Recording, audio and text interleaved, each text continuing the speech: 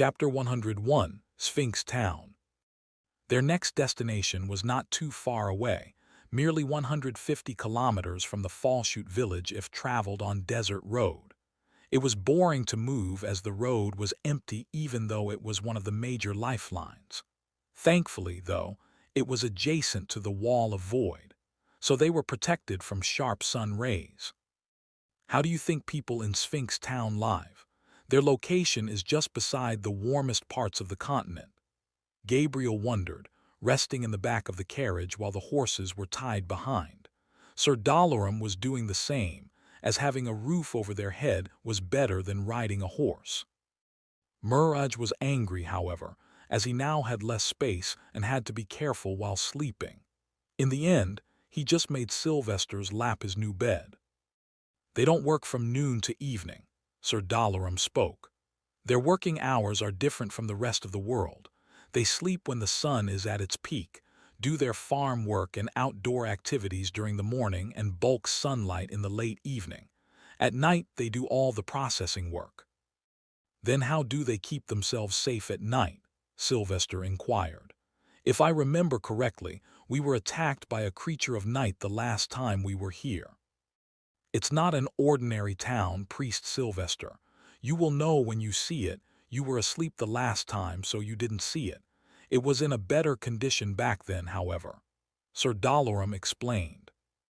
While Felix steered the carriage, Sylvester relaxed back in the Riensman's soft leather seat. Want some music? I can play the violin, no singing, however. Yes, as much as I want to badmouth you for fun, I can't deny you have some talent in this violin thing. If you were not a clergyman, I can guarantee you'd have been the top court jester. Felix chirped quickly. Sylvester ignored his friend's japping and started playing a piece from his old memory. Who do you want to dedicate it to? Felix thought about it a little and blurted quickly. My mother, she's gone, but she was an amazing person. All right then, to Felix's mum. May her soul rest in peace. /N. W.A. Mozart ein klein Nachtmusik.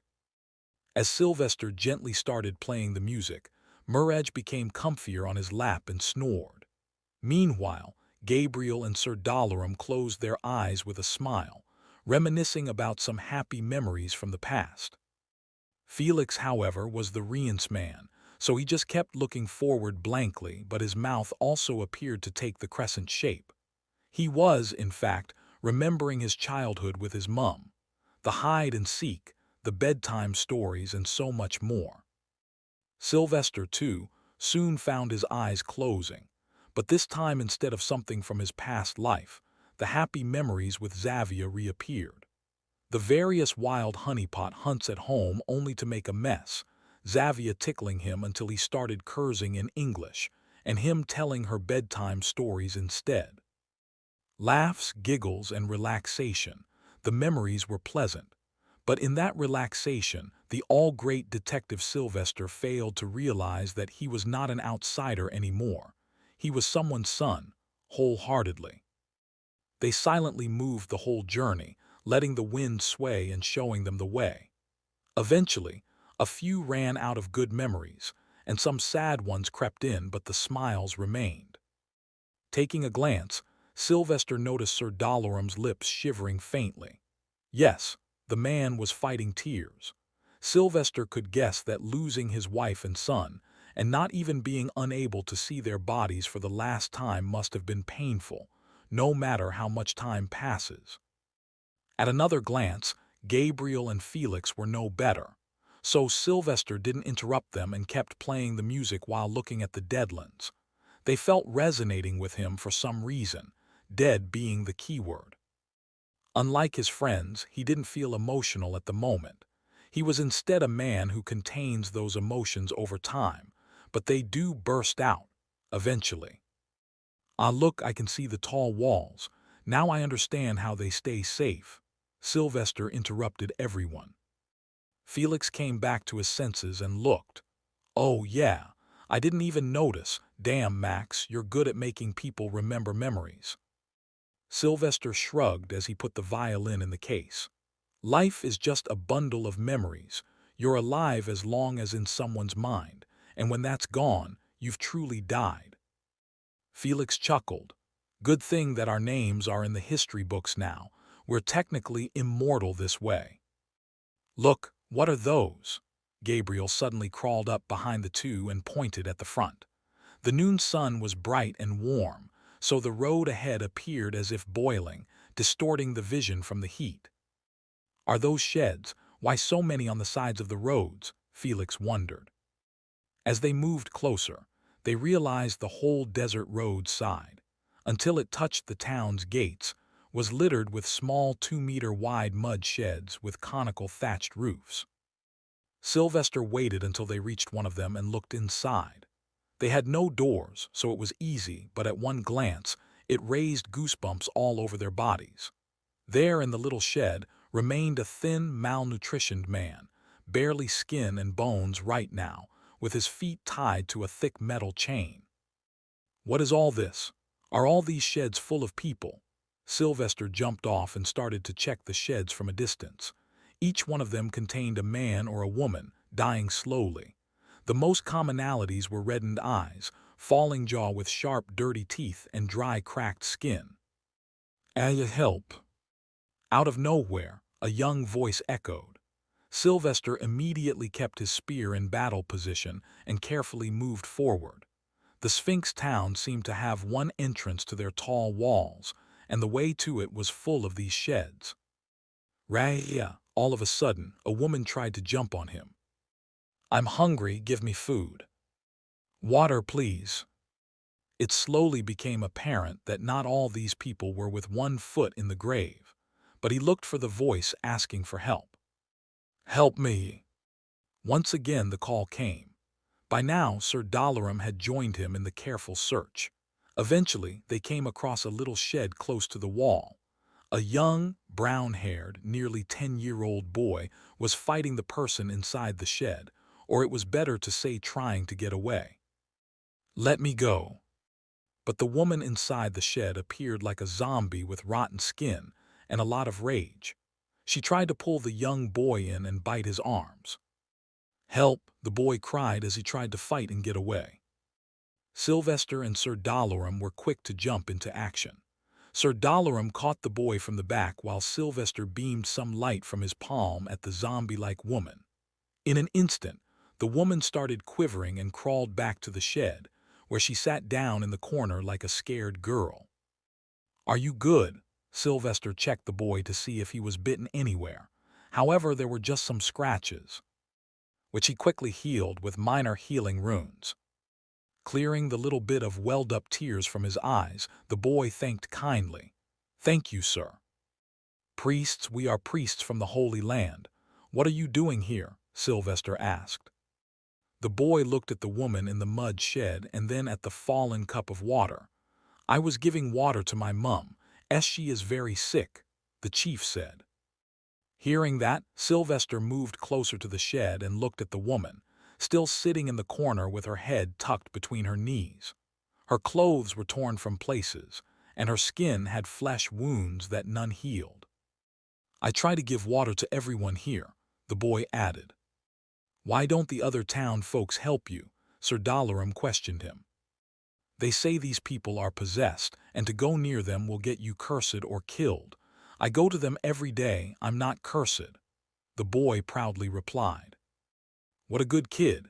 He has more willpower than the entire town combined. But are all these people possessed? He looked around in shock as there were at least a few hundred such mud sheds.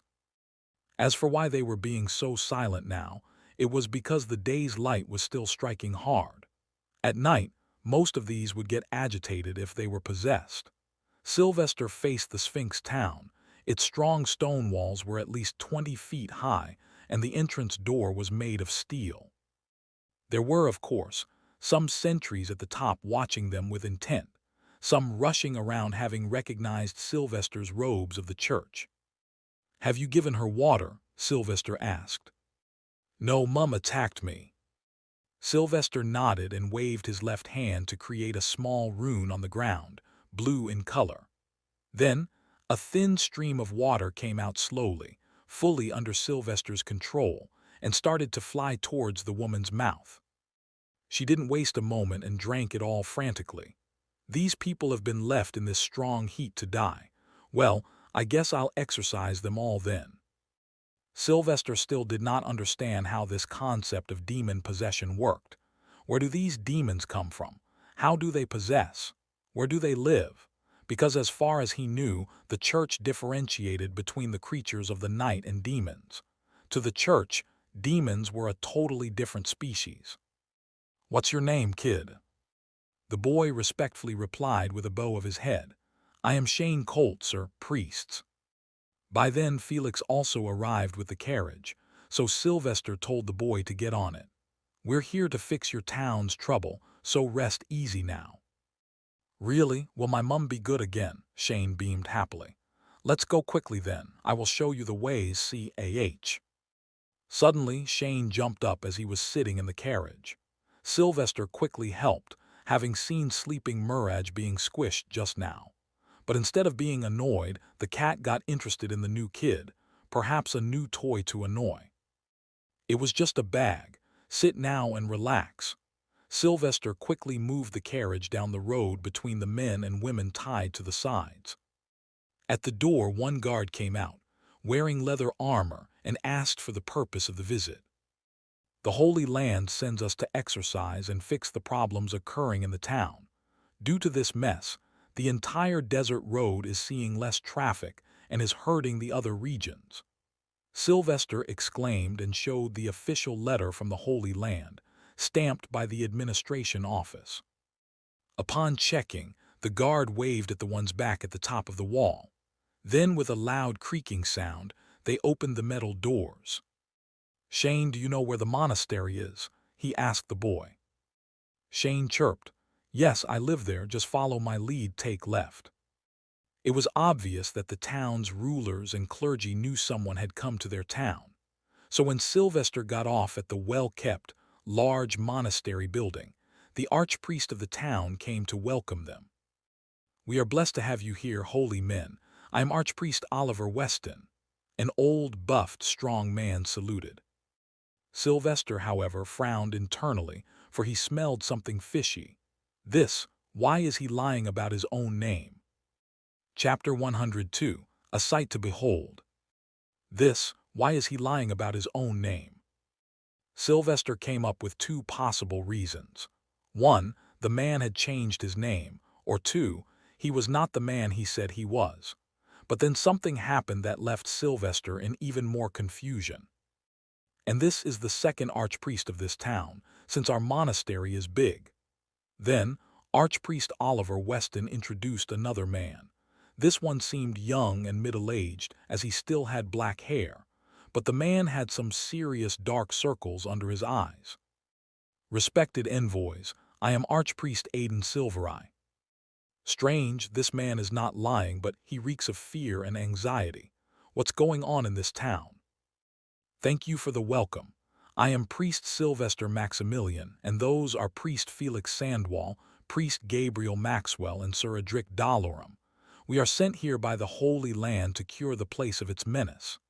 He revealed it right away to see their reactions, and as he expected, he smelled panic in Archpriest Oliver's, while hope from Archpriest Aidan.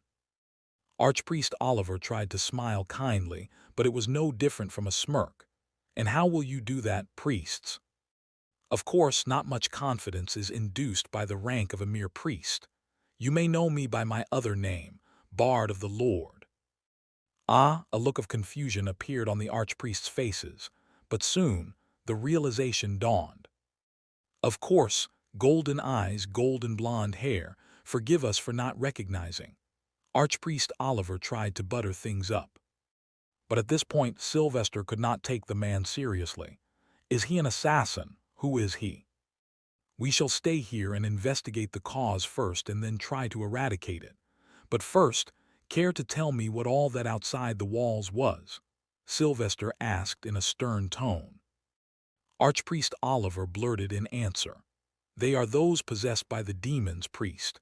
We cannot exorcise them no matter what, so we leave them outside until some cure arrives or they die. We don't let anybody stay there. However, we burn all the dead with respect." Felix pointed at the other archpriest all of a sudden. Why is he shivering? Are you okay, archpriest? Ah, his fever must have returned. Archpriest Oliver quickly clapped his palms, and two young priests came out of nowhere. They caught Archpriest Aidan by his arms and took him away. Sylvester stopped them, however. What are your names? Gunter. Roderick. Fuckers, they're all lying. Bells of warnings rang in Sylvester's head like church bells in the Holy Land. Are all these impostors? That's the only possible reason. Then what happened to the last archpriest? And are those demon possessions even real? So many questions. The whole town was a cesspool of problems in his eyes, but thankfully, none knew that Sylvester had already deduced so much from their way of talking and moving. We shall rest for the afternoon and start our investigation in the evening. Is there anyone that has recently been possessed and remains inside the town? He inquired. The archpriest quickly answered. Yes, it's the son of the town's chief. Truly a sad deal with them, as the man was supposed to be the next chief. Recently, he started showing the initial symptoms of this disease as he began to get angry and agitated. So they have locked him in their cellar and tried every known healing method. Even the town's chief's son is not safe from this. He thought and wished to meet the man as well. If you may, please call the village chief. I wish to talk to him about the disease and the cure for his son. I shall go and bathe in the meantime. Sylvester receded into the monastery and climbed the stairs to the third floor, where some empty rooms for visitors were. Shane was happy to be showing him the way as he was excited to get his mother healed as soon as possible. But he knew he should not pester the guests lest they get angry. Sylvester remembered that there were child assassins too out there, so he was reserved towards the kid and tried to get every information possible from him to get an evaluation. Since when have you been living here, Shane? The boy chirped back. Always. Father was a trader but left us due to an accident on Desert Road. But my mother and I still lived happily. She knows how to make beautiful tapestries and sells them. No lies so far. Shane, tell me, do you know how to wield a weapon? A sword, a dagger, or such? Sylvester asked. The boy shook his head. No, Mum never let me, even when the archpriest said I have talent. Good, no lies even now. Sylvester got curious about the boy's talents, however, so as he entered his room, he also let the boy in.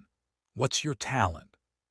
Shane proudly answered and showed his right palm, which suddenly formed a fireball. He, I can make this. Archpriest said I could one day be an arch-wizard and silver knight, but Mum never lets me practice. Holy Lord, this kid is talented, but why isn't he already scouted by the Baron, Count, or the King? Or the church? Ah, the town's been suffering for 15 years, right? How old are you? Sylvester asked. 10. Makes sense. Since nobody dares to step foot in this town, he must have been ignored. But sadly, he didn't have anything to offer. Well, let me rest now. I will see you in a few hours.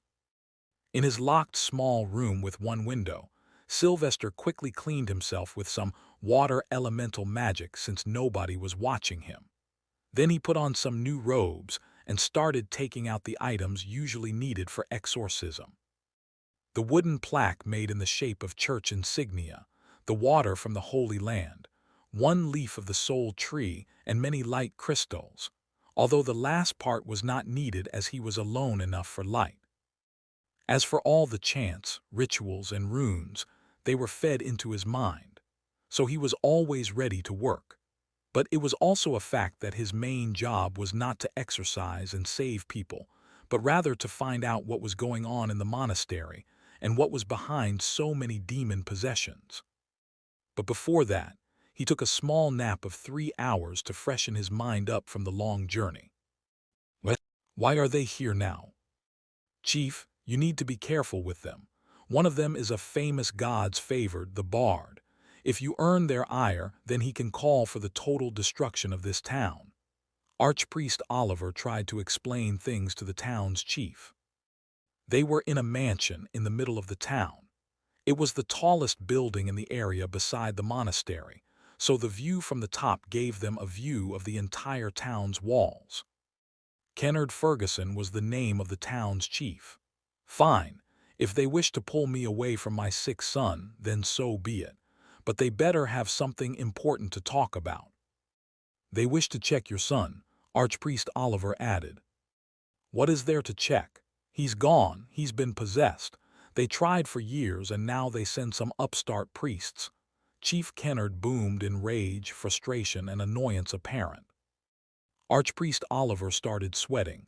Chief, they are not ordinary. The bard is famous across the kingdoms. Let them try. Perhaps they can see something that others did not. This is for the survival of this town. We're already dying, but I understand you. Invite them here directly. I have no time to entertain some useless travelers, and don't expect any feasts. The archpriest nodded and quietly left the mansion. Makesy, I'm hungry. Give me the dried meat that Mum gave. Sylvester opened his eyes and saw Murridge standing on his chest, looking down at his face as if he was some god. Ha, Chonky, since when did you start calling her Mum? Aren't I your son? Murridge proudly raised his chin. She's Big Mum. That's it. After saying that, Murridge denied elaborating on why he said that and happily got to eat the dried meat Sylvester gave. Well, if Xavier could see you, I'm sure she would have spoiled you to fatness. He washed his face and decided to head out and get back to work. But before making sure that living here was safe, he would not eat anything given to him either. Chonky, let's go. Taking the cat on his shoulder, he packed his tool bag and left the room. But as soon as he looked outside, surprisingly, he found Shane sitting on the floor beside his door, back resting on the wall as he slept. This kid, did he not go to his room? Shane, get up. Mum! The boy jumped to his feet only to be disappointed, as he soon realized what he saw was just a dream. You good? Sylvester patted the boy's shoulder and felt the increased heart rate. Shane nodded frantically. Yes, thank you. What may you need, see priest? I can get it to you quickly. Hope, sunflowers in a gentle breeze. Sylvester sensed something from the boy. I am going to the chief's mansion to see how to cure his son. Do you wish to come and watch? He asked. Can I? Chief hates me, Shane replied with fear in their eyes. Sylvester shrugged and started walking. There is nothing to fear as long as I'm near. They soon came downstairs and met with Sir Dalorum, Felix, and Gabriel. The three were talking with the priests working as staff. There were some faith learners and deacons as well, training to become priests. The monastery in the town was functioning well from what he could see, and despite being locked away for so long, the town seemed to be prospering as there was no poverty like in Falshoot village. Priests and sir, shall we move out? Archpriest Oliver came rubbing his hands like some shady businessman. Lead the way, Sylvester replied. The sun had set and just a few shades of light remained.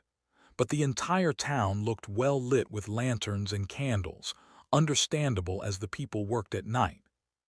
Okay, the houses appear to be in good condition. This means the order in the village has not yet been destroyed. He noticed things as he walked. Max, look there. Felix suddenly pointed him towards the second floor of a building on their side. Sylvester felt somewhat unsettled by the view as a middle-aged woman stood at the window, watching them go. She was stark naked and had no bruises, yet her pupils were red, with big dark circles underneath. Besides that, she was constantly grinding her teeth loud enough that he could hear a faint sound akin to falling raindrops. What a freak show this place is. Catch him quick. All of a sudden, multiple sounds of people shouting echoed from the front. Priests, move aside, Archpriest Oliver warned them in Manic. One of the possessed has escaped, it seems. Let the demon watch catch him. Sylvester didn't move, however, as he looked in front, at the crowd coming towards him. There was a man, running naked while laughing madly. his little trunk waddling from one thigh to another amidst the dark forest. "Makesy snake," Muraj chirped. But Sylvester was irked. "I wish I could gouge my eyes out." Chapter 103, Possessed or Not. Gabriel and Felix were disgusted by the sight as they stepped aside, but Sir Dalaran stood in front of Sylvester as a shield. "Sir Dalaran, step aside. Let me try light magic on him," he ordered quickly and raised his right palm towards the oncoming man. As soon as the naked man reached a few meters from him, Sylvester sent a beam of light from his palm and drowned the man in it. He kept chanting and let the man screech in anger and fall to his knees, rubbing his eyes.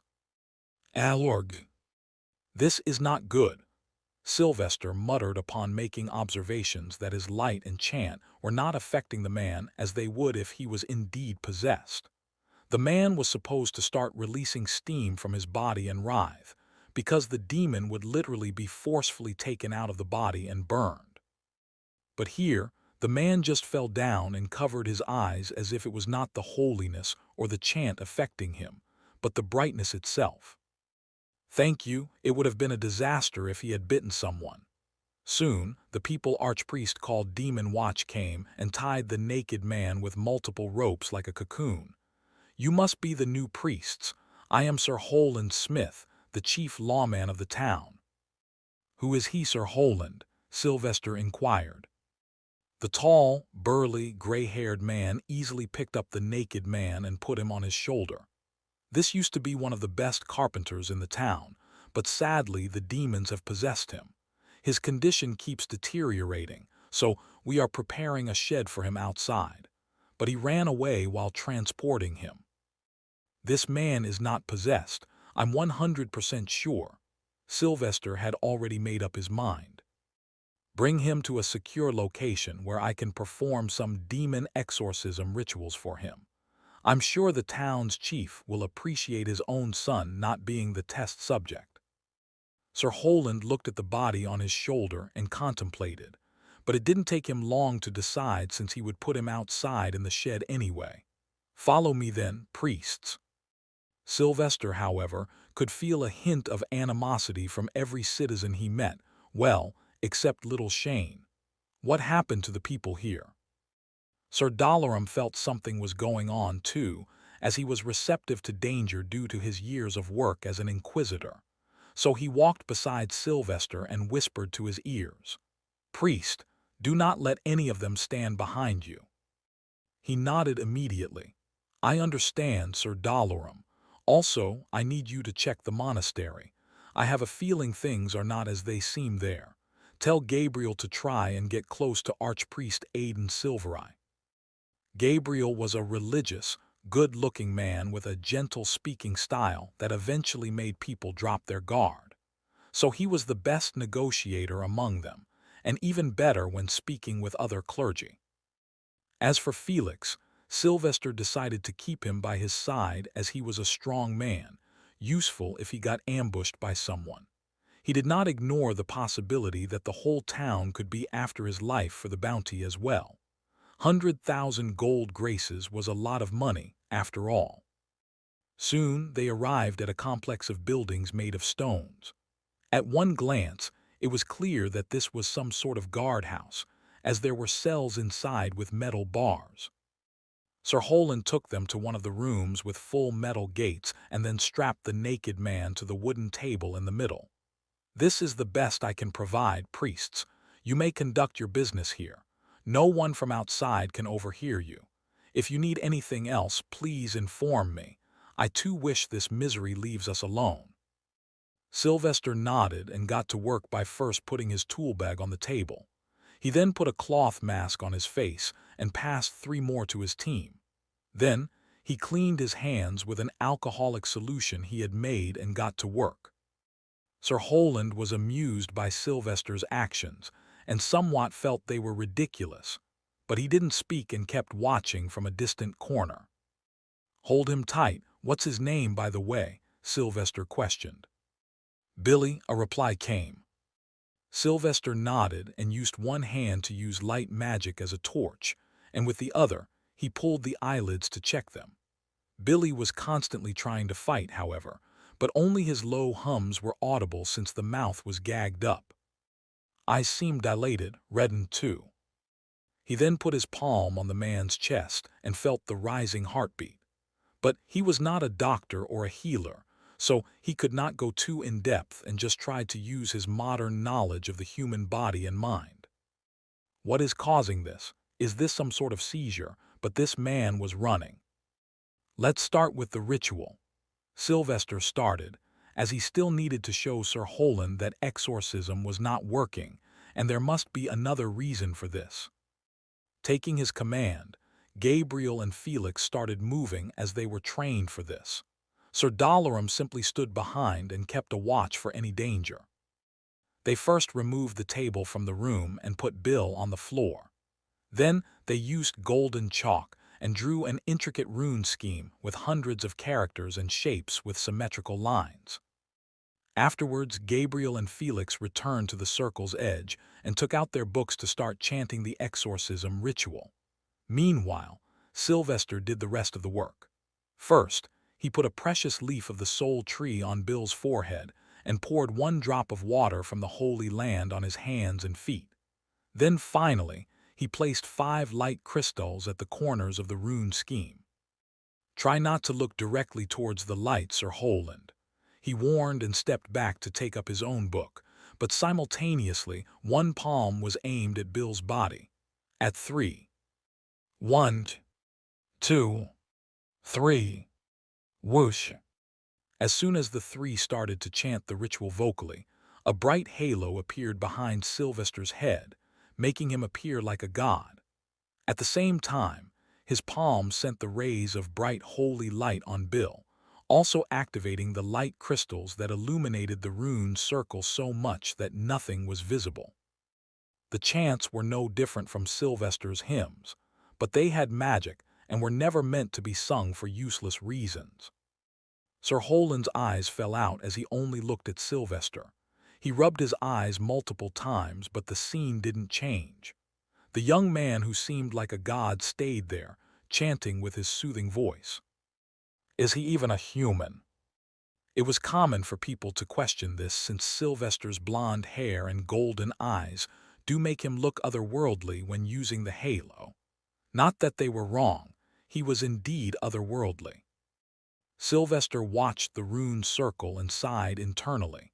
He could feel Bill not being affected by the light in the slightest. There was not an ounce of a demon in him, so he decided to end this little show and get to the actual work. Lumen hic stat pedibus tuis clipius gentilium, abit ergo tenebras demonirum mundi. Decede, decede, decede. They ended their chant and let the lights die down slowly. The room had gotten warm as well, but not in an unpleasant way, but rather like the warmth of a hug from a loved one. Am I in the embrace of God? Sir Holand questioned himself. Sylvester knelt beside Billy and looked at his eyes again. But again, there was no difference other than the pupil looking less dilated. Sir Holand, I don't think this is happening due to demon possessions. There is something deeper and more problematic at play. I have a request to make to clear my doubts. Sir Holand thumped his chest. Just say it, my lord. My lord, what hap? Oh, understandable. Do you have anyone else in town currently tied up in their home and possessed? We wish to conduct this same ritual on each of them. That will prove whether the people are possessed or just sick with some rare disease. Disease? What kind of disease can make a man go mad like this? Sir Holand frowned. Sylvester honestly didn't know, as it was too early to guess. Many. It could be some strange chemicals in your water supply, some strange insects having taken home in your food chain. There are countless reasons, sir. That is why I must first check all possessed. In fact, it would greatly help if you could bring me someone who recently got possessed and can still speak. Sir Holand rubbed his clean-shaven chin and tried to think. There are currently 8 new cases in the town, and the most recent one is the chief's son and another woman, a mother of 2. She started acting strangely yesterday. Then let's go see the woman. The faster, the better. As for Bill, please lock the gate and keep a guard here at all times. Tell the guard not to entertain Bill no matter what. Sylvester quickly ordered and packed his bag. Soon they were on the way to the little house on the other end of the town. It appeared to be a simple artisan district due to various closed shops around. The midnight moons were also peeking at them, so they were more careful since dark creatures go wild at this time. Sir Holland was kept at the front as the man knocked on the house doors and spoke with the man of the house. Soon the man with a tired face looked at Sylvester and the rest in hope. It was visible on his face how distraught and frustrated he was. Anyone would be by life changing for the worse so suddenly. Please help us, priests. Sylvester nodded and walked into the house. At first glance, he noticed pure destruction everywhere. The tables, the chairs, the showpieces shattered around. Two young kids, likely 10 or 12, were cleaning it off with tearful eyes. In no time, Sylvester, with the husband's permission, tied the woman to the floor with hooks Felix placed with earth elemental magic. "Don't do this, please," the woman cried, pleading with her husband. Sylvester tied her mouth with a cloth as well. "Don't worry, it does not hurt. Just close your eyes and you will feel a soothing warmth." Soon they finished the ritual, mesmerizing the kids and the woman's husband with his light and halo. But the result was the same. There was no demon in her. However, shockingly, she appeared to be calmer now and even thanked Sylvester. "I feel so relaxed." But Sylvester knew it was temporary due to the light magic, so he faced the woman's husband. "Let's sit and talk. I want to know all the symptoms you noticed in your wife." In no time, the man revealed everything from the first thing he noticed. She tries to stay isolated, gets irritated, forgets things, sees things that don't exist, and gets scared of random things and sometimes stutters too much, and even forgets who she is sometimes. Sylvester rubbed his temples in frustration because what he was guessing was impossible. How can it happen to so many at once? It's impossible. Chapter 104, Bloody Bloodlings. To ensure that he was right on point, he tried to do a test with the woman. First, he made her stand in front of him, face to face, and asked her a few questions. Don't say anything other than the answer. Name: Jenna Priest. No need to address me, only answer the question. Tell me the name of your children. She replied, her brows furrowed for a split second there. Ben, Rennies, and Grant. Sylvester continued, Where do you live? In Sphinx Town. What is the name of the faith we all follow? Whoosh. As soon as Sylvester asked this question, the husband of Jenna and Sir Holland emitted such rage and hate that Sylvester felt they would attack at any moment. In an instant, Sylvester felt hair on the back of his neck standing as one perilous possibility came to his mind. Are they followers of Anti-Light sect? This was certainly a scary thing to imagine, because that would mean he was against the entire village. Let me ask you something else then. Can you tell me what you ate for lunch or breakfast today? Today I ate something I can't remember. Who are you? Sylvester didn't react much. I am priest from the monastery. Now I need you to do something, Priest Felix. Felix came quickly and put a small bottle made of glass on the floor in front of Jenna. The peculiar thing about the bottle was that its mouth was tiny, less than an inch in diameter. Then, Felix took out small marbles made of stone and put them near the bottle. I need you to put these marbles into the bottle one by one, Sylvester instructed her. Jenna was confused about why she was being asked to do all this, having forgotten everything that happened recently for some reason. But seeing her husband nod in approval, she did it. However, everyone sighed as they saw Jenna slowly picking up a marble with her shaking hands. Then she tried to put it in the bottle, but her hands would shake every time, and she would miss it. Why can't I do something so simple? She started to get agitated. Sylvester was watching her intently the whole time. A theory was slowly forming in his mind that could be true, as absurd as it may seem. I think that's enough. You should go and have some rest." He took away the bottle and the marbles before her frustration triggered another event. He got up and headed out. "Your wife is not possessed. She is unwell in mind. But before I try to heal her, I will need to do the same tests on some other people. I advise that you let your wife have as much rest as possible and do not let her go through any stress." Sir Holand followed Sylvester out, but he had felt the tension in the air differently. "Is there any cure to what you are calling a disease?" Sylvester nodded and then shook his head. "First of all, light magic has no effect on her. This means they are not possessed. And as for treatment, I will have to try a few things and hopefully it will work out. Now, I need you to take me to the other sick ones you mentioned, no matter what stage they are at." "Why did Jenna mention a third child? There is no one named Grant." Sir Holand questioned him, while Sir Dalorum, Gabriel, and Felix listened, as they knew Sylvester was better in such situations than any. Sylvester shrugged. "How would I know that, sir? But something may answer us. Did she ever suffer from some sort of pregnancy-related trauma in the past 15 years or so?" Sir Holand didn't make any strange faces, yet the scent of anxiety was unmistakable, even more so when he spoke. "That, maybe it has something to do with the sacking of Sphinx 15 years ago." Sylvester stopped and looked back. "Can you elaborate?" "Desert cannibals attacked. We lost in a prolonged battle. They looted everything. Our *ped ate bobbies and killed to their heart's content until liberation by the arrival of King Highland himself, 3 days later. I don't know much about Jinnah, but maybe she was one of the unfortunate ones and likely had unsuccessful childbirth." "I understand. No need to say more." Sylvester silently followed the man to the next person's house. Though his mind could not stop thinking about the mention of the sacking, and in the end, he could not bring himself to connect everything to what happened years ago. Still, he kept his findings to himself as there was much to see first. They spent the whole night going to a few other houses and checking the patients.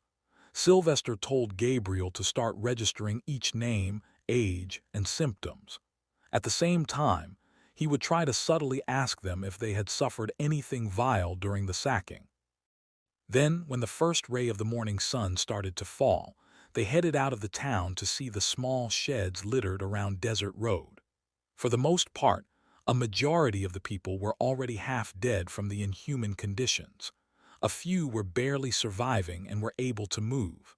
Only a minority could still talk. "I'm afraid you have done more harm to these people than good by keeping them here," he muttered and walked around to see if anyone could be saved. "Priest here, my mum." Just then they found Shane once again, probably having snuck out following Sylvester. The boy, after all, was waiting for Sylvester to go in that direction desperately. Showing some humane pity, he agreed to go and check her condition. Shane's mother's shed was near the town's gates, as she used to be a woman of good standing before, and they pitied her son. Sylvester walked closer to her to look closely. Her skin had dried from dehydration, she was also untidy, and her hair was patched from a few places, likely in self-harm. Her face had marks of tears sliding down, while her eyes appeared reddened. From a glance, it could be noticed how Shane was a good-looking young fella. "Raya." "Mum, he's here to help," Shane cried while rubbing his hands nervously from a distance. She growled at him suddenly, but Sylvester, without fear, held her face with his right palm and let the warmth of the light and solarium flow through her body. "Fear me not, no more shall you rot here." "K kill me," she, shocking everyone, uttered a few words in a low, hoarse voice. Sylvester looked at her face and saw great mental pain and hate, likely for herself. The emotions were not of someone insane, and he gathered she was faking her rage. I don't want to who hurt my baby anymore." Sylvester looked back at Shane and called the boy close. "Shane, did she hurt you?" Shane tried to steal their gaze and looked down nervously. "She, Mum didn't want to hurt me. I made a mistake, so she got angry. I won't break anything, Mum. Please come home. Sir Holand coughed and added his side of the story. We arrested her for trying to kill Shane. She would have if we had not arrived in time. No, she would not have. Mum loves me a lot. She even made me cocoa milk, Shane argued. Sylvester raised his hand and signaled for everyone to shut up. He addressed the woman directly. Clarify this misunderstanding then. Tell me what's the matter. Why do you wish to die? She cried in response. I'm going insane, priest. There is bloodlust on my mind. I would have truly killed Shane that night. Something is happening to me. I don't know, I'm often not in control, and when I return to my senses, I remember not what I did before. I love Shane, please save him from my hands. Did you suffer any trauma during the sacking of Sphinx? Sylvester questioned directly. She glared back into Sylvester's golden eyes and nearly cursed in rage. You mongrels, impostors, ran away when we suffered. For 3 days they had me. For 3 days they... Enough, don't sully the name of the town anymore. Priests, what do you wish to do now? Sir Holand erupted. Sylvester already knew what was wrong with these people, but he had no idea how he could heal them as the disease was incurable for the most part, even in his old world. But he could try because if he does not, then one day, the whole adult population of the town might die out. How many rooms do we have in the monastery? Sylvester questioned. To that the archpriest standing at the back silently spoke. 8 rooms, priest. Good, Gabriel, give them the list of names. I want all these people shifted into the monastery so they can still be cured. As for the others, you all have left nothing to be healed. Give them an easy death by giving them a sleeping poison. Sir Holand stopped them, however. Without the chief's permission, nothing will move into the town. Sylvester glared at the man, nearly as tall as him, and looked down into his eyes. Look around, there are hundreds of sheds, a majority occupied by dead or nearly dead. You did that, Sir Holand. You killed them, and now you want to let these die too.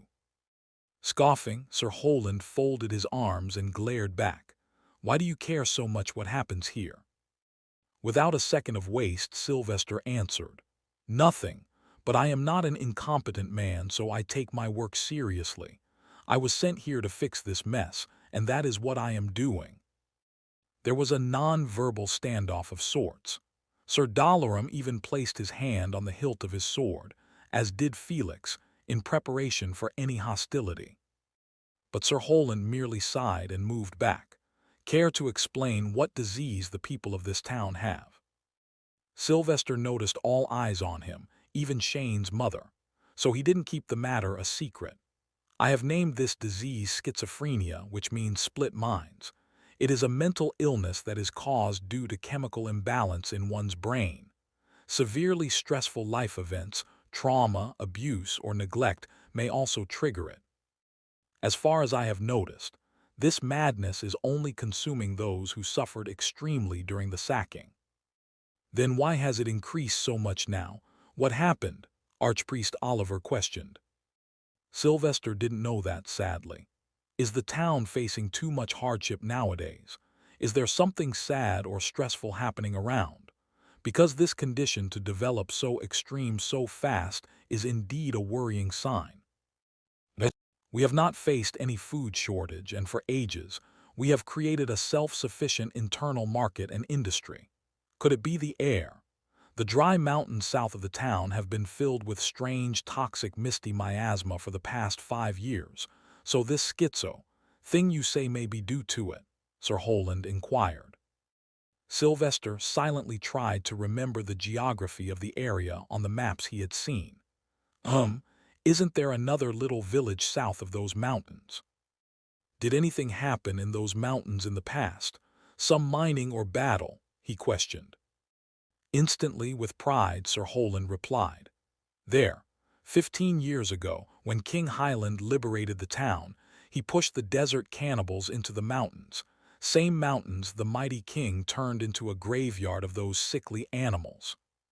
Sylvester, as if annoyed and tired, rubbed his face with both hands and shared a glance with Sir Dalaran. Same guess. Sir Dalaran nodded. It makes sense. I hope it's not a cave this time. Bloody bloodlings. Chapter 105, Music Healing. The news of there being a bloodling nearby unsettled Sylvester as memories of the old days reappeared. Although he was much stronger now, he still didn't know if he could beat one of the bloodlings because, as far as he knew, in that cave years ago, even Arch-Wizard died, and he was just a master wizard. But he had the help of overpowered light magic, which was like the worst poison for bloodlings.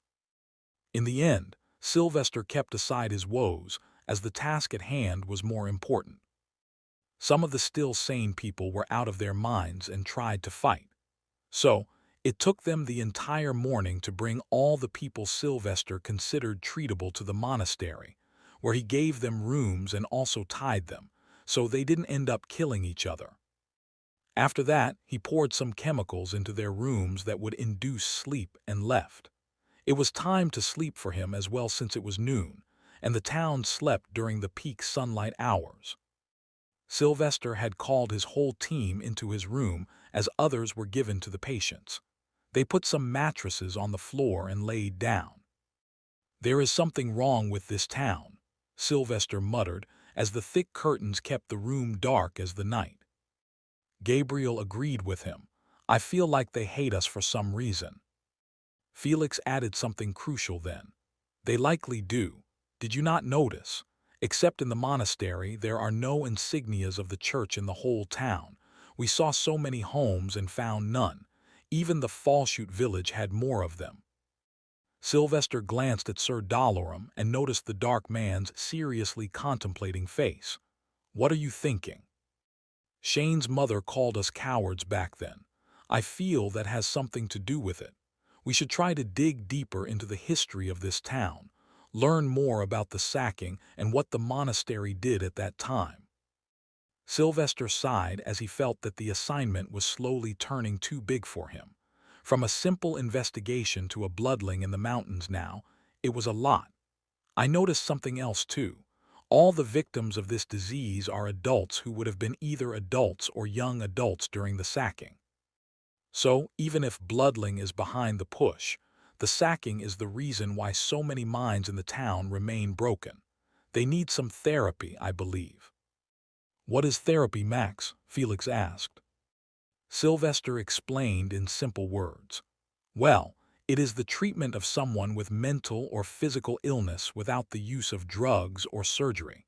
Instead, you talk to the other person and delve deeper into their minds to find the source of their problems and then try to heal them. Just talking can heal someone's mind. Felix was amazed. You're too late. My uncle who went senile could have used some help. Max, how do you know all this? Gabriel suddenly asked. Sylvester clapped his hands together and closed his eyes. The bard preaches what the Lord teaches. Solis taught you all this. Perhaps it was too unbelievable for them. Sylvester shrugged. I don't know. I just have some knowledge in my mind that I can sometimes easily recall and use to help. Whether Solis is behind it or not, nobody knows. Anyway, let's sleep. Let's do that, Sir Dalaran agreed. We need to find out the mystery behind the village tomorrow. What about the bloodling? Are we supposed to fight that too? Gabriel questioned. For that no one had any answer. Sylvester turned to his side and hugged invisible Chonky. Who knows, but considering my luck, we are fabulously wrecked. Ah, this annoying itch over my body. I think I'm about to level up. Bam! Felix and Gabriel stood up instantly in envy, for they felt something they had long forgotten, a lesson they had learned long ago.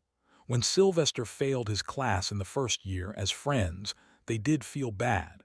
Later, when he topped the class, they felt worse.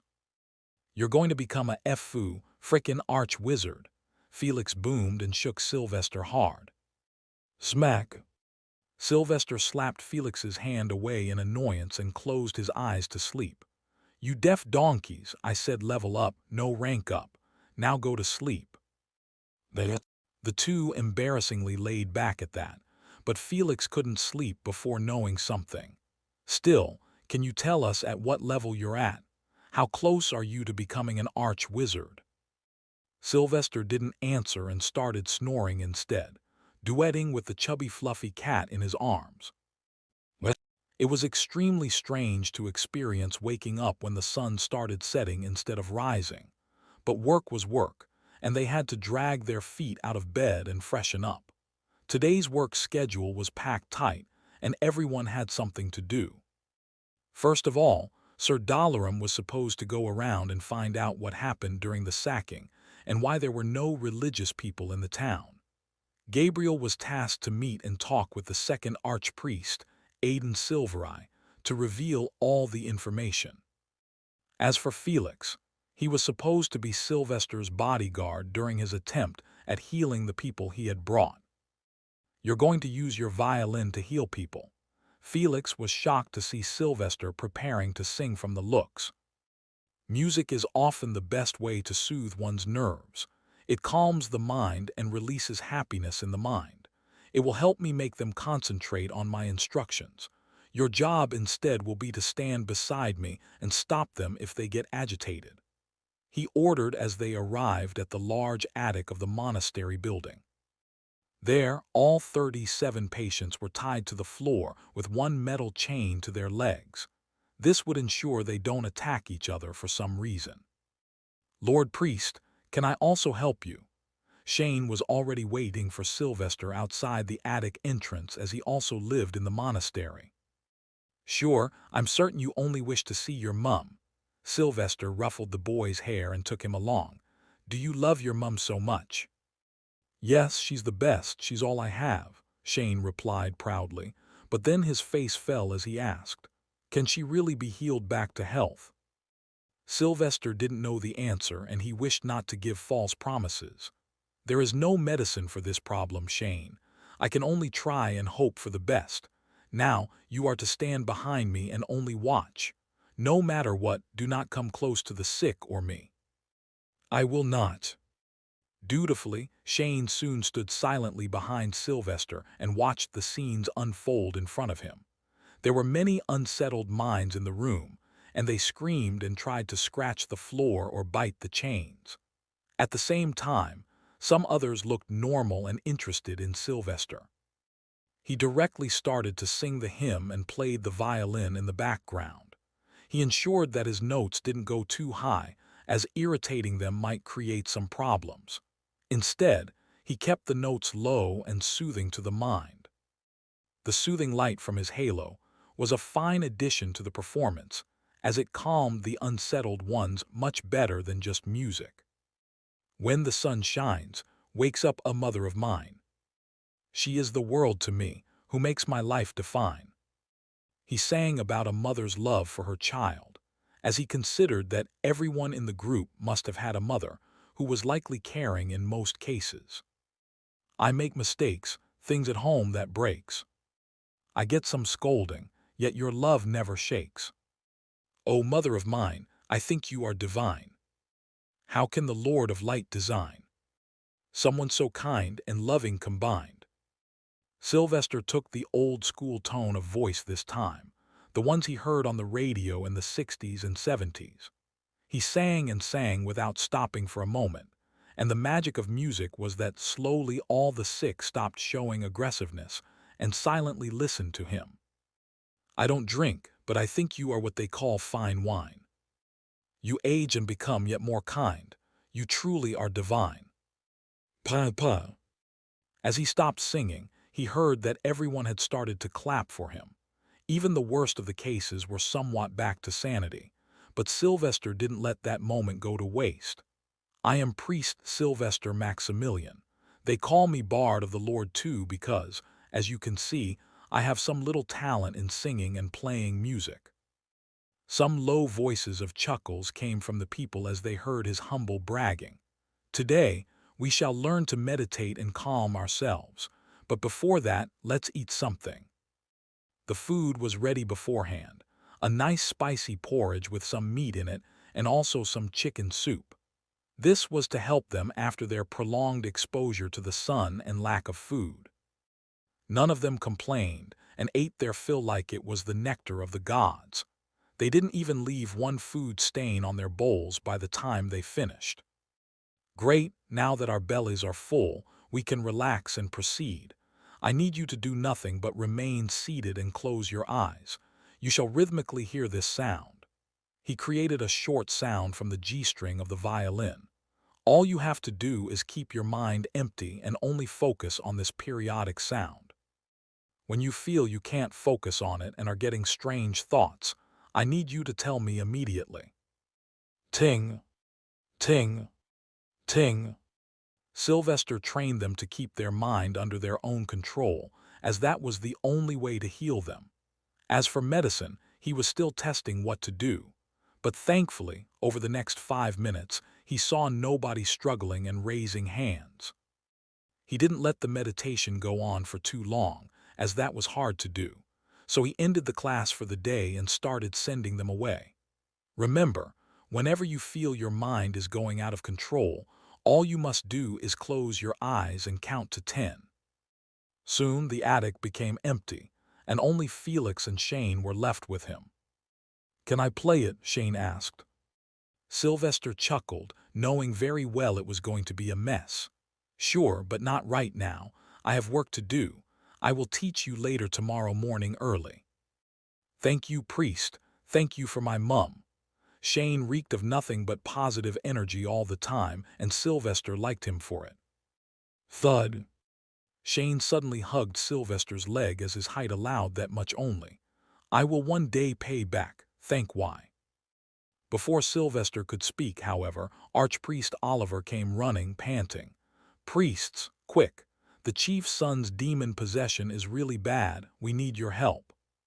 Sylvester grunted and followed behind with Felix and Shane. "Not demon possessions. They are not real, Archpriest." They made quick strides in the middle of the night and arrived at the large stone mansion. The servants quickly led Sylvester and Felix towards the basement and opened the door for them to enter, the town's chiefs being inside. However, as soon as they entered, Felix nearly cursed. "Ff foo, how is he crawling on the ceiling?" Sylvester, seeing such for the first time, bit his tongue. "All right, this one's a real possession." Chapter 106, Exorcism. Sylvester had never seen a demon possessed in his life before and didn't know what it looked like in person. Today, he got the answer to that question, and he didn't like it. There was a big difference between seeing a creature of the night or a bloodling and a demon possessed, because the possessed one you see is still a human, somewhere trapped inside.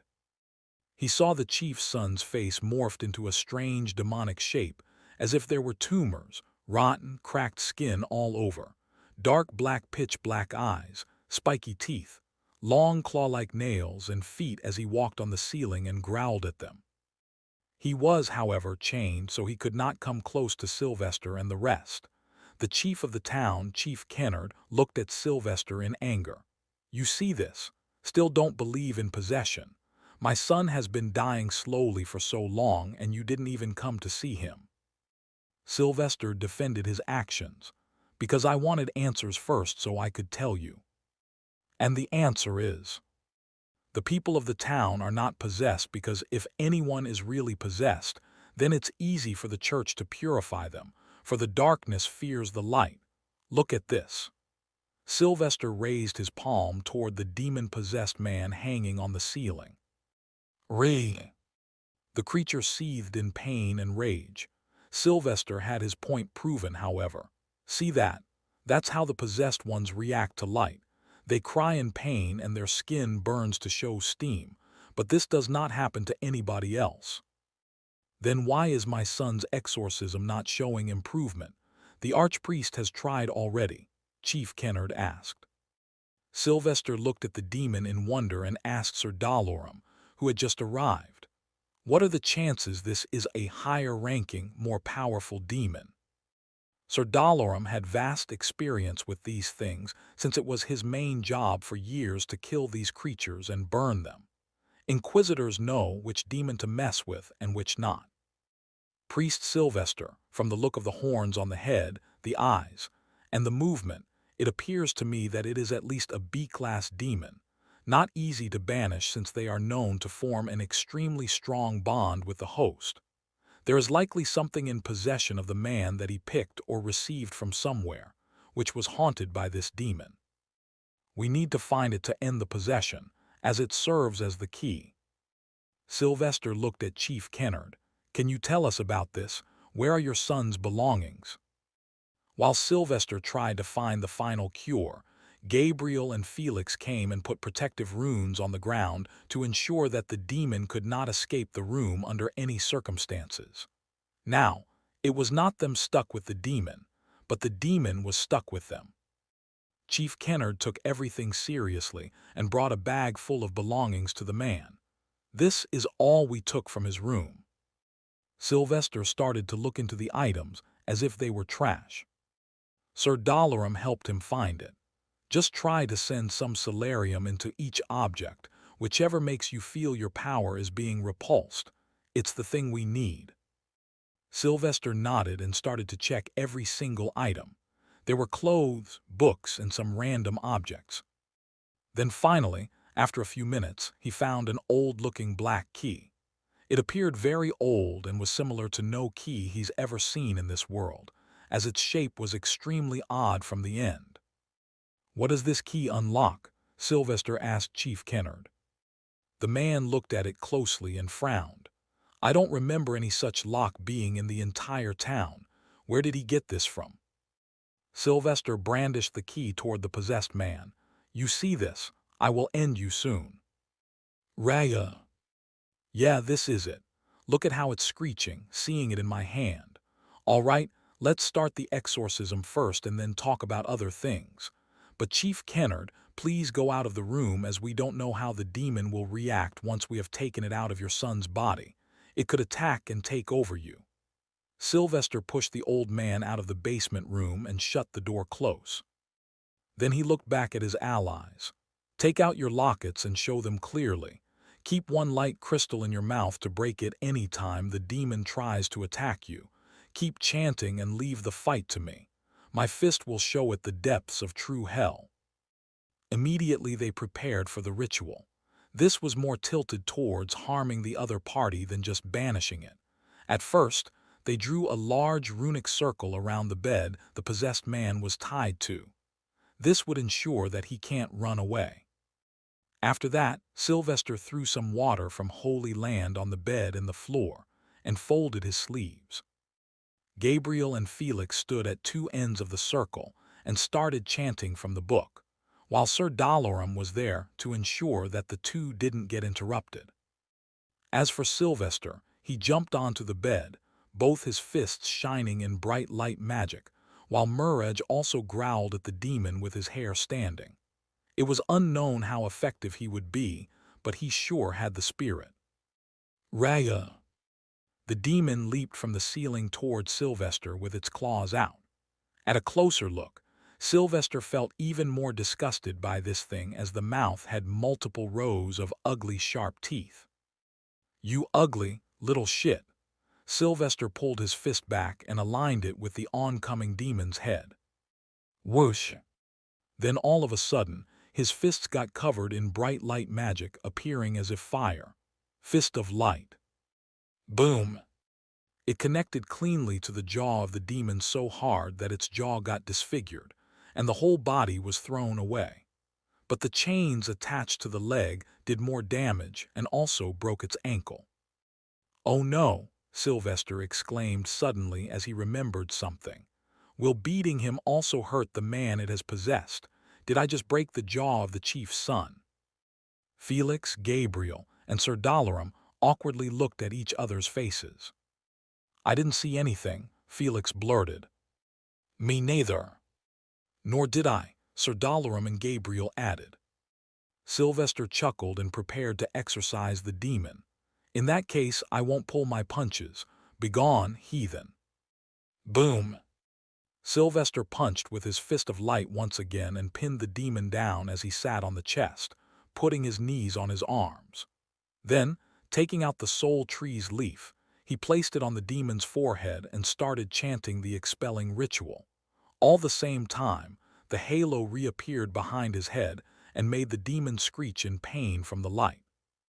It cried in pain as the skin burned with steam rising. "Re! Shut your mouth!" Sylvester punched the jaws close and kept chanting. Even Muraj was helping by poking his claws into the demon's eyes. "Sit lux domini juret malum." Whoosh! Suddenly, the rune circle they had drawn around the bed lit up in light and engulfed everything that was in it in the brightness. Nothing was visible anymore, but much was audible, the screeches of the demon. "Come closer," Sylvester roared. With that, Felix and Gabriel started to push closer toward Sylvester, and slowly, the light in the rune circle started to condense at the center of the demon. Slowly, foot by foot, eventually, the light was only falling on Sylvester and the demon. "Come out now, you filth." Sylvester was intently preparing to move quickly. To kill a demon, the low-level ones could simply be done by pouring light on them even when they are hiding in someone's body. But on stronger demons, it doesn't work, and in those cases, one needs to drag the demon out of the body and let the light of the Lord engulf it directly. There you are. In the intense wriggling of the possessed body, the demon finally showed his form, appearing out a little. Sylvester didn't waste the opportunity and caught the thing with his hand and tried to pull the demon out. "That's the end of your terror. To meet you was my pleasure." Raya. As he pulled the demon out, he saw its final form, which was as hideous as the possessed one, if not more. Nevertheless, Sylvester kept the demon clutched in his claws and let the light do its magic. "Elsa." Screeches, mindless mumbling of the demon resounded so loudly that it was heard even outside the confines of the mansion of the chief. Sylvester again used his light magic to burn this thing. As if a body was being deflated, the demon slowly lost its body mass and appeared to be fluttering with the waves of light magic like a piece of cloth. "NNN-ULTLK." What? Sylvester stopped trying to kill it fast as he heard some words from the demon, but it was too muffled and unrecognizable. "Can you speak my tongue?" "Raja." But it was far too late as the empty husk of the demon started to turn into ashes in the holy light and burn away. Soon, the mask disappeared from Sylvester's hand, and the menacing aura too. The exorcism was successful. Whoosh! The light dispersed quickly as the chants from Gabriel and Felix ended. But Sylvester didn't move and stayed seated on top of the now purified and unconscious man. "Max, what happened?" Felix asked quickly. "The demon tried to speak to me. What could it possibly wish to say?" Sir Dalarum interrupted quickly. "People have gone mad trying to decipher just that, Priest Sylvester. Try not to think too much about that, as they are known to try and dupe others when on the brink of death." But that didn't seem like duping. It was more of a plea. Sylvester thought about the cries of the demon. "I should try to capture one alive next time." He returned to his usual sense and looked at the man they had just saved. He seemed weakened, and of course his jaw was broken. "He's alive, at least. Open the door, let the man's father enter." Sylvester fixed his clothes and stood away solemnly. Chief Kennard soon entered and looked around at the pure destruction in the room. All the extra furniture was gone, and the walls appeared as if they were burnt. He gulped and glanced at his son. Is he? "We have exorcised the demon, Chief. However, your son needs normal healing now, so I suggest you call the town's healer," Sir Dalarum suggested. The man ran up to his son with tearful eyes and caught him in his arms, but he noticed an open jaw. What happened to his mouth? All four of them shared a glance at each other. Gabriel, however, spoke in pure worship. "Miracle of the Lord comes at a price. The demon in its last moments fought, and it resulted in this. Rejoice, Chief, for he's alive and saved you from grief." Felix tried his best to hold his suppressed laughter. This was some high-level nonsense right there. "He's learning from me," Sylvester nodded in pride. Dong dong dong. However, the knights seemed to want to not let them have a moment of rest, as suddenly loud bells started to ring around the town. Chief Kennard stood up in a panic. Are we being attacked? Bam! The door was slammed open and Sir Holand rushed in. Chief, we're under attack. White mist has surrounded the town's entrances, and there was horror on his face. I saw walking skeletons, thousands of them. Chapter 107, A Small Promise. Great, this is amazing. I can't believe how lucky I'm feeling right now. Felix suddenly exclaimed loudly as soon as the news of the skeletons was heard. There was dead silence in the room. Sylvester walked over to his friend and patted his shoulder. You okay, Felix? Felix smiled like he was reborn. I am absolutely fine. Madness, demons, bloodling, and now we have skeletons attacking us. What can be better than this? Sylvester chuckled. First time, get used to it. I've learned my lessons and nearly nothing shocks me too much. Let's go and see these skeletons. They are too easy to deal with anyway. Of course, we have the world's greatest lantern beside us, Gabriel japed. Sylvester rolled his eyes and moved out of the house. The walls of the town were pretty high, so nobody was too afraid of this occurrence, although somewhat creeped out by it. Chief Kennard, get your son checked by the healer. He then followed Sir Holand to the boundary wall. It was dark outside, and the twin moons were hidden behind the dim sky. The climate of the land south was very much unpredictable, so the town was prepared for everything. Lanterns and candles were placed all over the roads and near the windows of the houses. It was a rule in the town that people must place lanterns outside their homes each night. For it, they were paid monthly with material to burn. Have you ever been attacked by these creatures before? Sylvester asked Sir Holand. No, Sir Holand blurted, shaken up, it appeared. We have never faced anything so vile before. This is strange. Sir Dalaran blurted quickly at that. Maybe the dead outside in the shed were not burned fully, and you left their bones. The creatures of the night do rise from the dead. Sir Holand, come quick. They have started to kick and punch the gates. A guard came running to inform. So they all hurried more and made a run for it. Soon, they climbed the stairs and looked on the other side of the wall. Sylvester did the same and felt somewhat amused and shaken by the scene. He had only heard about the skeleton hordes that rise from the sudden death of a whole village or a town due to some calamity. They are not too powerful for a magic user or a knight, but still, in enough numbers, they could be disastrous. Makesy, look, there is a kitty skeleton too. Murrej pointed his soft paws from his shoulder. The air on top of the wall was strong, and since it was a desert area, the nights were specifically colder. So the furry boy was Sylvester's comfy muffler around his neck. Ha, wanna make friends with it, Chonky, he joked. Muraj intently looked at the skeleton and soon shook his head. I can't share my tasty bananas with it. It will fall out of it. Sylvester chuckled and prepared to attack the creatures with fire and light to end the menace quickly, so he could go and work on the methods to treat the schizophrenia patients in the monastery. Prepare to pour fire and light on them. If you have any light crystals, throw them too, he commanded loud and clear. Sir Holand was absolutely not prepared to lead in a situation like this due to his fears of the undead, so Sir Dalaran had to take the command. Light your arrows on fire, Sir Dalaran roared like the military man he was. Max, stop.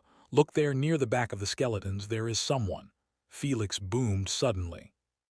Sylvester stopped looking at the horde just below him near the entrance and looked back. There, in the white mist, a figure of a man was clearly present. It appeared the man was wearing dark robes, and the whole body was covered from head to toe. Is that an enemy, a necromancer? He deduced quickly and prepared to act.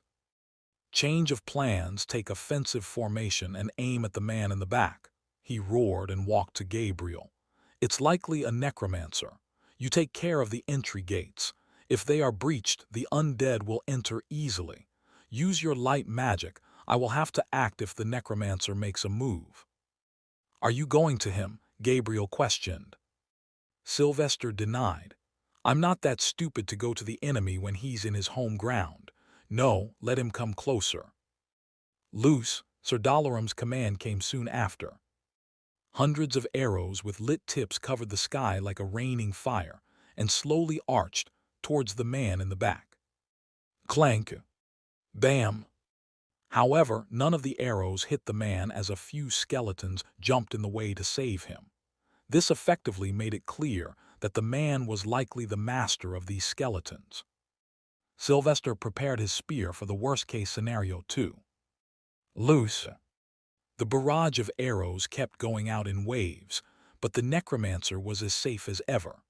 However, a bigger problem was near the gates as the skeletons started to make a mountain there, climbing on one another in order to reach the top. Sylvester quickly went closer and openly used the whirling fire move to create a small tornado of fire near the skeletons. In an instant, it raged through them, burning some and blowing the others away enough to destroy their momentum. The situation was not out of control, though, and nobody among the four of them was panicking. On the contrary, Felix and Gabriel were helping the soldiers by ordering them around. Felix was a knight above all, so he was easily able to throw some spears at the skeletons with precision. So he was ordering the soldiers around to bring him as many as they could find and dip them in the burning oil. Sylvester kept an eye on the necromancer in the distance, who was moving too slowly, but when the man finally came out of the mist, he noticed something. "Wait, why is he dragging one leg? Is he hurt? And what's that in his hand?" He noticed the man. The necromancer was holding something in his hand as if he was trying to show it to all of them, but the night was too dark and the mist was stopping them from seeing it. Sylvester decided to do something and threw a light crystal near the man to see things more clearly. Bam! However, the moment he saw it, he quickly bellowed further orders and without waiting jumped down from the wall. "Stop this instant, friendlies!" Felix and Sir Dalaram also jumped down and ran behind him, thinking he was going to attack the necromancer.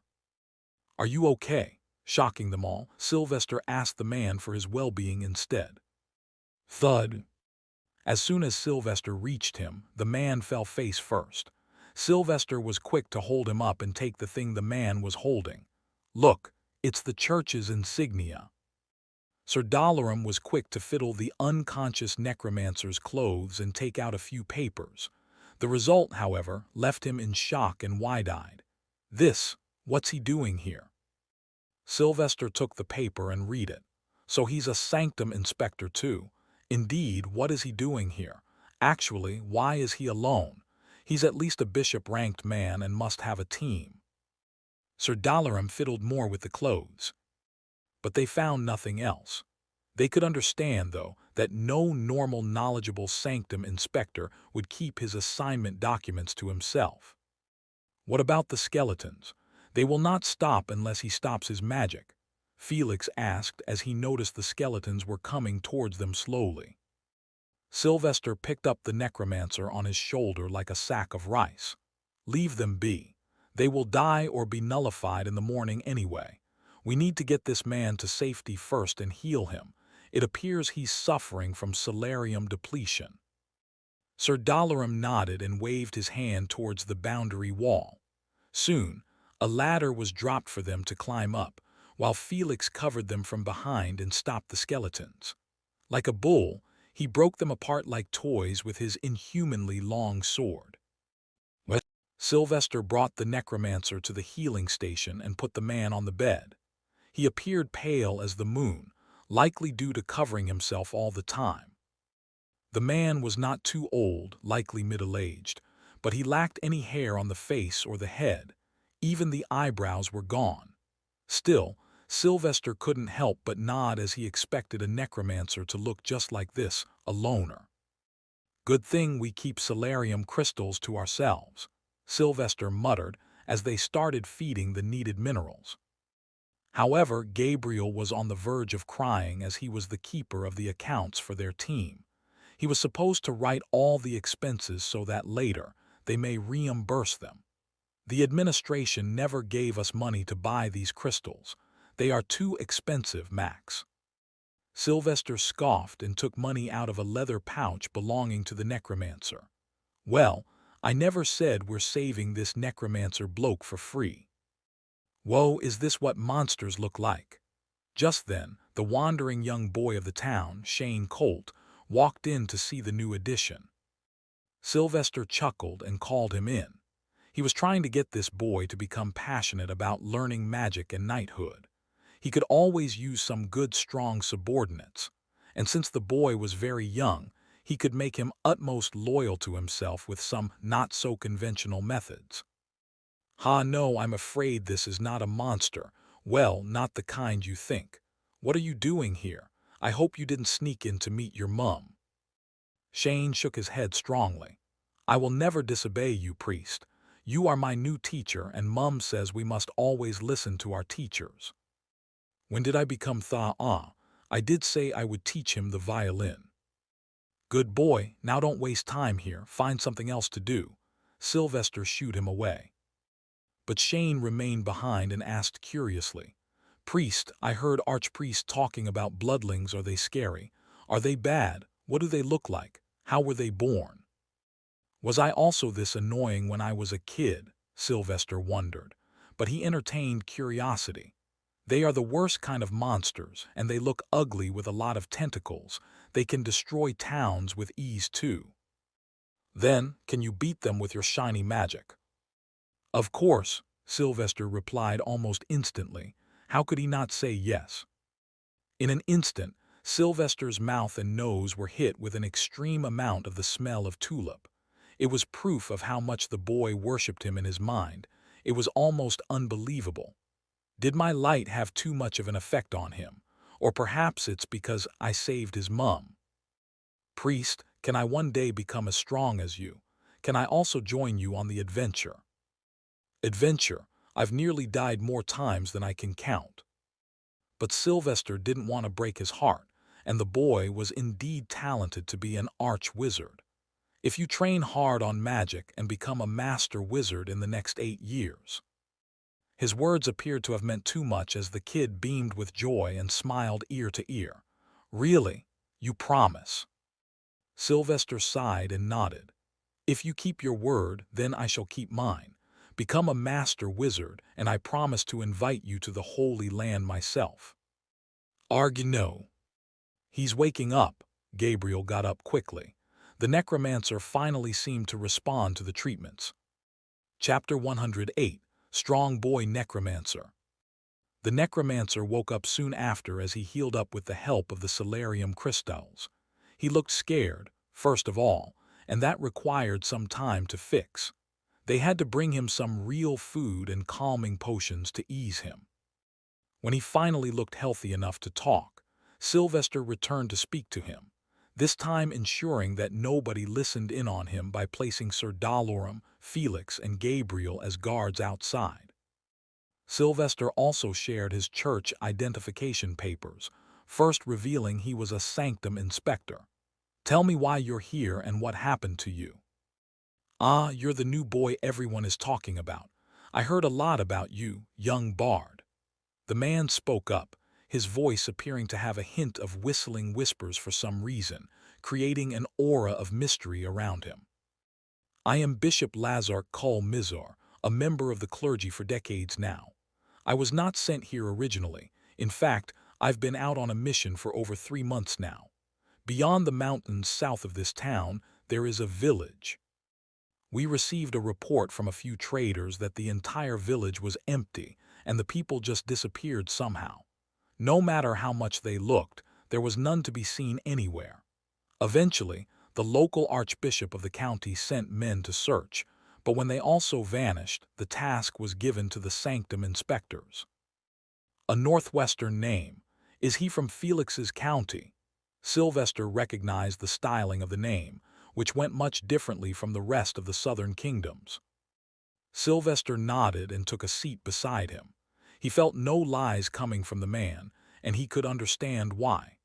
One sanctum inspector could somewhat trust another because it was in their rule book to help each other in need. The end goal was to finish the task, that's all. I am Priest Sylvester Maximilian and they are my team.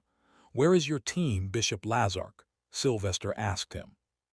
At that, Bishop Lazark seemed embarrassed. That, I still have not found my team, priest. You see, although the dark aspect of magic is not criminalized and is seen as nothing but another branch of magic, people still hold some prejudice against it. Even more so for someone who is an expert necromancer.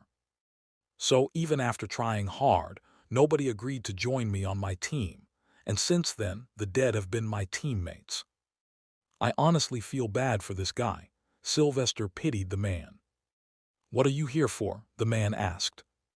Sylvester talked about his mission too. I think both our missions are somewhat the same. I was sent here to find out why the town had so many demon possessions. Later, I found out that it was not demon possession, but instead a mental illness that was maddening the people and making it seem like they were possessed. Can you elaborate on your findings of the village and how you found yourself here? Bishop Lazark nodded and told his whole story about the lengthy investigation. Just reaching the village's location was hard for me as no carriage would agree to go there, and the traders don't use that route either. But eventually, when I arrived at the foothill village, it was emptier than the roads of sorrow. I looked around to find any sign of life or movement. But soon, I realized that the village had been empty for longer than anybody estimated, as there was a lot of dust on everything. Still, I decided to look around. But just after spending one night in the village, I felt that my behavior was changing too much. I am usually a very calm and collected man, but for some reason, I started to become angry at everything, cursing and being outright disgusting. As soon as I realized these changes, I tried to find a reason why. That was when I felt that there was something wrong with the water from the wells I was drinking from. Because the moment I stopped drinking water from there, I started to feel normal. So I theorized that something similar must have happened to the people of the village. And that night, I used necromancy to raise all the dead from the ground. Sure enough, hundreds upon hundreds of skeletons rose from the ground. Sylvester rubbed his chin and thought about the wells in this town. They died because of the water. No, they all killed themselves, Bishop Lazark claimed. Since I am an expert on skeletons, I can tell just by a look how that person died. And from my evaluation of them, it was clear that blunt force was used on all of them. The water in the wells turned the villagers mad to the point where they turned on themselves. And likely, a sandstorm came a few days later, pushing the bodies down into the desert grounds. My task was yet to finish, however. Hence I went out to find the reason for this mutation due to the water, and I realized the water in wells came from an underground river that flowed from the mountains to the north. Ah, I think I know where this is going now. Sylvester knew what must have happened once the necromancer talked about the mountains. And sure enough, Sylvester smelled much fear in the necromancer, a combination he never expected to see. But the eyes of the man made it clear that he went through hell to survive. I entered the mountains north of the village with care. I was already told by the traders that a strange, purple, toxic miasma mist had taken over the valleys, so I used my toxin mask to keep myself safe and entered. It was hard to even see amidst all that mist, but thanks to magic, I used the air element to make way, stopping after every few meters to check the flow of the underground river by trying to summon skeletons of river creatures. It was tedious work, but I was making progress, and slowly I was reaching the center of the strange purple mist, a grave mistake, as it all went to hell from there. Horror, the worst of the kind that you can ever imagine, huge and so powerful my spells were merely smacked away, and being a dark wizard, I was at a disadvantage. Bishop Lazark looked at his palm as he felt utterly weak and useless. The creature had minions as well, small and similar to snakes. I didn't see it clearly, but the creature's eyes shined even in the thick mist. All it took to bring me down to heel was a gust of wind from the creature that contained 1,000 cuts. My leg was injured by it, but who knows for how long the creature was there, as I was able to raise the dead from the deep sand around it.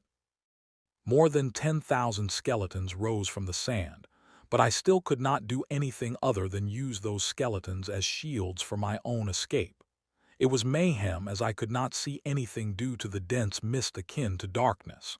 But the little snake-like minions chased me, tripped me, and tried to strangle my neck. That place, Priest, it's hell. I was somehow able to cross the mountain range and arrive here on the other side of the mountains. I felt vulnerable there, utterly powerless. I know I am ashamed of my cowardice. This madman.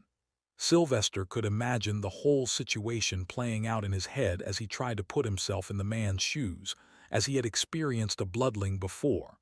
And the fact that this man came out alive, all alone, when the bloodling had minions too, it was nothing less than a testament to his prowess. In Sylvester's eyes, he had nothing but admiration for this man. No, Bishop, you are one of the strongest wizards I've known. The thing you survived was not just another creature of the night, but a bloodling. A bloodling? I'm afraid I've only heard about them, so I don't know too much. Ah, if I remember correctly, you were involved with one incident before, correct? Sylvester nodded. I was 9 back then and barely survived the encounter. That bloodling, even archbishop-ranked clergy died at its hands. Only when the Inquisitor High Lord came could the creature be killed. By the way, may I know if you found this bloodling inside a cave? No, it was in the open in the middle of the mountains. The deepest valley is its home. Sylvester took a sigh of relief hearing that. Since that whole debacle years ago, he had somewhat of a dislike for all kinds of caves. Even if well lit, he would not like to go inside them. Bishop Lazark sighed suddenly. Lord Inquisitor could kill it, so it was impossible for me to kill it. I don't know. Maybe you didn't have the right tools for it. For example, their greatest bane is light magic, and you being a necromancer, it was impossible to do. Like it's impossible for me to do dark magic. The man didn't feel right to hear him speak about the cave like this. Don't tell me you're going in there. Sylvester stood up as it was time to go and work. I won't, at least not for now. My first duty is to the people, and I will try to heal them as quickly as possible. There has to be a reason why the madness of the mist is affecting the people here, since the wind and the water don't flow in this direction in front of the mountains. You can't win against it, Priest. The thing is too strong, not to mention you cannot see there. Sylvester let the healers enter. Last time I was a child and naive. I didn't have any plans and went in there ill-prepared. This time, I will be ready with the right things to give that creature hell. Don't forget, Bishop Lazard, I am also the bard of the Lord for that creature. My light is nothing less than the sharpest sword. Please have a rest here and try to recuperate. Sylvester patted the man's shoulder. You'll be going with me eventually. Bishop Lazark nodded and saw Sylvester leave in silence. But a sudden frown came upon his pale face soon after. Why did I feel the same coldness from him as my old master? What? Sylvester and the rest then left the healing station to do their work. But as they went, they were confronted by a guard. Priest, you have been called by Sir Holen to the Fruit District urgently. What's the matter? Did something happen? Sylvester asked, somewhat relaxed now as he felt the mysteries were slowly unfurling to him, and he was reaching the end of his assignment. As for the bloodling, he honestly didn't have any wish to go there unless absolutely necessary. Instead, he could return to the Holy Land and inform the higher-ups about it. There has been another demon possessed, a real one. Sylvester stopped in his path, looked at his own hands, the various lines on his palm, and wondered, which one of you fuckers is responsible for my misery? Meanwhile, behind Sylvester, Felix was doing the same, while Gabriel and Sir Dalaram also looked at their palms but didn't know what to think. Sylvester sighed and walked forward as he looked at the sky. Is it my luck, or is the world just too crazy? It's the profession, Sir Dalaram corrected. Why couldn't you adopt me faster, King Highland? I could have been a rich fat prince right now. Pat. Murrej suddenly patted his head with his paws. That made Sylvester chuckle. Instead, a magical cat adopted me, can't really complain here. Chapter 109, A Trap. Sylvester and his team arrived at the designated location. The first thing he asked was, does he and the son of Chief know each other? The answer was, as he expected, a yes. And then, the search for the cursed object that allowed the man to be possessed started. They looked all around the house and soon found a little pebble. Yes, a simple pebble was enough to get one open to possession. But the thing was, such things were extremely rare, and so many being found in one place was surely not a coincidence. The demon possessions worked in a pretty simple way. The demons can't just directly possess anyone. First, they must get the person to break and lose control over their mind. For that, these little cursed keys and pebbles come in handy as they slowly corrupt the holder's mind, making it open to possession. The cursed objects try to amplify the negative feelings in one's mind. So a man who was just thinking about stealing something would not steal for sure. A man wishing to get revenge on someone would now go to the extreme and might kill. It was also hard to notice the changes in oneself because of how subtle they are. And before one knows it, they are possessed by a demon, which could range any among Class D, C, B, A, S, SS, SSS, and X. If you get possessed by a demon above A class, you're basically dead. However, it was still unknown why these possessions happened. What do these demons want? And where do they come from? Sylvester was, however, inclined to believe that the higher clergy should know something. They always do. Demonium Terri Abside. They completed chanting their ritual, and Sylvester, just like before, pulled the demon out and smacked the death out of them with his fist of light. He also tried to talk to it, but this demon just screeched in pain while dying. How can there be so much of a mess in one town? Is it caused by the bloodling as well? But I saw no mention of bloodling being able to bring forth demons. Sylvester was trying to remember all the books he had read during his years of training, but the answers were far from any. For now, he knew that at least the schizophrenia was due to the bloodling. The traumas from the past were being triggered on the already weakened minds and turning them crazy. Let's see if my treatment does work. Sylvester sent Sir Dalaram and Gabriel to do their respective tasks of snooping around while he once again appeared in front of the sick in the monastery. Today, he was going to use a magical means to heal their minds, as making a drug like the modern world was impossible for him, even with modern equipment. He was an engineer, not a chemist. As far as he knew, the suspected reason schizophrenia happens is due to an imbalance of some hormones in the mind or injury to the mind. Unfortunately, neither of these could be known with his limited methods. So it was all shooting an arrow with a blindfold on. Everyone, I heard that only half of you had a violent episode since our last meeting. I hope the counting methods have calmed you down. But today, we shall move toward actual healing. However, all of you must remember that your mental condition is something that shall stay with you forever. All you can do is control it and minimize it. It is like living with an incurable disease, but in your case, it will only get you killed if you allow it. Sylvester first called Shane's mother to himself and made her sit on a chair in front of him. The woman looked much better now with proper food and rest. Her eyes were not red anymore, and she didn't show much madness. The building block of life in this world is called Solarium, the particle that gives power to a knight or a wizard, and me the ability to connect to souls. Every person, animal, or insect has Solarium in them, but it's a matter of quantity. The more the amount, the more chances they can be great wizards. But what people don't know is that Solarium can also heal one's body, and that is what I shall try on you all. Lady Colt, I shall put my fingers on your temples. Don't react if you feel the warmth." He warned the woman. There was also the head of a certain boy peeking inside the attic hall with interest and excitement. "I trust you, my lord, I mean priest."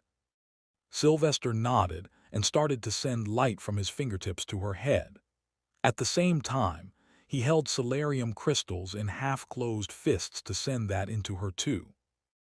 The sad part was that commoners were weak for solarium crystals. A common wizard could simply chew the crystal and take all the energy in it, but ordinary people could die from the sudden surge of the particles. So Sylvester had to do it slowly and gradually. Even worse was the fact that he could not even know if his methods were being helpful. Only time would tell the effects. "How do you feel? Can you explain?" he asked. Lady Colt, in her somewhat hoarse yet mature voice, answered, "Warmth. A soothing warmth in my mind. It's as if I am flying in the warm clouds. My vision has cleared up somehow." Sylvester nodded and stopped, not wanting to take any risks by fusing too much solarium. "Good, take back your seat and relax. Next, Sir Amric Loff, please come and take a seat." He was called the sickest one among all, with frequent violent episodes, so he reckoned the effects of his treatment would be best shown on him. "Chunky, if he starts acting up, I need you to smack him," Sylvester ordered in a low voice to his little partner in crime. What? Sir Dalaram's job was to find out the history of the town, what happened during the sacking of Sphinx, and above all, why the town was even called Sphinx. To solve these mysteries, he went to the library of the monastery. Each one had it, and he was allowed to enter almost all of them by law due to his rank in the church. He was, after all, a commander in the Inquisition, an officer. However, to his dismay, after arriving at the library, he found out that there was not a single book. It was just an empty large room with blackened walls and some bookcases remaining in a destroyed state. Sir Dalaram, out of nowhere, Archpriest Oliver came. That was very good timing. Was he following me? Sir Dalaram looked back in a suspecting gaze. "What happened here? Where are all the books? I'm sure this monastery was also given many precious copies when it was opened." Archpriest Oliver made a saddened face, albeit a fake one, for Sir Dalaram could see it clearly. There was a fire outbreak years ago, and it burnt nearly everything, so not many books are remaining anymore. We have sent a letter to the Holy Land to issue more books, however. Sylvester was right. There is something going on in this town, something related to this man. In that case, I shall go ahead and inform Priest Sylvester. May the holy light enlighten us. Sir Dalaram made a proper church salute by folding his hands in a cross over his chest. "Got you." But he instantly noticed that the archpriest was flustered by that and tried to mimic his movement, and above all, the salute was wrong. The left hand was supposed to be above the right hand. There is no way in 1,000 years an archpriest would not know how to salute. Who is this impostor?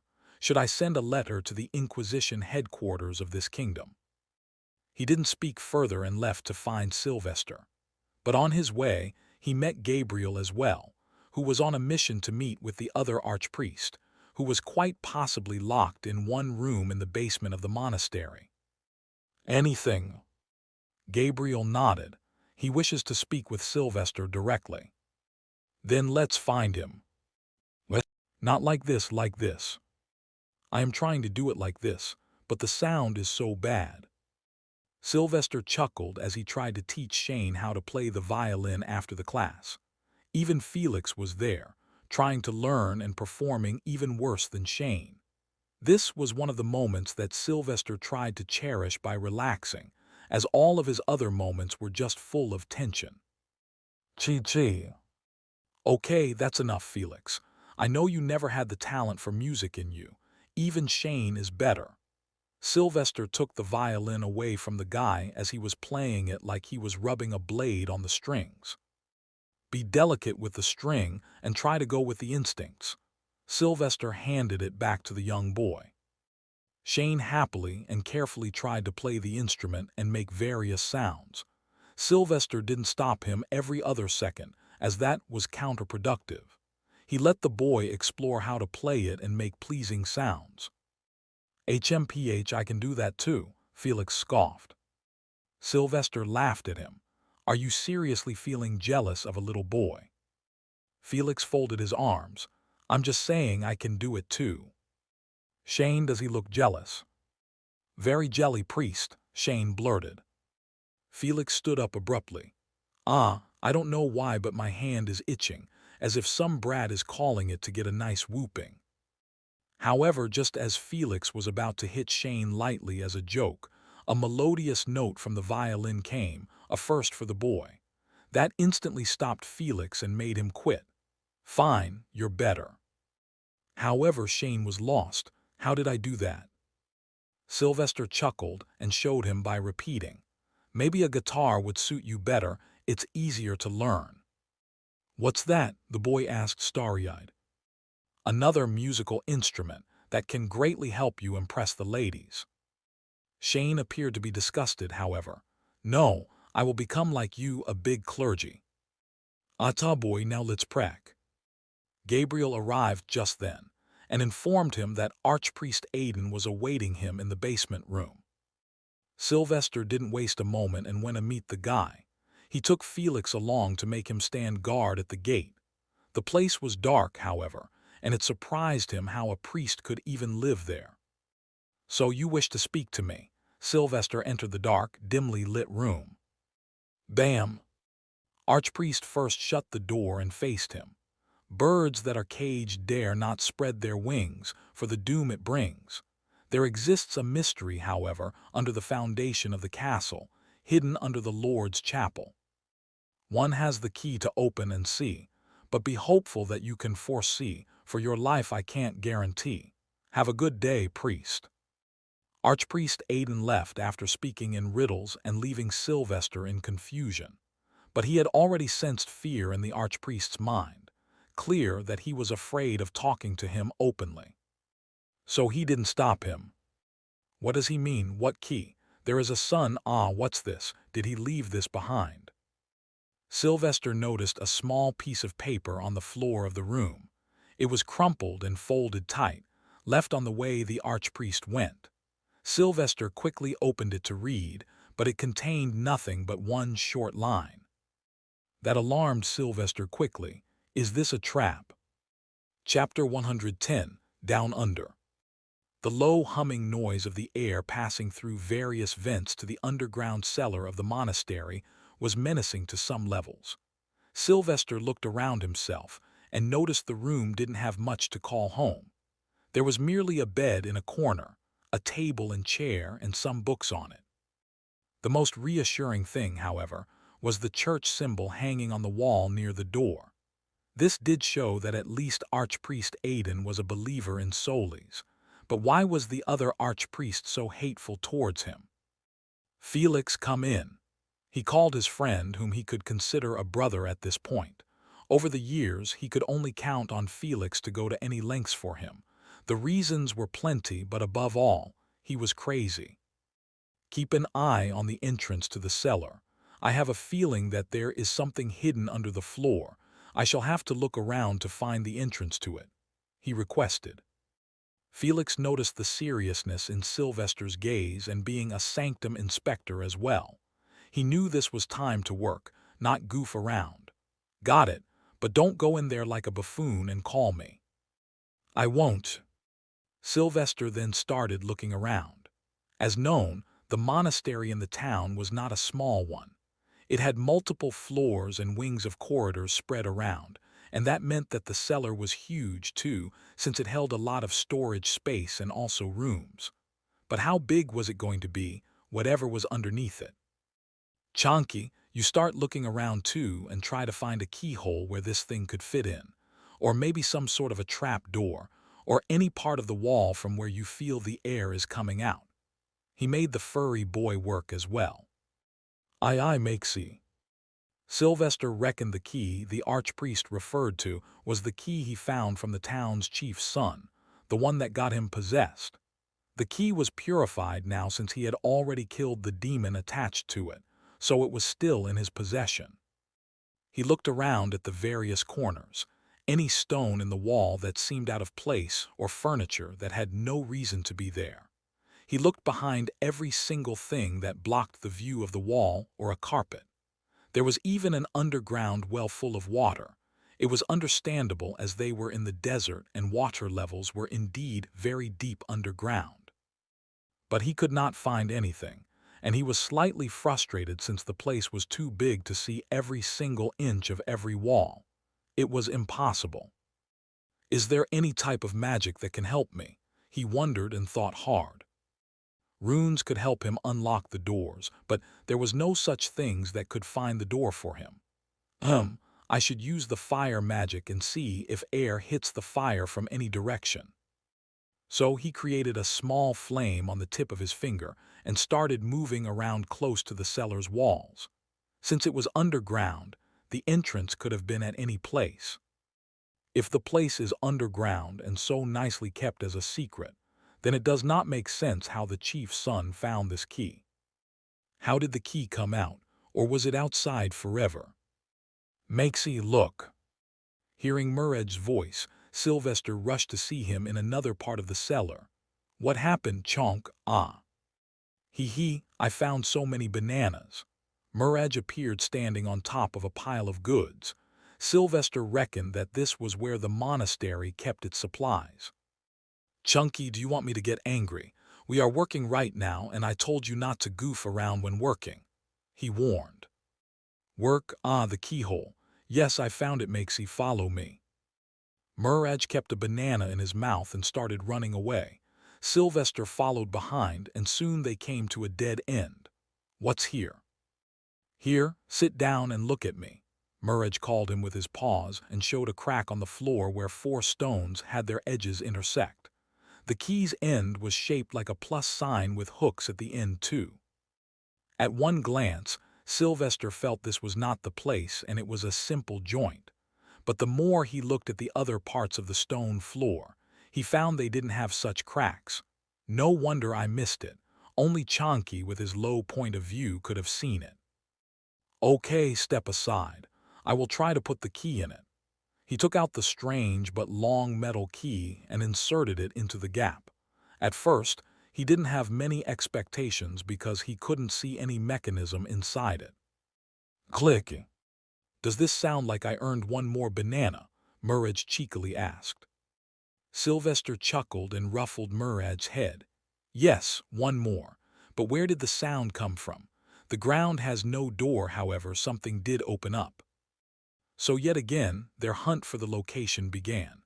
This time, however, it didn't take them long as Sylvester noticed something strange. Wait, all the water in the well is gone and there seems to be a hole at the bottom. He called Felix quickly and told him they were to go inside the well. But the consistently strong knight seemed to have double thoughts about it. He kept looking at the deep dark well that seemed like a hole to hell. No, absolutely not. Look at it, man. It's so dark and deep. We don't even know how wide that hole is and where it leads to. Sylvester, however, knew he had to go in to see whatever archpriest was telling him about, and the key was unique. There was no way that it was all for nothing. I have light magic so we can see everything easily. Besides, I know it's wide enough, trust me, Sylvester argued. How did you go in there? Not me, but Chonky did. I'm going in. You can either follow or stay here and wait for me. Sylvester jumped into the well and soon disappeared into the darkness like a candle diminishing slowly. This guy, now my clothes will get dirty again. Felix sighed and also jumped in. However, soon his loud screams echoed throughout and also some unholy words left his mouth. Fuck you, Max fucking Lantern, son of a... Turns out, at the end of the well was a slimy slide that took them deeper down. For him, it was all darkness as he didn't have light magic. Splash! A few seconds later, he fell into waist-deep water. But thankfully, it was not all dark anymore, as Sylvester was also there with his hand shining bright light all around. At a glance, they realized they were in an underground cave system, as the ceiling appeared to be covered in stalactites all around. They were as big as horses and houses. They were also covered in algae due to humidity. But the place was not at all small, as they could not even see the end around them. But the sounds of water and air flowing around linger, a hint of fear in their minds. "Man, how are we going to get back up?" Felix asked. Sylvester was indeed worried about that, but at the same time, they were wizards, and there was nothing to fear. They could always use earth elements to create a way for themselves. "Let's first look around and worry about returning later. Be careful. However, there could be holes in the ground, as I'm sure some of those rocks from the ceiling fall regularly." He warned and started moving in a random direction, with each step being taken with care. The water appeared to be black, however, so there was no way to look at the bottom. Don't like it. This is a cave." "What if a bloodling is here?" Felix asked. Sylvester shrugged. "Then we fight, don't worry, I came prepared." "The cat on my shoulder is my preparation," he thought. Murrej was angered right now, though, as he had fallen into the water as well. As they moved around in search of an end to the giant cave, they saw many natural wonders in the form of patterns on the ceiling. "How deep underground are we?" Felix wondered. "Likely a few dozen meters below at least. We were already in the basement," Sylvester answered. Did the people who created the monastery know about this giant cave beforehand? He wondered. Did the clergy place that keyhole, or was it someone else? "Ah, look there, Max." Felix pointed in the opposite direction they were moving in. There appeared to be a dot of light far away in the distance. "Quick, stop using your light magic." Sylvester did so and looked, and their jaws dropped. To call the place beautiful was an understatement, as the patterns on the cave ceiling were shining in dim white light, a pure delight for sight. He noticed something strange, however. "Let's go in that direction, Felix. The bright patterns on the ceiling appear to be brighter in that direction." So they moved and kept moving. They did not know how much time had passed, but they could feel they had been walking for a long time, and still, no end was in sight. "How in the hell is this place so big? Does it span the whole town?" Felix complained. Sylvester didn't speak. However, he was starting to feel strange all of a sudden. It was like a long-lasting buzz in his head that kept increasing. "It seems we're on the right path." Finally, Felix exclaimed. Sylvester stopped in his tracks, too, and again used his palm to spread the light magic all around. In front of them appeared to be ruins of a giant gray building structure, likely a castle, but it was in a broken state, covered in overgrown algae. "Keep your sword ready," he ordered Felix. They then proceeded closer to the giant structure that seemed to touch the ceiling as well. It seems the structure was etched into the ground instead of being built with pieces. Sylvester kept his spear in his right hand, prepared to defend against anything that may come his way, since the existence of a structure meant someone used to live there. There was no door to the entrance, just an arch into the giant walls. They entered carefully and looked around. Crunch! Did I step on something? Felix looked down in disgust. Sylvester knelt, however. A skull. It does not appear to be of a human. The skull appeared strange, with horns and an elongated jaw, but Sylvester was reminded of the similar skulls he had seen some months ago. "Let's look around more." Sylvester had a hunch about where he was, but he needed more proof. To find it, he decided to go near the walls of the building that were giving him a buzzing sound in the head, and sure enough, he noticed something etched on it. The same crescent moon as the ruins we found in the vine forest. What does it mean? "Max, what language is this?" Felix exclaimed from a few meters away, staring at a wall with the help of a light crystal.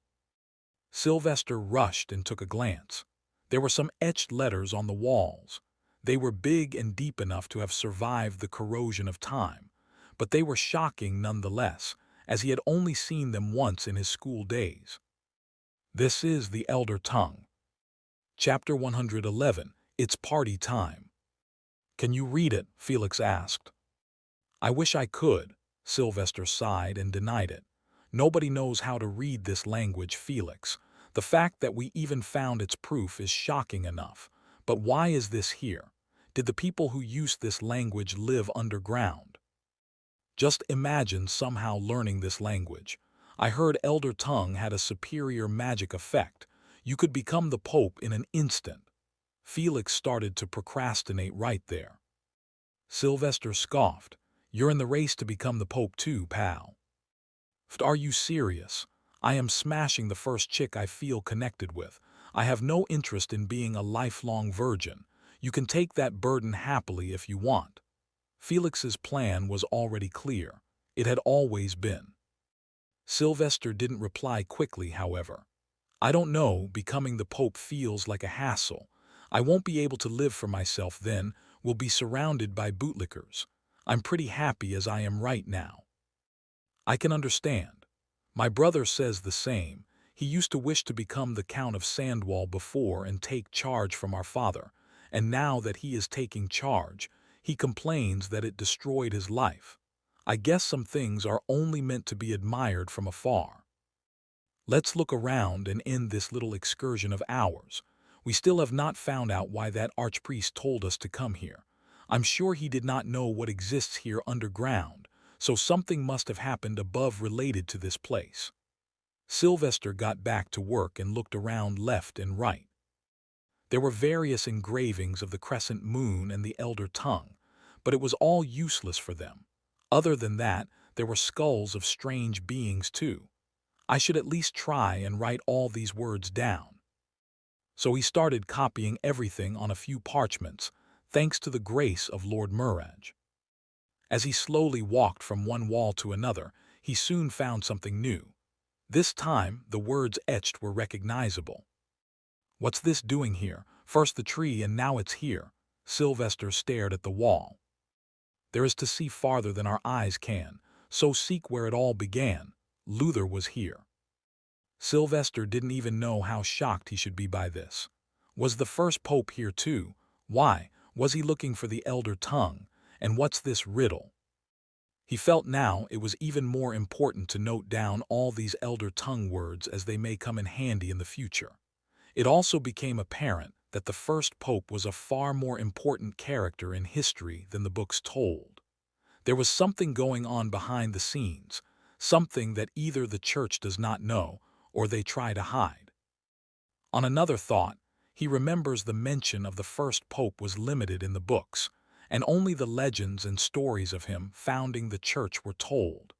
It was never revealed how he lived and his ideologies, like other popes in history. Even the books on the man were limited, making the first pope somewhat of a legendary being than a pope. Max, I found them. That damn Archpriest Oliver is fake, Felix shouted from a distance. Sylvester made his way quickly and found Felix standing beside 5 whole skeletons, the most important part being they all were wearing clergymen's clothes. One of them was in an archpriest's attire, and the rest were simple priests. And besides their skeletons on the floor, something was written with dried, blackened blood. They threw us in the well. Oliver Weston, Gustav Mormon Hensley Charles. Ah, so that's what happened, Sylvester exclaimed and rubbed his chin. These men likely died from hunger after walking around indefinitely and eventually reached these ruins. Felix was angry, however. The archpriest Oliver above killed them. Why? Why would a town commit heresy and risk being wiped out by the inquisitors? I don't know, but we shall soon find out. Let's leave this place now, Felix. Sylvester packed all the remains of the clergymen and headed out of the ruins. How are we going to return? That little place we fell out of is too small. Can we even find it? Felix worriedly asked. Sylvester smirked and nodded at the cat on his shoulder. In an instant, Murraj started to point his paws in a certain direction. Just follow me. It took them as much time to return as it took them to reach the ruins. Thanks to Chonky's sensitive nose and the bunch of food and banana Sylvester left behind, it was easy to find a way. Eventually, they arrived at the little hole in the ceiling of the cave. The way back up was going to be tough but not impossible. Let's use earth magic. Sylvester and Felix both created tall steps for themselves that got them to reach the hole in the ceiling. Then, they started creating small protruding rocks in the tunnel they fell out of so they could hold them and climb their way up. It was not easy, but since both of them were young and strong knights too, physical exertion was nothing. They remained calm and silent the whole way back, however. Sylvester was deep in thought about the first pope. He felt like looking for more details related to the man may answer some important questions for him. At the same time, this assignment that started as something normal had taken the shape of something too immense. Madness, demons, bloodlings, Pope F. Erst, and now this heresy. Things kept escalating, he felt. Slowly, they arrived at the top and jumped out of the well.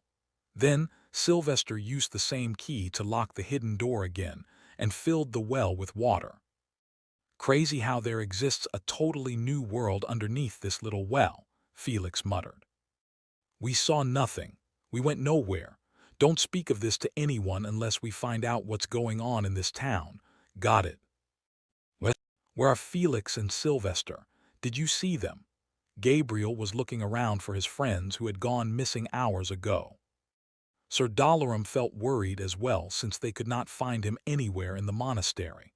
They're not healing the patients either. Did something happen to him? Did they take him somewhere?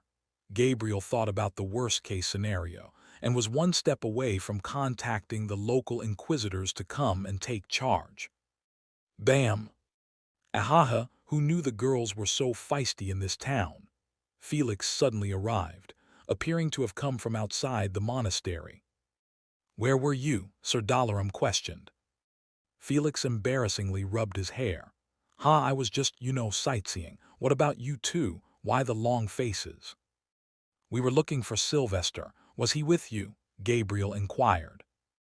Felix nodded. Oh, he's looking around and finding more people suffering from that brain disease. He'll be back soon, don't worry. Come, a kind lady gifted me some fruits. Let's eat. Felix knew he had to make some nonsense and keep the two carefree about Sylvester, so he kept babbling and entertaining them. Sir Dalaram was not satisfied, however. It's not good to leave him alone. Priest Felix, considering his luck. Come on, bald old man, just sit here already. Felix was tired and frustrated. He will be back, trust me. Felix, what are you hiding? Gabriel quickly caught on to it. Fucking. Nothing. This fruit is so tasty. Sir Dalaram, I will hold his arms, you hold his leg. Gabriel jumped all of a sudden. Bam! I won't go down so easily, boy, Felix brawled back. I'm too old for this. Sir Dalaram stayed by the side and crunchy. He took a bite of the apple.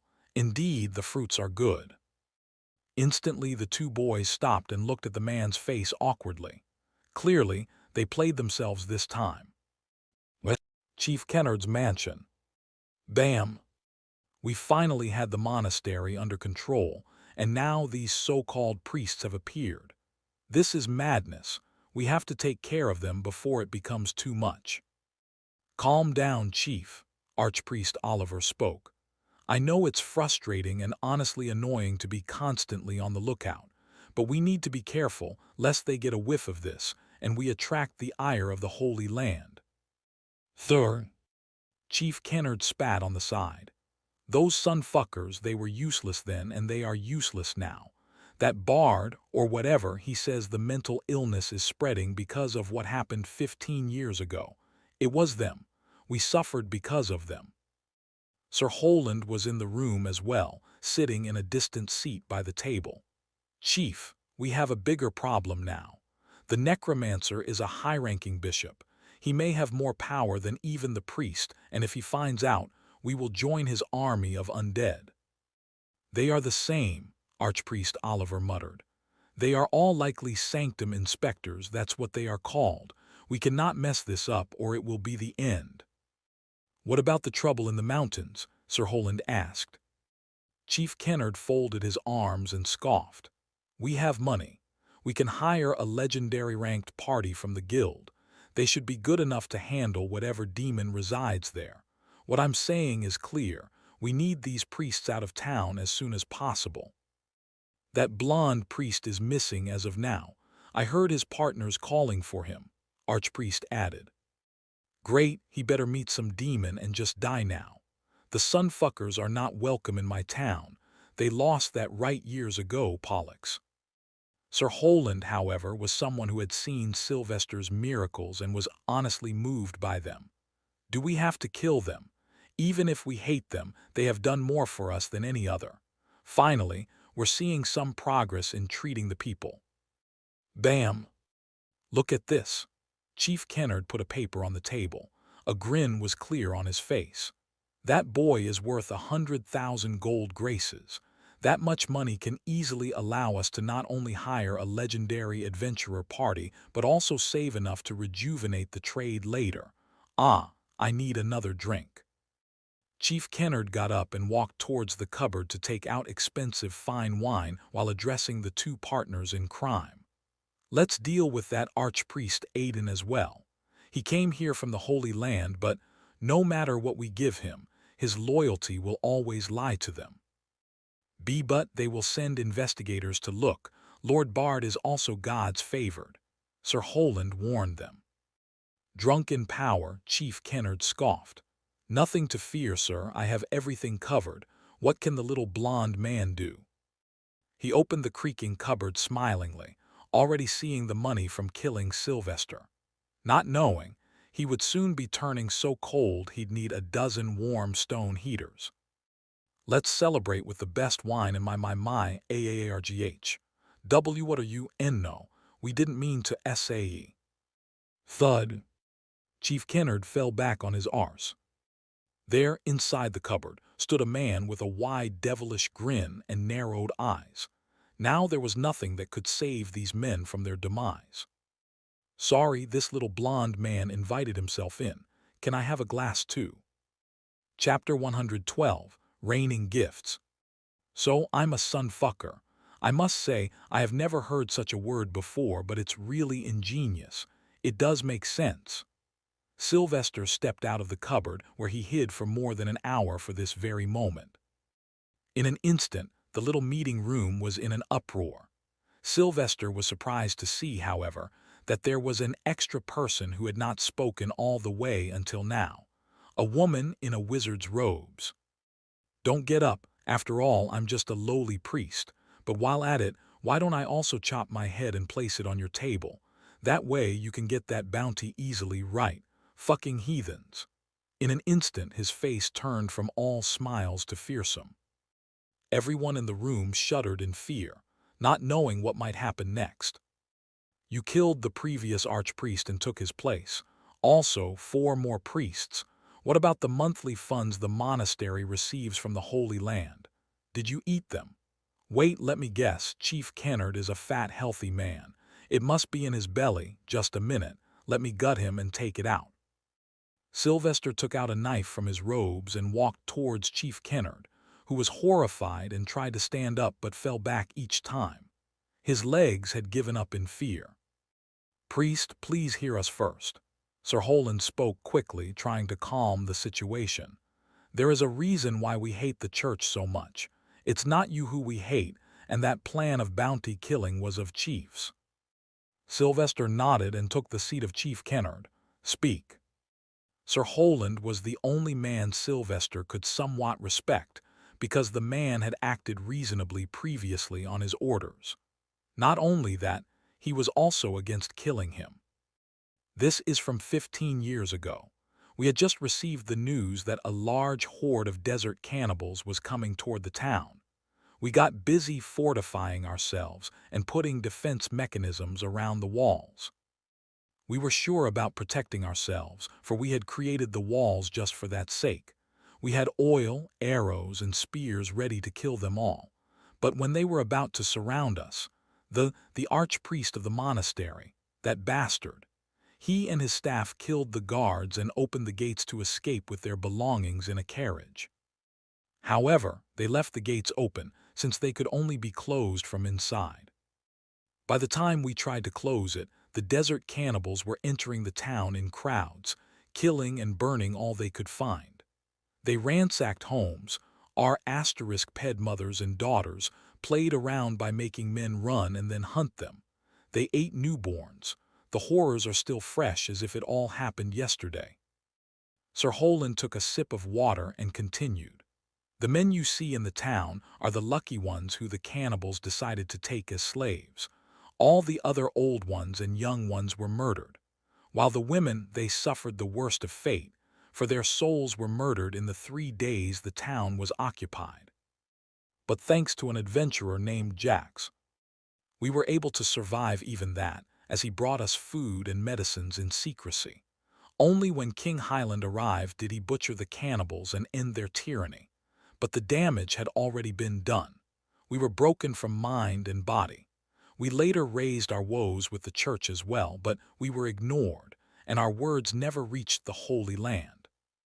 All of us here were staunch followers of Solis before.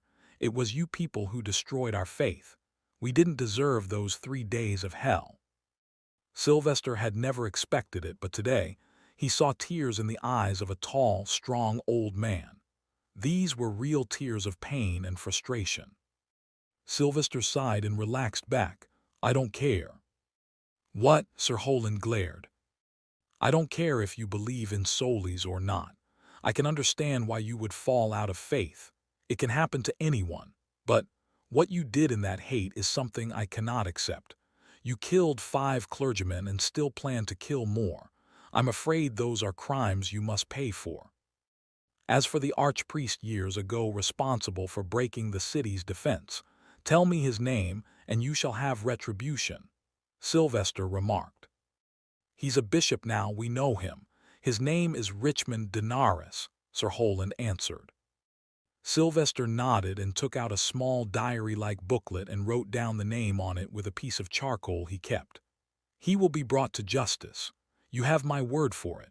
But in the case here, the fake archpriest Oliver and Chief Kennard must die for their sins. That's the holy law of the land.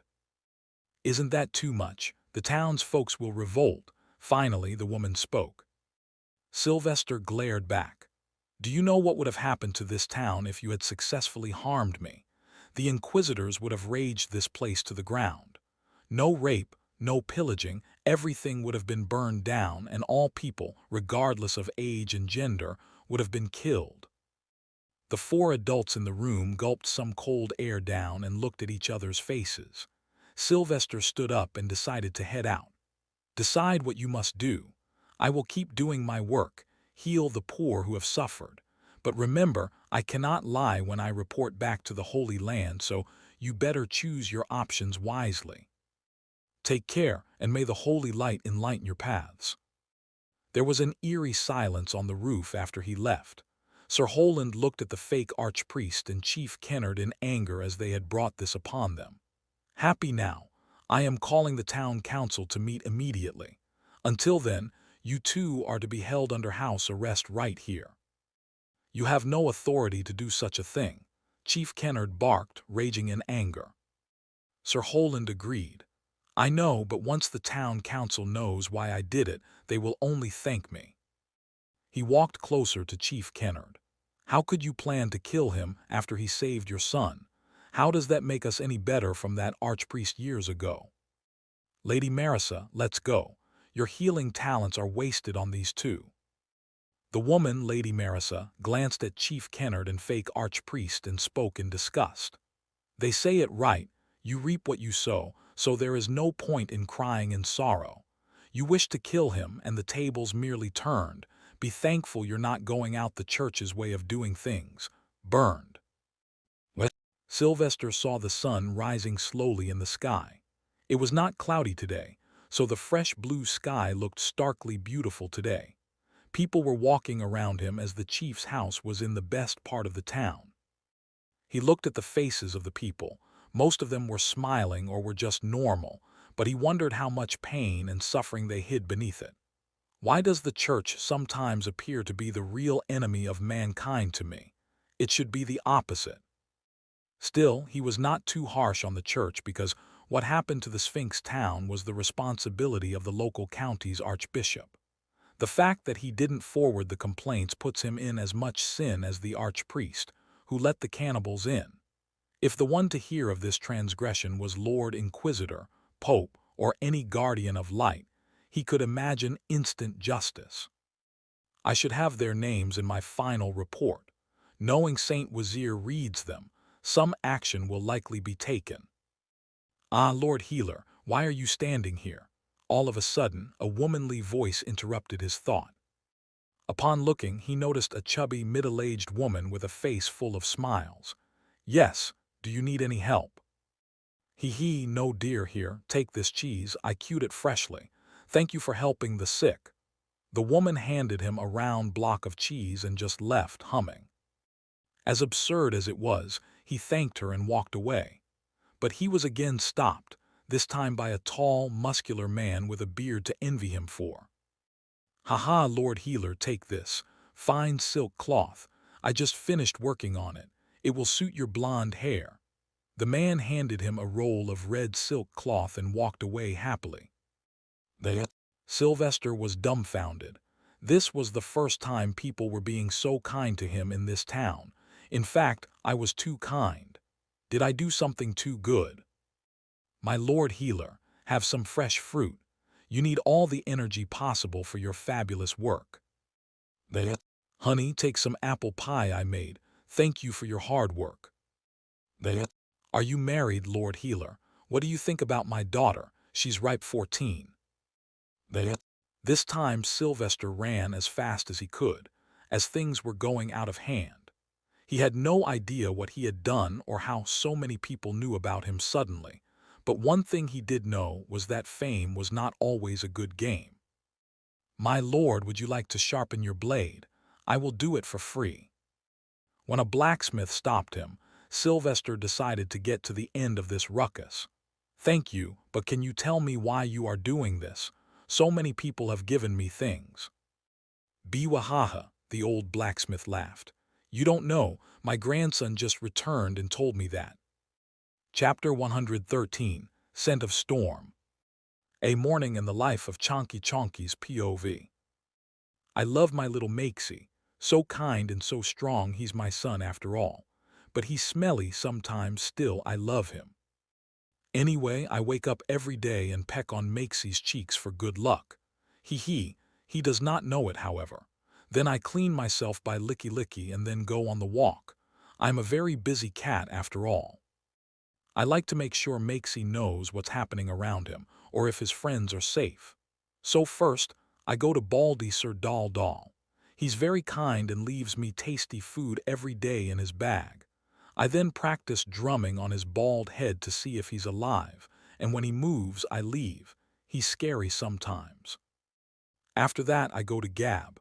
But today, I saw another little one. Shane is his name, and he has many more little friends. Friends, I am telling you, Priest Sylvester is a great healer and a fighter. He alone exorcised the demon out of the chief's son with ease. He punched and even made the demon cry. And right now, he's healing the people who were hurt by that demon in the head. He's the best, I'm telling you. He can destroy any monster with his beautiful light and songs. Look, he also gave me this thing. It's called a flute. You want to try it? Sorry, I can't. Lord Healer said I must care for it like a baby. I want that flute too, so I will ask Makesy later. But I like this little human kitten. He says good things about my son. Anyway, time to see Gab. My duty is to wake Gab up every day, so I go to his room and lick his ear. He giggles and asks me to do more, so I do it and wake him up. Humans are very strange sometimes. But Gab is also very boring. All he does is write letters to his pretty sister and tell her to find a good man for marriage. Anyway, time to see my favorite fun time, Felix. He's strange.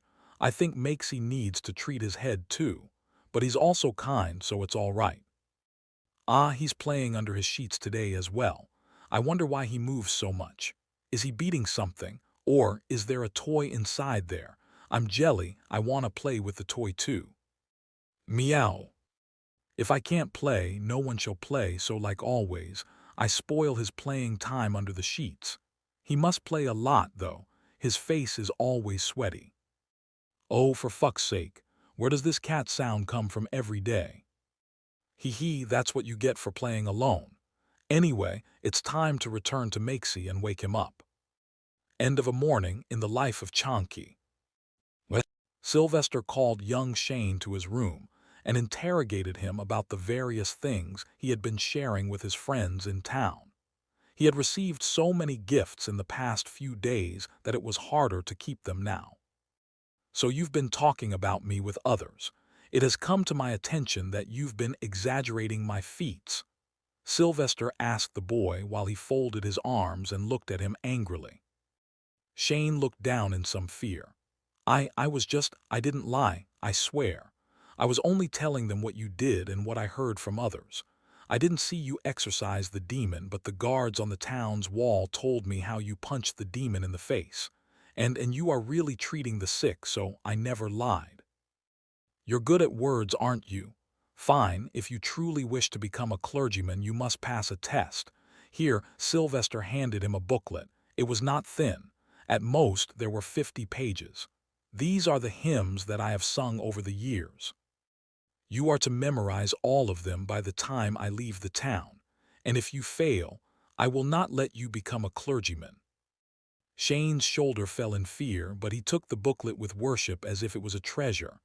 I will not disappoint you, priest. I promise. I will go and memorize everything now. Bye. Sylvester chuckled, seeing him run away. This kid has too much worship towards him. I'm afraid he'd worship me more than Solis if he became a clergyman. What do you think, Chonky? Can he do it? He asked the little friend on his shoulder. Chonky shrugged sleepily and yawned. His brain is small. I don't think he can. Ha, indeed. I hope he does surprise me, however. It'd be a waste to let his high talents go to waste. Anyway, let's go now. It's time to heal the patients. What? The cat was out of the bag. No, it was not about Murrej.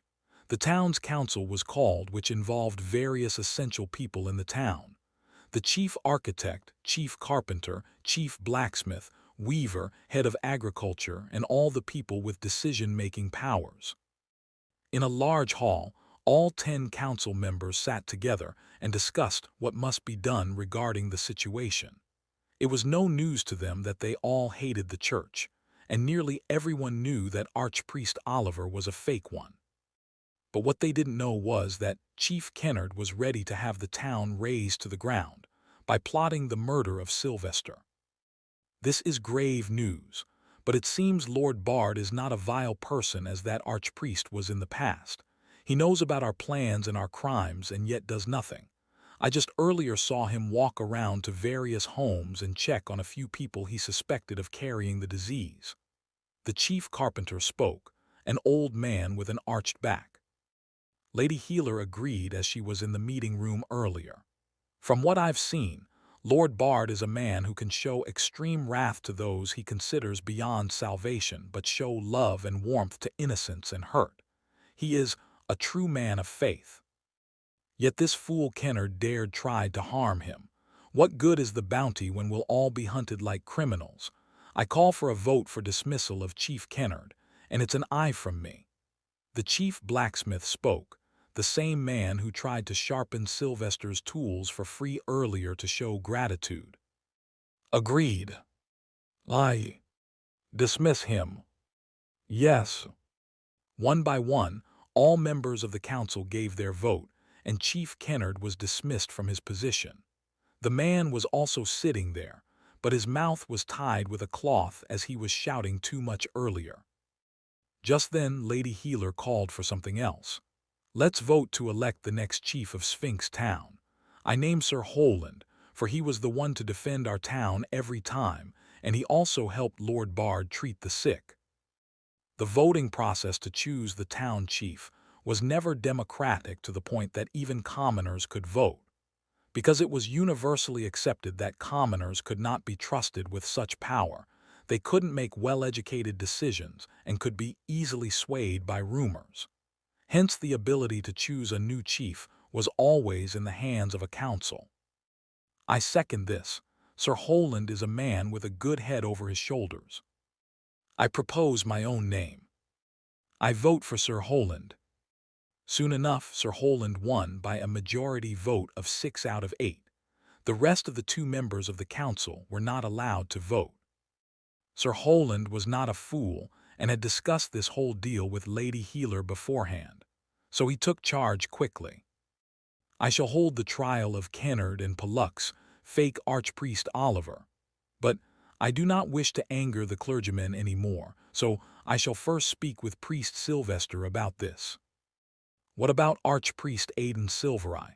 We have tormented him so much over the years, he will definitely want us razed to the ground. Chief Blacksmith asked in fear. Sir Holand was of the same idea, sadly. I will speak with Priest Sylvester about this as well, but in the meantime, I want all of us to help him get this town back on track. The spreading madness must be stopped quickly, or there shall be no Sphinx Town left. What? You called for me, Sylvester. Yes, Sir Dalaran. I wish to discuss something with you of importance. By the way, the view from here is magnificent. Sylvester muttered as he looked around from the boundary wall of the town. This time he was at the back side of the town from where he could look south at the barren mountains in the distance.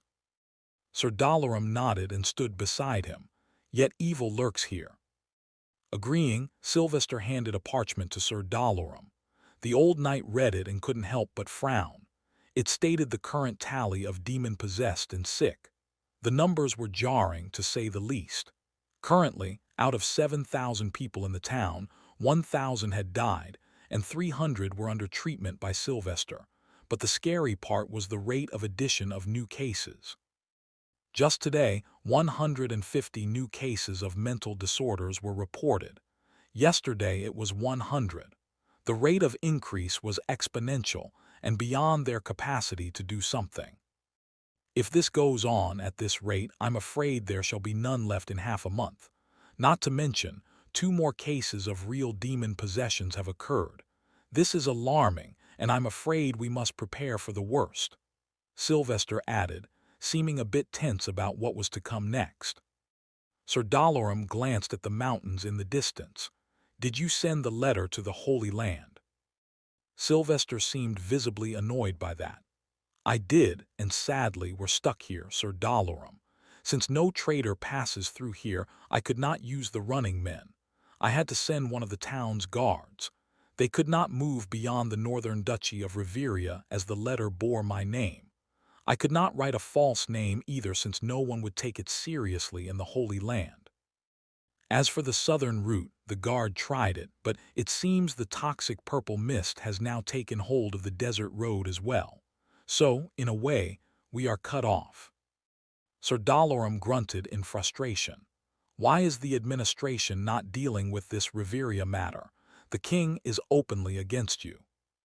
This is either a test for me, or the Riveria kingdom has something that the Holy Land is afraid of. Riveria has been the richest kingdom for far too long. What are the chances they have a supreme wizard among their ranks, and many more grand wizards than we common low-ranked folks know? Sylvester reasoned. Rubbing his chin, Sir Dalaran had to agree with this. It's possible, frightful, but possible. Sylvester let go of that matter as he had more things to worry about right now. Prepare for the worst, Sir Dalaran. We must fight the bloodling, Sir Dalaran asked, not really a fan since his last encounter. Sylvester looked in the distance. The sun was on the rise. He nodded, letting the wind blow his hair as he closed his eyes. We tried all means to heal the people, but the town's current state is irrevocable, so fighting the bloodling might just be inevitable. Chapter 114. A shocking discovery. Sylvester decided not to waste any more time and started preparing for the worst immediately. Unfortunately, time and time again, his life has proven that the worst always happens. Even if some miracles appear later, initially, the worst part comes and does break you. Are you mad? You won't survive there, not with your current rank. I'm a bishop and half-past master wizard. I couldn't even take one strike from that monster. Sylvester was with the necromancer clergyman. He had never expected to see a necromancer in service of the god of light. His past world had painted a specific view through various books and entertainment, that dark magic and necromancy equal bad. Sylvester was no longer in the mood to joke as the task was too big. Bishop Lazark, I respect your opinion. You are more experienced than me, but I am more experienced than you in light magic and fighting a bloodling. We are stuck here, and down south, the road has been blocked by the mist, and in the north, beyond the northern duchy, the brigands are targeting any letter I send. If we try to go to Holy Land personally and bring help, then before we even return, the entire town will be gone, just like the village you went to investigate. That would mean assignment failure for both of us. How are you planning to fight? Bishop Lazark asked. Sylvester raised his palm and let it shine in bright light. But it was different this time, as the light was not just for the sake of it being light, but rather, this was to solidify it and turn it into a sharp little spearhead. With light, of course, and bishop, I'm also a master wizard. How in the heavens have you solidified the light magic? This is unheard of. Maybe one of the popes could do it, but how? The man was shocked beyond belief and appeared to have not heard the last words of Sylvester. Death, near-death experiences, Bishop. The last time I was caught up with a bloodling to save myself, I came up with this. They don't lie in the Holy Land when they teach us that pushing oneself often results in improvement, death as well sometimes. Sylvester replied and decided to let the man be in his room. It felt too gloomy for some reason. Meow. However, as Sylvester was about to leave the room, he saw a skeleton, a moving skeleton of a cat. It even had fake cat ears. How is it making the sound? Oh, that's just the advanced level of reanimation spells. Meet Harpy. She used to be my cat. She died and I brought her back. She has been my one true partner on all my adventures. Sylvester was out of words. Buddy, you need to find some friends fast. Take care. Tell me if you ever change your mind and decide to come with us to fight that bloodling. Sylvester bid goodbye and headed out. But the necromancer stopped him again. What's your master wizard level? Sylvester smiled back. Join me in the fight and find out. See you later. I'll make you join anyway by guilt-tripping you, crazy man. Sylvester, as always, was cooking something up. What? Sylvester wanted to take time off healing people and exorcising demons to start training for his eventual battle. But he had to take part in the trial of Chief Kennard and Pollux, the fake archpriest. The trial was being held in front of the people, and they would also give the punishment publicly. As the new chief of the town, Sir Holland presided over it and announced the verdict that he had discussed with Sylvester beforehand. People of the Sphinx town, I am regretful and ashamed to reveal the folly that these two have committed against this town. They single-handedly tried to destroy us all, for their evils knew no bounds. While Chief Kennard was caught trying to kill the only man in town who knew how to heal the mentally ill, Pollux tried to kill his team. Doing so would have brought the full wrath of the Holy Land, the Holy Army, and the Inquisition. Yet these two wish to go ahead with it. But it's the nobility of Lord Bard, the great healer, that he did not hold the town responsible. However, the sinners must be punished, with the highest possible punishment. May I announce it, Lord Bard? Sir Holland asked, but his brows were twitching at that moment. He did not wish to let Sylvester speak here, as that would cause doubt regarding authority in people's minds, but this was a part of the deal he had made with Sylvester. For Sylvester, this was the best time to shine some light upon the minds of the town folks and earn some of their worship and loyalty. He smiled and showed his palm and sent out bright golden light from the palm. Then he started singing, and the large bright halo at the back of the head earned loud awes. The time is of the essence, yet any time one can feel the Lord's presence, for it resides everywhere and in all. He sees our sins, immense or small. It matters not whether you worship him or not. His light gives warmth to even those who forgot, and burns the sinners who plot, are caught. As per these here have been brought. Merciful they shall die, instead of being locked to rot. May the holy light enlighten the darkness around. May he heal this town's painful wound. In his light let all be drowned, let joy be inbound. Amen. Heads suddenly turned as one hooded man with a freakishly dark aura and a skeleton of a cat on his shoulder shouted. His eyes appeared to shine in delight and worship, however. I will never get used to a necromancer being a fanatic for light, Sylvester thought as he stopped singing, but he didn't expect Bishop Lazark's shout to start a wave. Amen. May his light enlighten us. Good Lord, the heathens have been reignited with faith in Solis. Sylvester was shocked to see a great many people chanting together. Thank you for your gentle words and great service to the people, Lord Bard. Sir Holand thanked and proceeded with the punishment. Kennard Frugson and Pollux Hoff are to be hanged till death. Guards do the work. The town's border guards quickly came and erected a wooden frame to hang the two men. Then 2 wooden stools were brought on which they were made to stand. The town didn't have that many executions as punishment, so they didn't have any fancy execution stages set. May the Lord guide your soul to the right path, Sylvester mumbled loudly. Do it. Bam! The 2 stools were pushed away from underneath their feet. It was a hard fall as when the rope tightened around their neck, a snapping sound came, clearly indicating their necks were indeed broken, though it still took some time for them to completely die as their feet kept kicking around desperately for a few more seconds. Their eyes bulged out, and blood oozed from their nose, eyes, and ears. Then a few more seconds passed, and they became static, their eyes freezing in place and turning hazy. Sylvester nodded at the newly elected chief, Sir Holand, and left the place to start training for something he was desperate to achieve before entering the mountains to kill the bloodling and freeing the town. He got Murrej to come along, as the cat was helpful at telling him when he was doing something wrong as per instructions. He arrived outside the town's wall as he needed some privacy. Then in a desolate location, he started practicing the same overpowered move he had mistakenly used when he was a month old. The strange beam of light raised everything to the ground in its path and left a cave on the cliffside that it hit. He still vividly remembered. Chonky, be focused. We're going to need this if we're to survive fighting that bloodling, got it? Chonky saluted with his paws. Aye, Makesy, you show and I see. Sylvester nodded and imitated what he did back then. He put his left palm on his chest and extended the other hand towards the barren land, showing the palm.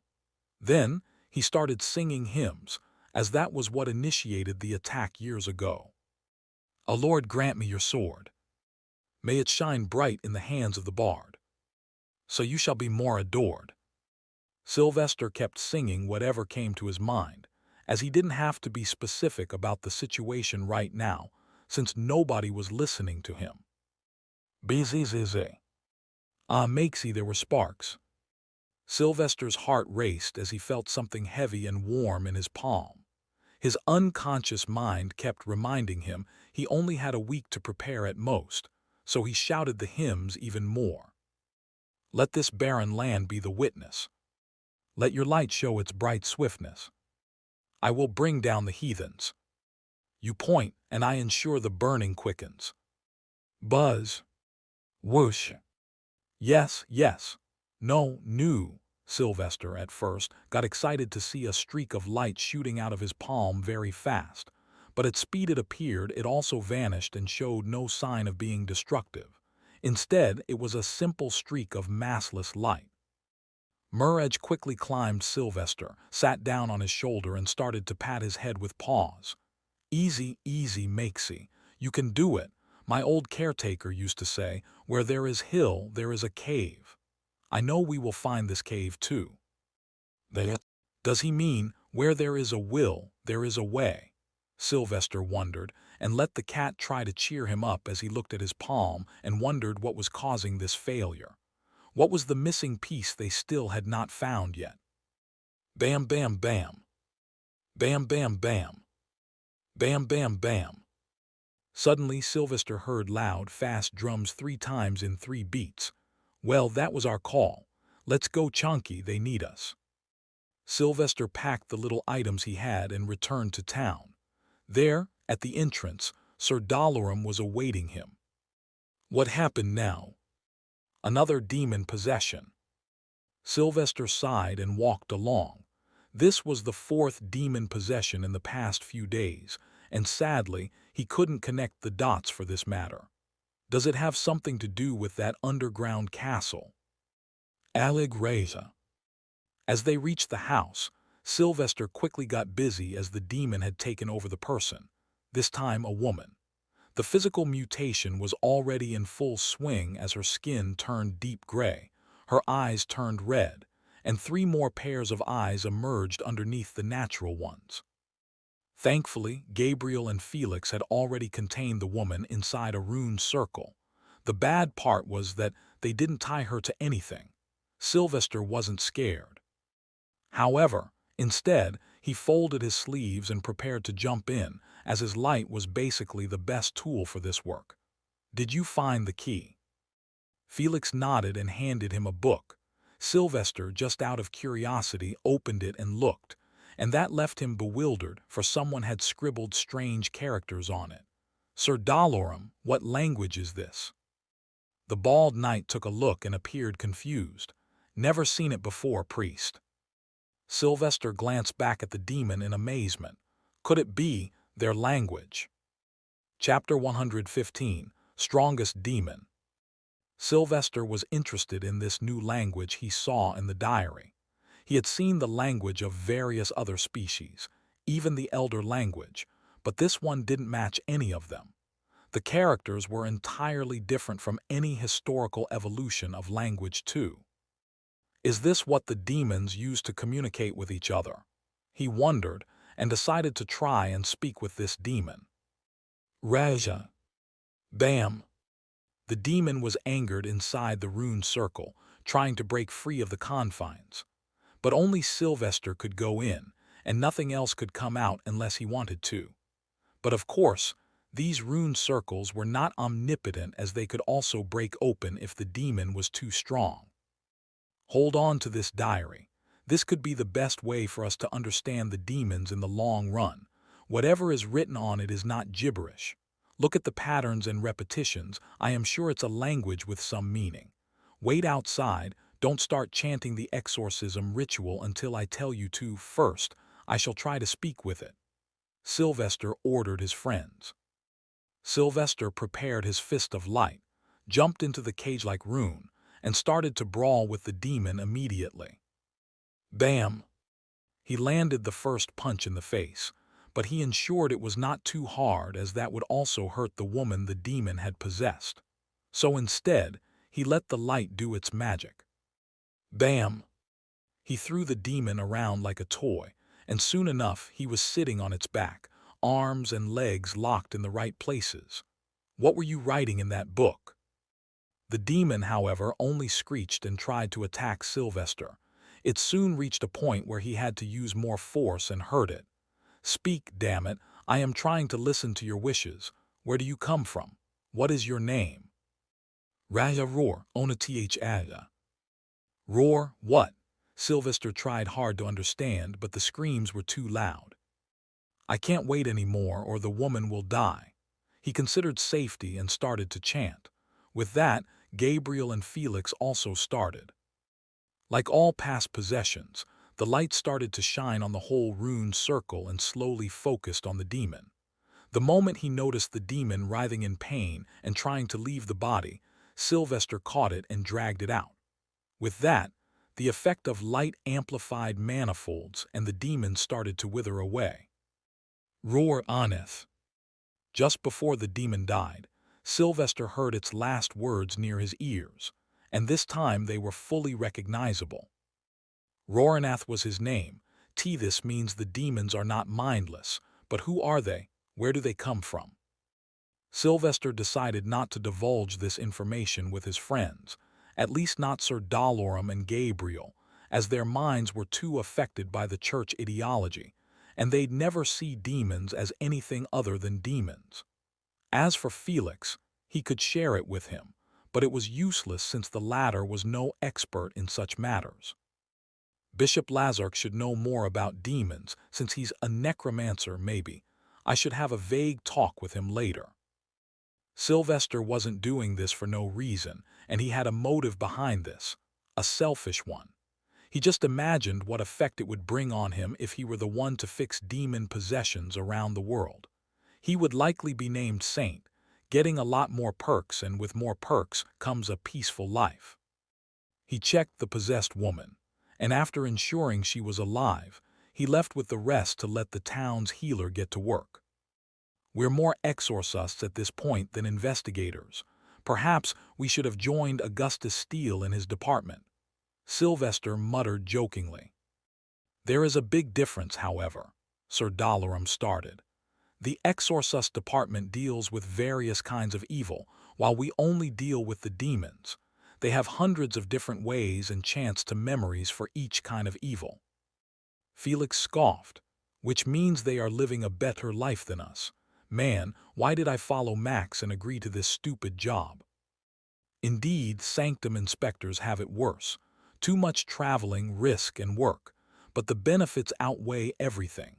Since your pay is higher, you will get promotions faster, and also, it will reflect well on your record as you're supposed to be God's favored candidates. Sir Dalorum said, trying to cheer him up. Felix shrugged. As I said, I'm not interested in being a clergyman. One day I will find a beauty, get married, and then pop a few dozen kids with my strong blood and raise an army of strong lads and ladies.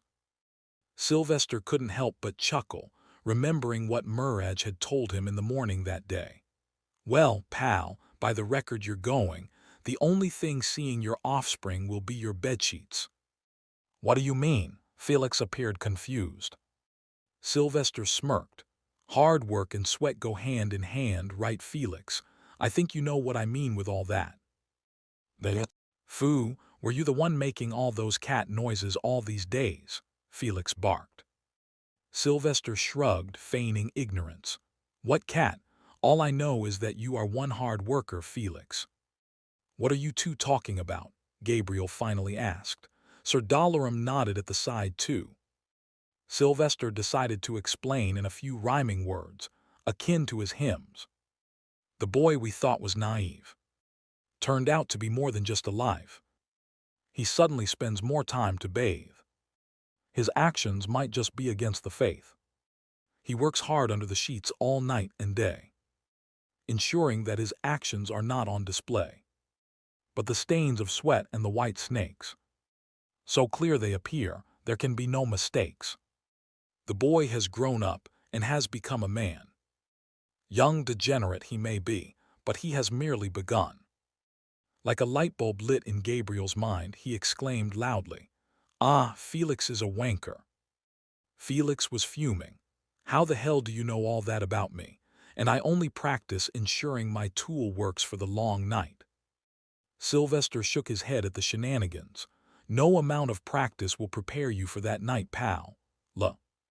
He suddenly stopped speaking midway as a terrifying possibility rose in his mind, one that could be true, for he had faced it too.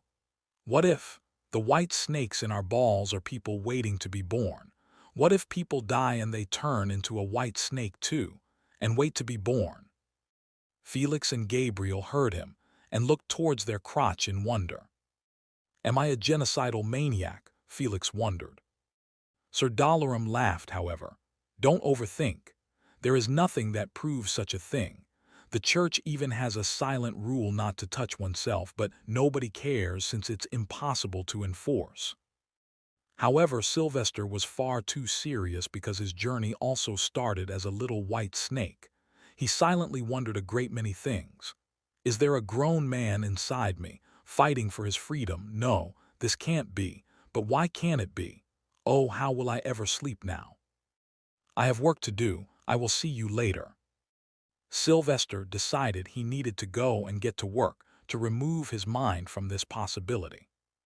Right away, he went to find the necromancer to see if he knew anything about the demons. Bishop, do they have horns too? As Sylvester entered the room, he found Shane was also sitting on a chair beside the necromancer's table. While Shane read the booklet he gave, the man worked on a rat skeleton. What are you doing here, kid? Sylvester didn't like seeing a young child in that dark, gloomy room. Shane showed a thumbs up. I memorized 10 hymns already, priest. I was singing them to the bishop. He said I am talented, and he told me about demons. They look like a mix of animals and humans, bizarre and ugly. Now, hurry out and read outside in the light. I have something important to discuss with the bishop. Okie, Shane jumped off his seat and ran away quickly, and before he shut the door close, he reminded Sylvester, I will memorize all of them, priest. Don't break your promise. I won't. Now move along. What promise? Bishop Lazark inquired with interest. Sighing, Sylvester took the seat and looked around at the table. It was a mess with organs of animals splattered everywhere. He wishes to be a clergyman. The necromancer nodded in approval. He'd make a fine young priest. So, what does Lord Bard need from me? I hope you're not here to convince me to join you. Sylvester chuckled as he took out the book he found from the possessed. He then opened one page and showed it. Do you know what language this is? He tried to see how the man would react while keeping his senses high. If there were any surprise reaction, that would mean he'd know something. But sadly, there was no reaction, so he asked something else while putting the book away. Tell me, have you heard that demons have names? Of course, Bishop Lazark exclaimed. They all have names, but it's just too hard to know, and even those we know are kept in utmost secrecy to ensure that people don't start worshipping one. If I remember correctly, the strongest demon in history was Tutmak, the Absorber. Suddenly, Bishop Lazark looked around as if scared and then lowered his voice. It's not known to all, and you will access these advanced books once you become a bishop. It's written that to kill this demon, nearly 4,000 years ago, the 9th Pope, Alexander Maxim Cosmo, the Eternal, gave his life alongside 5 guardians of light in a soul sacrifice seal ritual. They all had to kill the demon by trapping him into their souls little by little and then killing themselves. This was the point when the church became weak, and infighting started with 200 poison attempts on the next pope, Varus de Silentia, the Cursed. It took 10 more popes and over 1,000 years for Pope Atrox, the Mad, to come and stabilize everything. So yes, demons are extremely dangerous and their names are the highest secrets. Did you learn a name? Bishop Lazark guessed. Sylvester nodded and also felt somewhat excited and spooked. First of all, he found out that he needed to become a bishop to learn more intricate things, real history. And second, the demons can sometimes be as powerful if not more than a pope. But again, popes also differ in strength. Yes, I did, he responded. Bishop Lazark stared into his eyes and warned him. Only verbally mention the name to Saint Wazir when you return. Never write it down. Never reveal it to others. Sylvester could smell the scent of some fear, albeit faint. The church is this serious about names. Do bloodlings also have names? Sylvester asked for more. Sadly, this time he was disappointed. Never heard of such before, but again, there has never been a sentient bloodling in history. But if they have one, it'd be a boon to kill them, as knowing a name makes it easier to exorcise and trap evil. Satisfied, Sylvester got up. Thank you for the lesson, Bishop. See you later. He headed to his room next, as he needed to prepare for the upcoming battle. As for this demon book, he'd have to research it slowly. He reckoned that maybe one day he could talk with the demons. It's time to use Chonky Bank again, and prepare to make some light crystal weapons. I wonder how many I have. Chapter 116. A Threat. Chonky, give me bags, 2 number 9 and number 6, a number 7 and 2 number 45. I makesy, yua. And there, the cute furry white cat started to vomit wholeheartedly. He was getting better at using his ability, but he still made weird noises due to the feeling of vomiting. Sylvester honestly didn't feel good seeing his good friend suffering like this, but he had no choice but to gently pat the back of the cat. Thud, thud, thud. Soon, one after another, 6 jute bags fell out of Chonky's mouth in front of Sylvester. These bags contained the necessary things Sylvester needed to defeat the bloodling. They would be his backup plan if he failed to master his move. But using this many resources to kill one bloodling also brought tears of blood to his eyes. The 6 bags contained items worth more than 50 times his yearly salary, which was 20 gold graces a month. The bags contained things such as light crystals, fire crystals, exploding crystals, and some solarium crystals, the last being the most expensive. But everything was necessary. All right, let's see if my theory can work. Sylvester started working on a mechanism, a simple yet wonderful thing. If he succeeds, he could amplify the effects of light and fire crystals to manifolds. The plan was simple. What is the basic unit of magic? Solarium.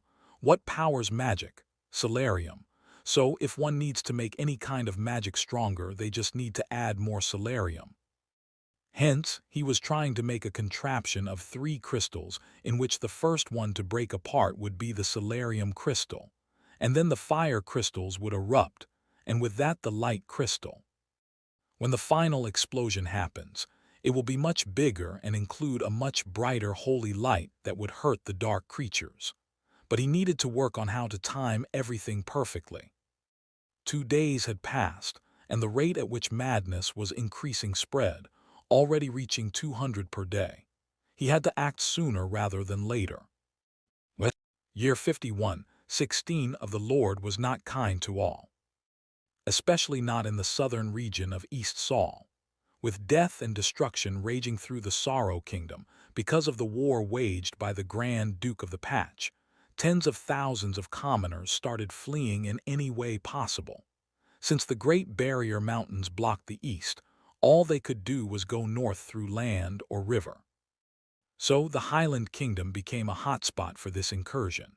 But sadly, the people who wished to go further north were now stuck, as Riveria Kingdom's border was closed with the long and tall boundary called the Rich Wall. The Highland Kingdom became the center of the refugee crisis. With new tent cities erected everywhere, disease spreading rampantly, and crime and exploitation increasing at an unprecedented rate. But the worst fate awaited those who took the desert road north, for the mountains that lie in the way were not the same anymore.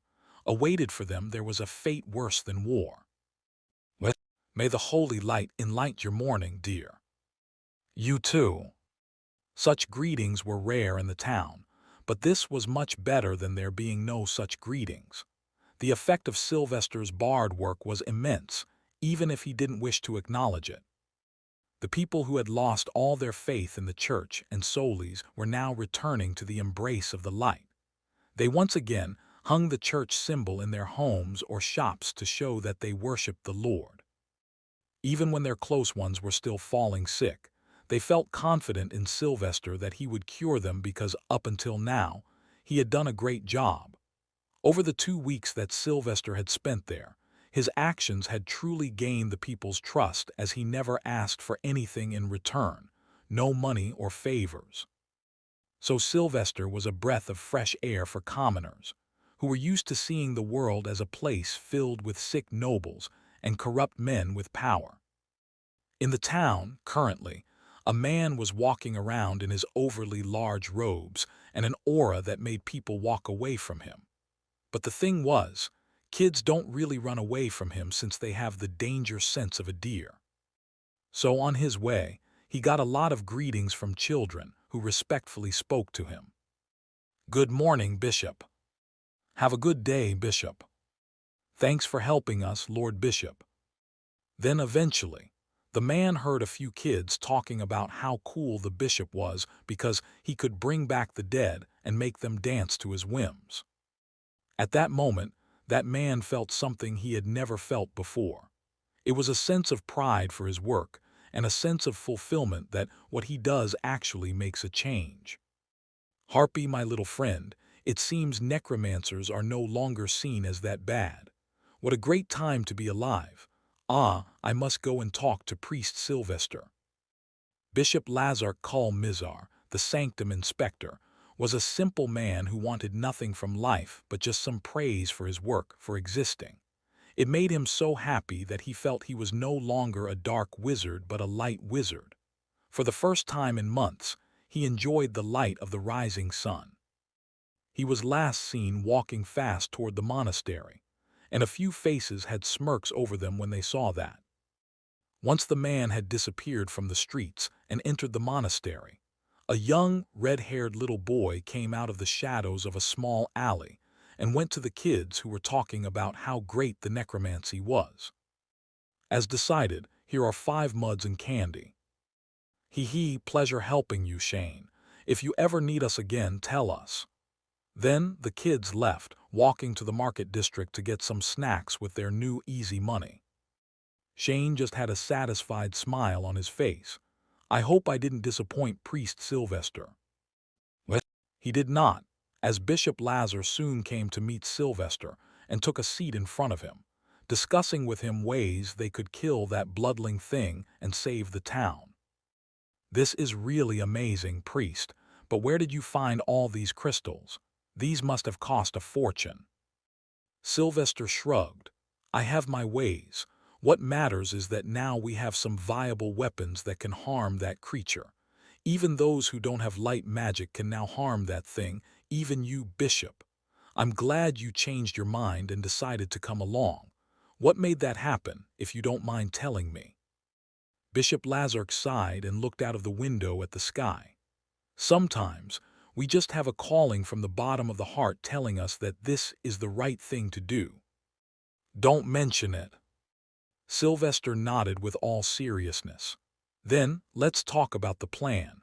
I was hoping you could tell me everything you can about that thing, all the details, even minor ones. You talked about the bloodling having minions. Can you describe them? Bishop Lazark started quickly. They are annoying and too many. Their strength is in their numbers. Individually, they are weak and can be easily taken out with fire.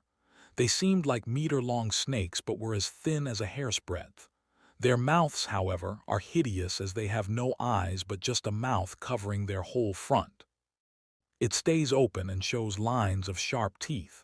Once it sticks to your skin, it starts sucking your blood, and the only way to get it off is by ripping away your flesh. Sylvester noted everything down. I believe the light crystals should help us deal with them. How many undead can you raise, Bishop? And what are the strongest ones? There is technically no limit. As long as the solarium in my body lasts, I can keep going. As for their strength, it depends on the state of the corpse. If it's a skeleton, then I can reinforce my magic on them and turn them into elder skeletons and even king skeletons. If the corpse is with flesh, I can turn them into superhuman beings with speed. King zombies can even cast their own simple spells. Bishop Lazark explained the basics. So the necromancy is only restricted by the magic one can hold in their control. Interesting and very powerful. Has there ever been a supreme wizard necromancer? Sylvester wondered in silence. What if I provide you with solarium crystals? I won't need the undead to fight but to be our shields when the bloodling attacks. From what I know, they become crazy when hurt, so let's expect the same here. Bishop Lazark thought about it seriously and nodded. I should be able to. Great, prepare for departure in 2 days, and if you need something, just ask me, and I will try to get it for you. I shall leave you to it then. Sylvester didn't tell him much so as not to spook the man. He silently went to Sir Dalarum and showed a thumbs up. After that, All they had to do was prepare and make a move as quickly as possible. I should check up on the patients. Shane's mother has been healed nearly completely already, as long as she keeps practicing, but it won't go away unless that bloodling is killed. Still, he was happy because he could finally see an end coming near this saga of a mission. Boom, boom, boom. However, how could his day be normal without something happening? Just when he thought about going to sleep as the sun was reaching its peak, loud sounds of the war drums resounded from the town's border wall.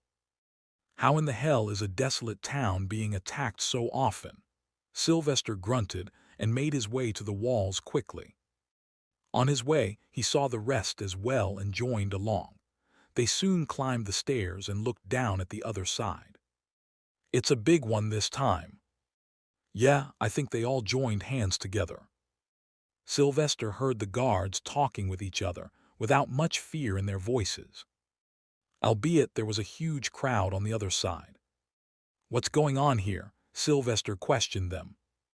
Lord Bard, it's nothing. No need to worry. This happens every month. They are just a bunch of bandit groups. They used to attack us every other month, but they all joined hands this time and came as one.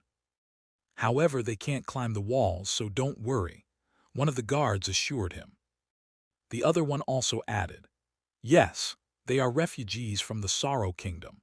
Since they have nowhere to go and nothing to eat here, they are turning into brigands. Moreover, they have no knights or wizards since all of them had the money to migrate further north and join the service of some lord. Bam! Just then, an arrow came flying out of nowhere and planted itself into the wall beside one of the guards. It appeared to have a paper tied to it. A message. Sylvester took it and read it aloud. Give us food, or we all stay here, die slowly, spread disease, and then turn into creatures of the night to haunt you. Sylvester's brows creased. What kind of messed up threat is this? Chapter 117. Into the Mountains. Sylvester was amazed and also pitied the people who had surrounded the city to create a camp around it. It was amazing that these thieves knew they could not climb the wall or break and enter the town. So they just decided to commit suicide in front of the town. Soon, all the town's decision-makers were standing on the boundary wall and looking at the camp of refugees in confusion. The thing was, they had no reason to go out. They had made sure to make the town self-sufficient, and it wasn't as if the trade was happening on the route anyway. Let them rot, Sir Holand, the new chief, said. Sir Dalaram refuted him, however. As they said, they will indeed die if they stay here, if not from hunger and nightly cold, then by the creatures of the night or some wild desert animals. Then their corpses will rot and spread disease. This is extortion, Sir Holand bellowed. Sylvester agreed with that statement, however. This was indeed extortion at the price of one's own life, but it also meant these people were desperate. Sir Holand, can you not spare anything for them? Not even a soup to fill their bellies. I can send a letter to the Cardinal Suprema of this land, and due to my rank and profession, he cannot ignore the request. Until then, you will have to care for them. Well, we can certainly get some thin soup for them, but no bread. We don't know how the future is going to be, and we cannot waste our storage. Even the traders don't come here, so we can't buy more either. Sir Holand agreed swiftly. Sylvester nodded and looked towards the campsite. Then, he made a light blink on his palm and sent the signal. A man trotted close to the wall on a horse soon. Sylvester first took a test. I am Sylvester Maximilian, representative of the Holy Land. State your name, where you're from, and why you're here. I am Van Sigurd, my lord. I was a sheep farmer back in the south. I am the leader of this group. We're just hungry. The man spoke with reverence in his voice. Sylvester did feel a hint of worship towards the faith and honesty from him, but he was not stupid enough to open the gates of the town. Sigurd, I shall contact Cardinal Suprema to send relief to all of you. In the meantime, the chief of this town has agreed to provide you with large containers full of soup.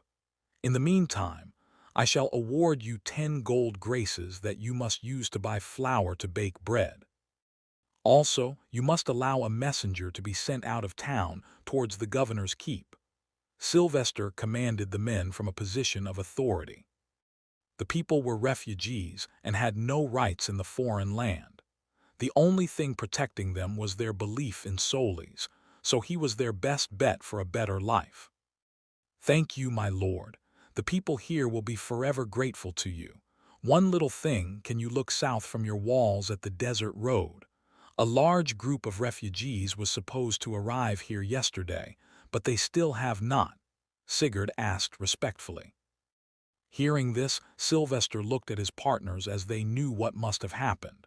They're probably dead if they entered the mist. He didn't lie, though, as he felt telling them the truth would scare them to be careful or move further back. Sigurd, I'm afraid they are not going to come. In the mountains south beside the road, a mighty dark creature has taken abode. It kills anything that comes its way, so the refugees are either dead or they have returned. Great contorted eyes and a pale face, fear more, young man. Thank you, my lord. I shall keep an eye out for when you send the soup. The man gloomily turned around to leave. Take this. Sylvester threw a small pouch of money, however, enough to buy them a lot of flour. Once that was done, Sylvester looked at his team and then abruptly announced a decision. Felix, you will stay in the town just in case they decide to take advantage of our kindness and attack the town. What? No, I will go with you all to fight that bloodling. Felix refuted instantly and could do so since he was of the same rank as Sylvester. Sylvester had made up his mind, however. Felix, you are a strength build. Your talents are in close-range fighting, not magic. While Sir Dalarum is more experienced in battle than us, Gab has light magic and Bishop Lazark will create an army of undead as our shields. You can better help here at the moment, and if this mess had not arrived, I would have taken you along. This was the plan originally. Frustrated, but Felix couldn't help but agree. He'd be useless in the mountains as he can't really fight from a distance that well. His body was his weapon, and that was pointless in front of a creature that wanted to eat him. He sighed and looked at the camp of refugees annoyedly. Fine, but you better bring me a souvenir. I'm gonna rub it in my old mentor's face back home later. Ha, I will. All right then, let's prepare. Sir Holland, you know what to do. Do not open the gates under any condition when I'm not here. We will leave from the back walls by lowering down directly. Sylvester ordered the man, a power he had earned after slowly helping the townspeople and earning their trust. Well, 2 more days passed, and the tally of the dead did not increase, but there were 2 more demons possessed that Sylvester had to exorcise, and 500 more people who fell to schizophrenia. It was madness, but Sylvester could only wait until his preparations were complete. However, despite his best efforts, he could not learn to use that powerful beam ability no matter how hard he tried, how loud he sang, or what position he took. The best he could do was create some stronger light which would definitely help but not kill the thing. Eventually, he had to make a decision to head out, or else everyone would die. Please beat that evil, Lord Bard. I will pray for you. Lord Healer, take these with you. I made them this morning. Several townspeople stood at the back walls to see Sylvester, Gabriel, Sir Dalarum, and Bishop Lazark off. There was Lady Marissa, the healer who had concocted some health potions for them that could help stop bleeding. Sylvester took it. Thank you, Lady Marissa. Priest, wait. Just then Shane came running, panting as he ran all the way from one end of the town to another. He appeared excited as well, and without waiting, started singing a hymn in a childish, nervous voice. O mortal, basking in my warmth, the time has come to make an oath. I shall test your loyalty thenceforth. Make the vow here, never will your faith waver. I am him, I am you, I am everywhere. I am earth, I am the sky, I am air. Sylvester proudly nodded. Ah, I remembered this one. I was too young back then. Shane grinned. I memorized all of them. When you return, I will sing all of them to you, and I have also taken permission from Mum. I have packed my bags to go with you too. Sylvester ruffled his hair, feeling somewhat proud of the kid. You're one smart fella, Shane. Well, if you sing them to me when I return, then I will take you to the Holy Land and also train you myself. Really? Sylvester had no words to add for this overly enthusiastic kid. Time and time again, he had shown that his worship towards Sylvester was more than fanatics have for soulies. In a way, Sylvester felt he had found the best addition to his little cult now, a boy who would one day become an arch-wizard. Yes, I made a promise to you, didn't I? Now go and spend some time with your mother because she is going to miss you when you are gone, Sylvester advised him. That in an instant turned Shane sad, but soon he felt Sylvester patting his shoulder. It's okay, Shane. To love one's family and cry for them is not a sign of weakness. Instead, it's a sign of strength, for it shows you will do everything to keep them safe, and by that the world safe. Yes, thank you, Lord Bard. Shane suddenly jumped in to hug Sylvester. The poor boy could only reach his stomach. Sweet taste of happiness, the aroma of boiling caramel of excitement and tulips of worship. What a good mix to show one's devotion to another. I hope this feeling lasts forever. Sylvester decided to give him something to cheer him up, so he handed the boy a knife, one that he had 1 year ago from Sir Baldfreak. I received this when I was little. Perhaps you can do better with it. Take care of yourself and the monastery for me, Shane, and also that bloke. Felix barked with folded arms. I don't need a babysitter, I am the babysitter. Hee, thank you. Shane giggled and moved back, eyes shining. But one last time, just before Sylvester and the rest were being dropped down on the other side of the wall, the boy shouted. Good luck, beat that monsters, as I mean, hurt it very badly. Ahaha, Felix came forward and patted Shane's head. Kid, I think we're both going to get along just fine. Sylvester saw it with worry as Felix took the boy along. I hope he doesn't teach him anything wrong. What? They were dropped on the other side because they didn't want to reveal to the camp of refugees that the town's most powerful people were gone. So, instead, they headed towards the mountains in the south from the south wall. The dried, barren, and sandy mountains were not too tall and were close. As the four moved closer to it, they smelled a few things in the air already. I suggest we wear the masks I made, Bishop Lazark advised. Sylvester nodded and put it on. The thing was made strangely but was similar to the plague doctor from old times. It had enough space to breathe, and with the oval glasses near the eyes, it was also easy to see, but not below as the long nose got in the way. Keep an eye on your foot as well. If we see any of those snake-like creatures, try to kill them with light magic. If we succeed, we move forward or else we retreat. The group slowly made their way into the valleys of the mountains and reached a denser region of toxic purple mist. It was getting harder and harder to see anywhere, but they all used air magic to at least see the ground. Sylvester had already recognized the gas mixed in the mist, however.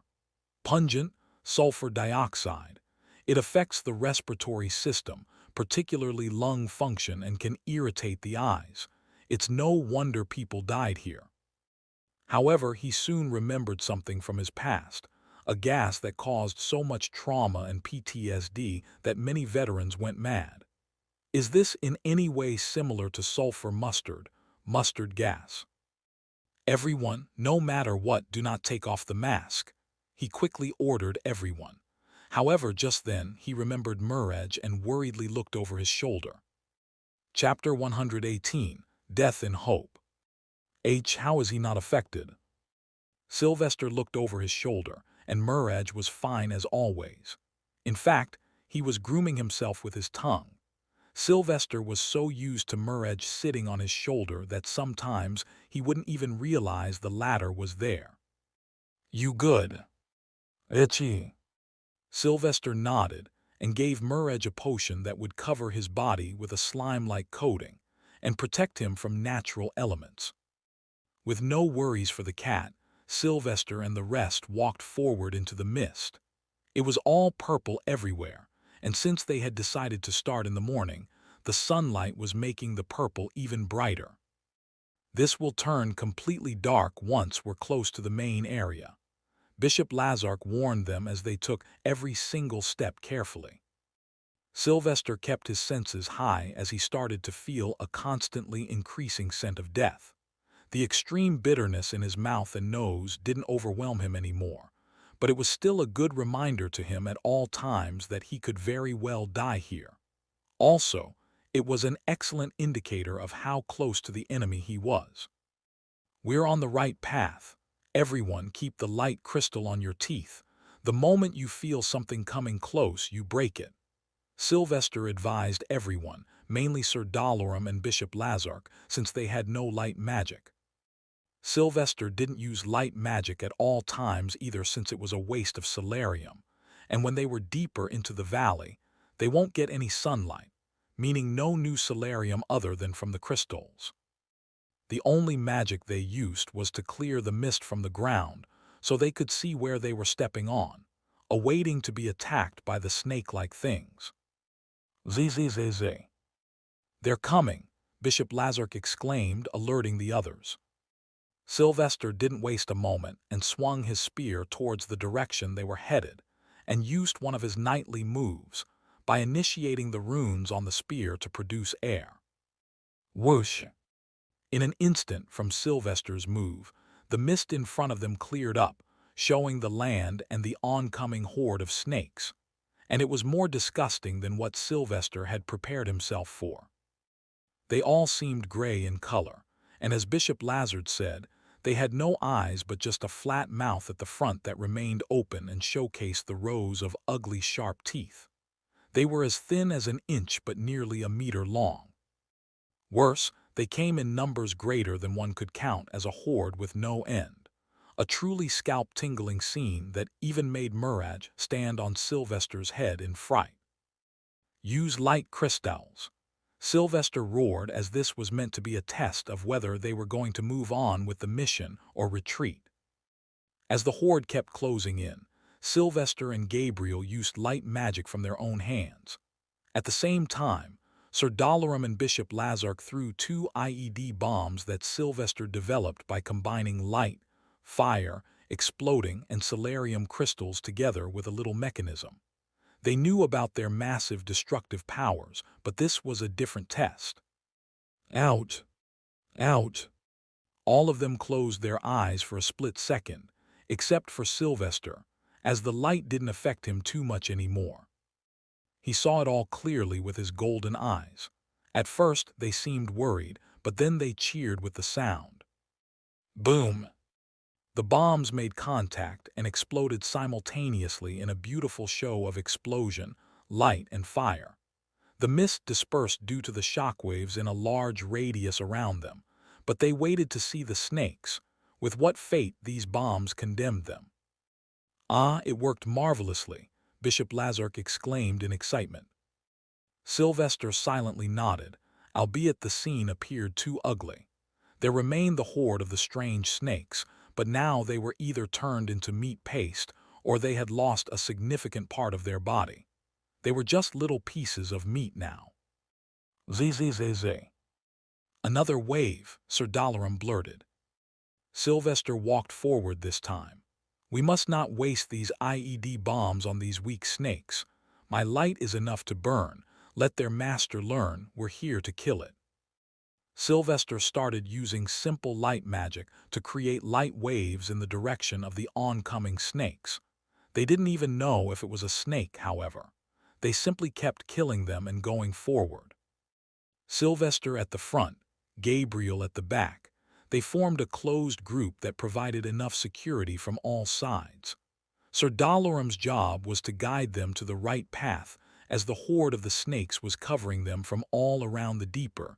They went into the cursed land.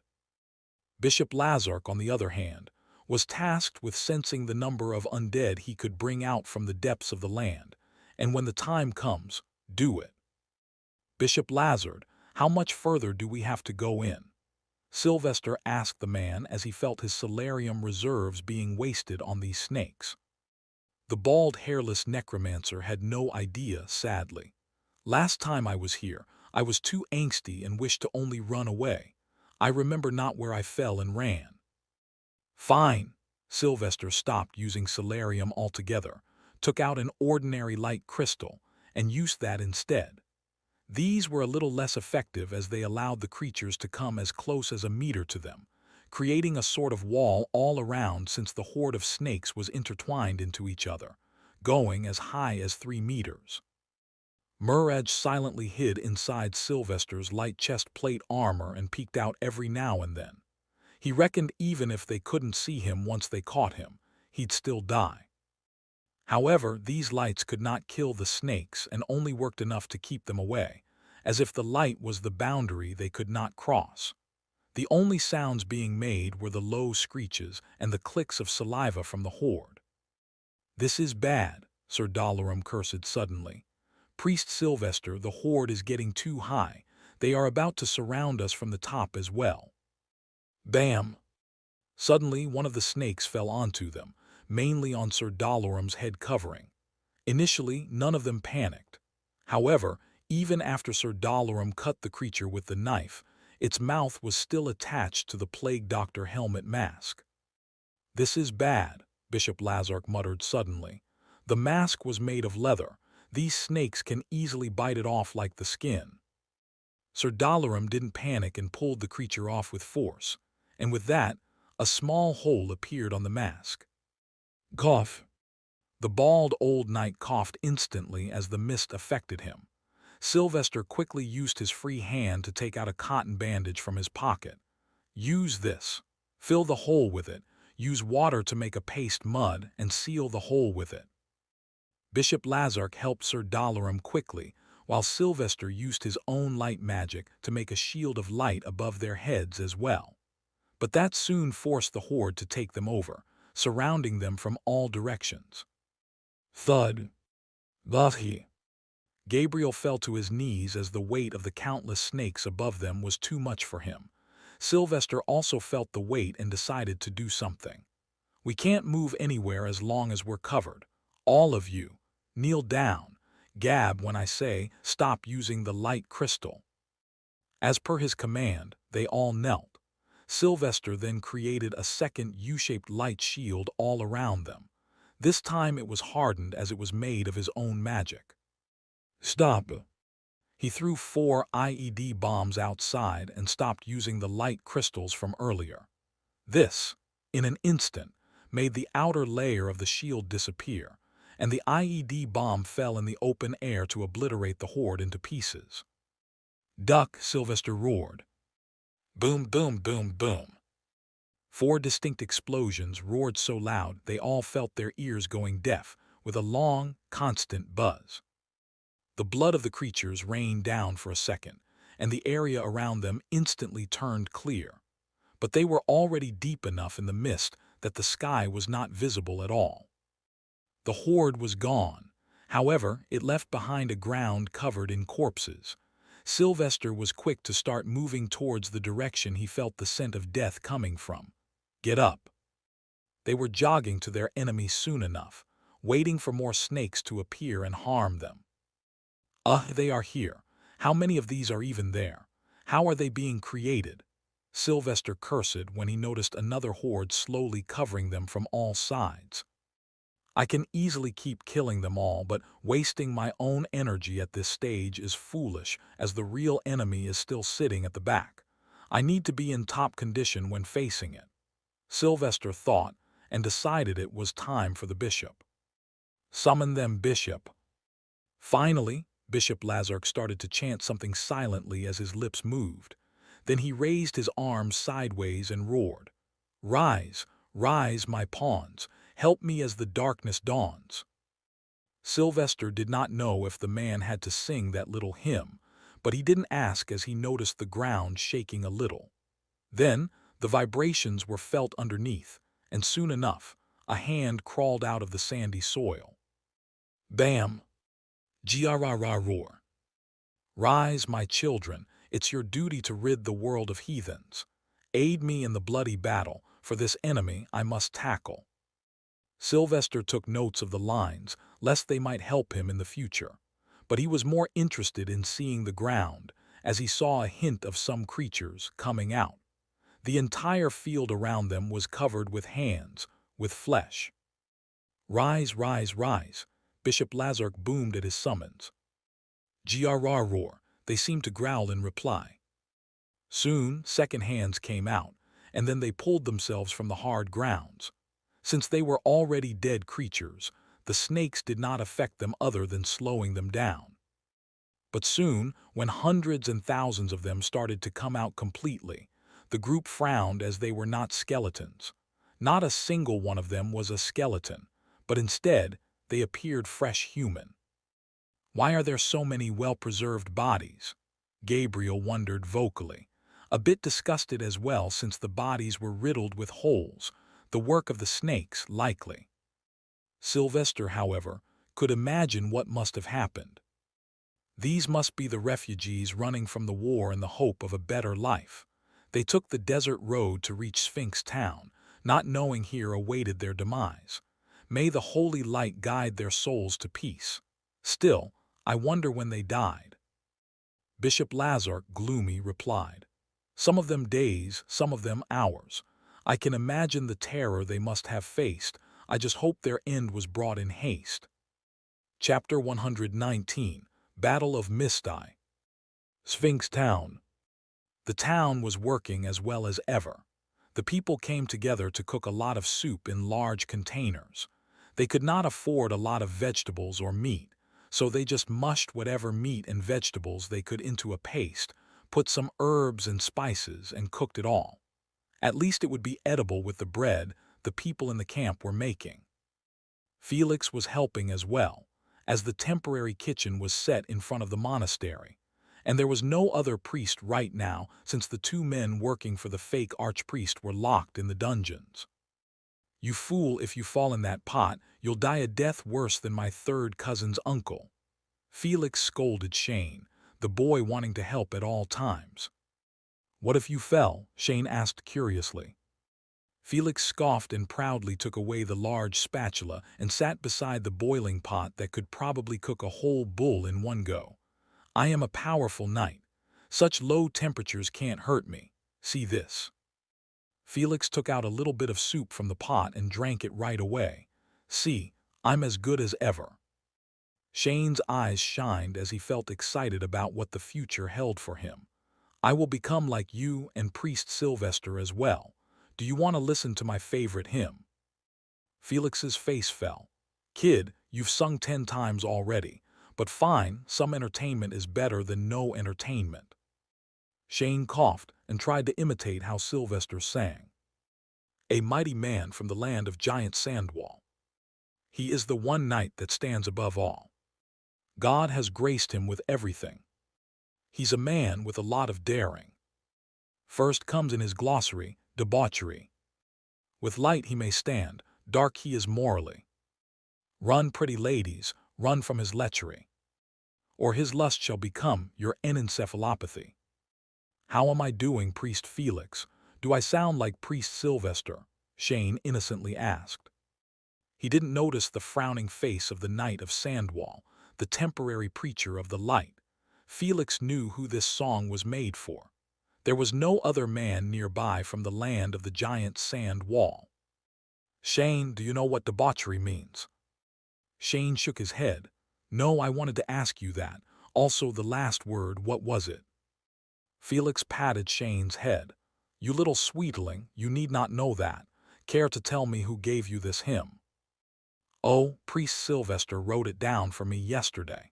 He said you would be the best judge of it. Do you also know this hymn? Felix clenched his teeth as veins popped on his head. You want it this way, Max. Fine, the game is on then, let's do it.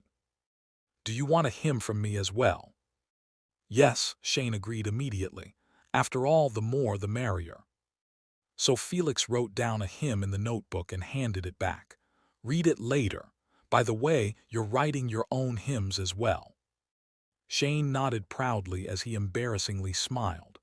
Of course, I want to be like Priest Sylvester one day, so I need to master the hymns and the violin. Great, another bard, put the book away now. It's time we get the food to those refugees. So they all prepared large metal containers with lids and started to lower them with rope on the other side of the wall. It took a lot of time as there were many people to feed, and since it was nearly afternoon, the heat was becoming unbearable. PAA.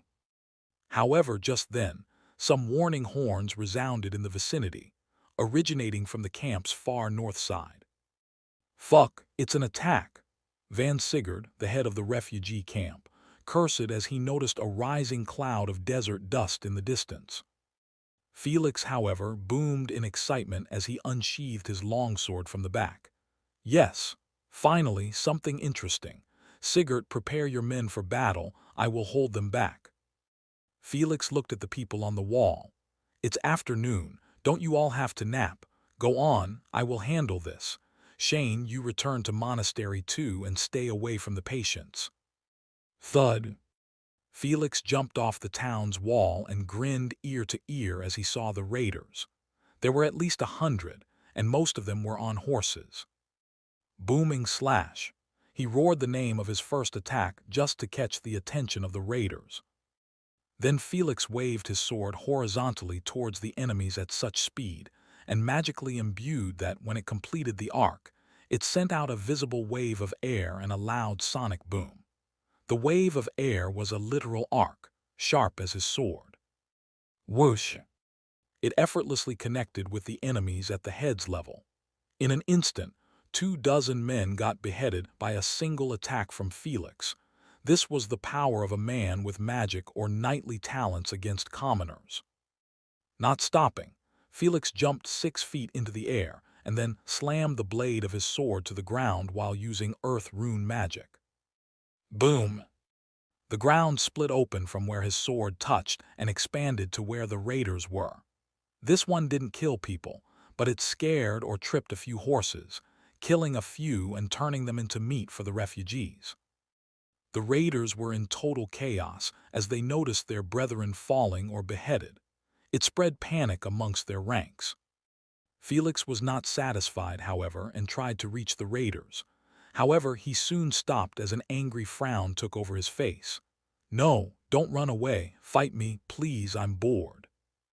And by the time Van Sigurd arrived with the ragtag team, Felix was already returning to the town with a dejected look. Just go and eat your food, I'm going to pray. And that's how the legend of the mad sword Felix started in the desolate lands of the Highland Kingdom.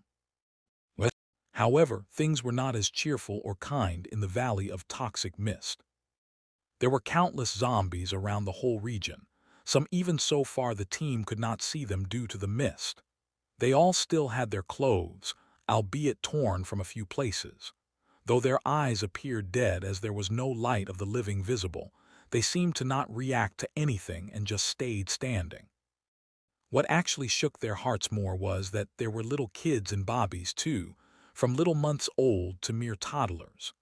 The little bobbies who never got to grow enough to walk were still there, on the ground, just wagging their legs and arms while being chewed by the monster snakes. Sylvester didn't complain as that kept the snakes busy and gave them time to head further into the valley. But one thing was for sure, they were never going to forget the scenes from today. However, Sylvester wondered, have you seen any scenes worse than this before? Bishop Lazark nodded. Once, when I was further south, I investigated a powerful necromancer who had killed an entire town of 5,000 people and then controlled them as if they were real people. He would lure rich traders in, make the zombies attack them and take the money. It was haunting, but the gore here is what makes this worse. Cough.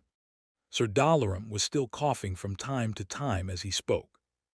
Let's try not to be like them, focus on the path. It was not needed, for Sylvester's senses told them more than their eyes could at this moment.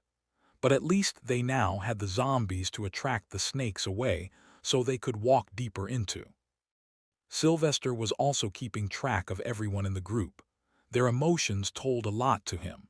Sir Dalaran was not scared at all. Instead, he had a sense of hope and anger. While Bishop Lazark seemed excited and disgusted, only Gabriel was a bit scared and saddened. How long, Mew?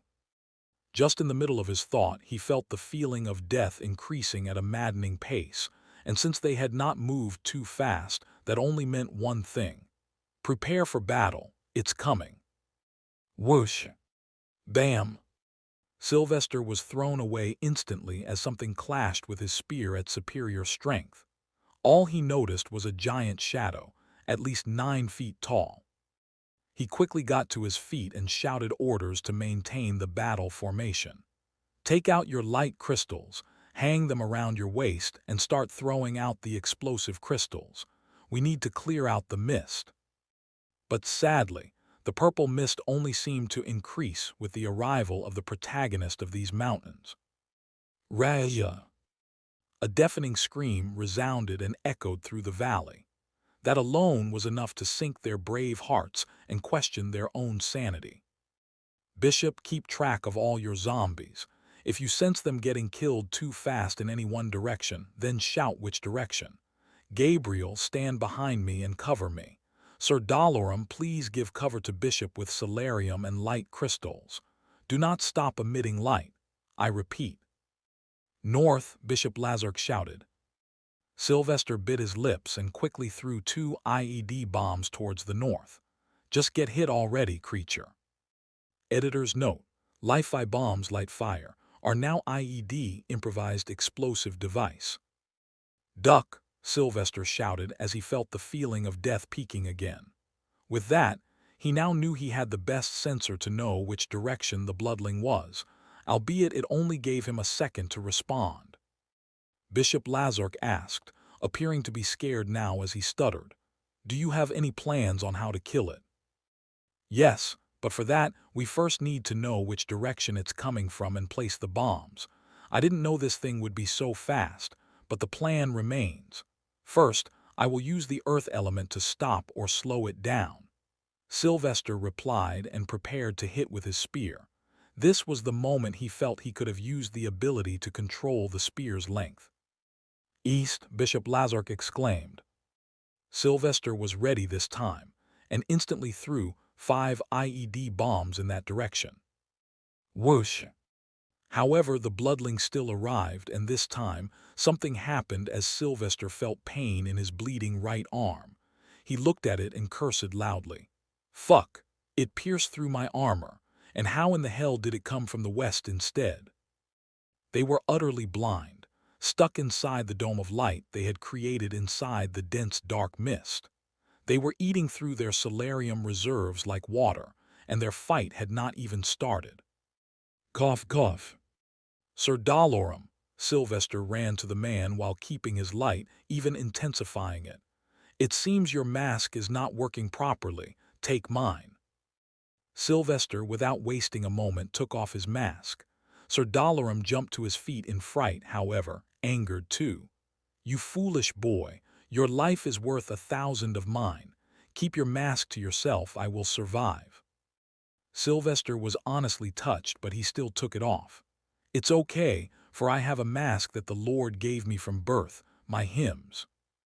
Indeed, as soon as Sylvester took off the mask, a bright halo appeared behind his head, and it acted like a mini filter that didn't allow any toxin to come closer to his face as it emitted a strange aura.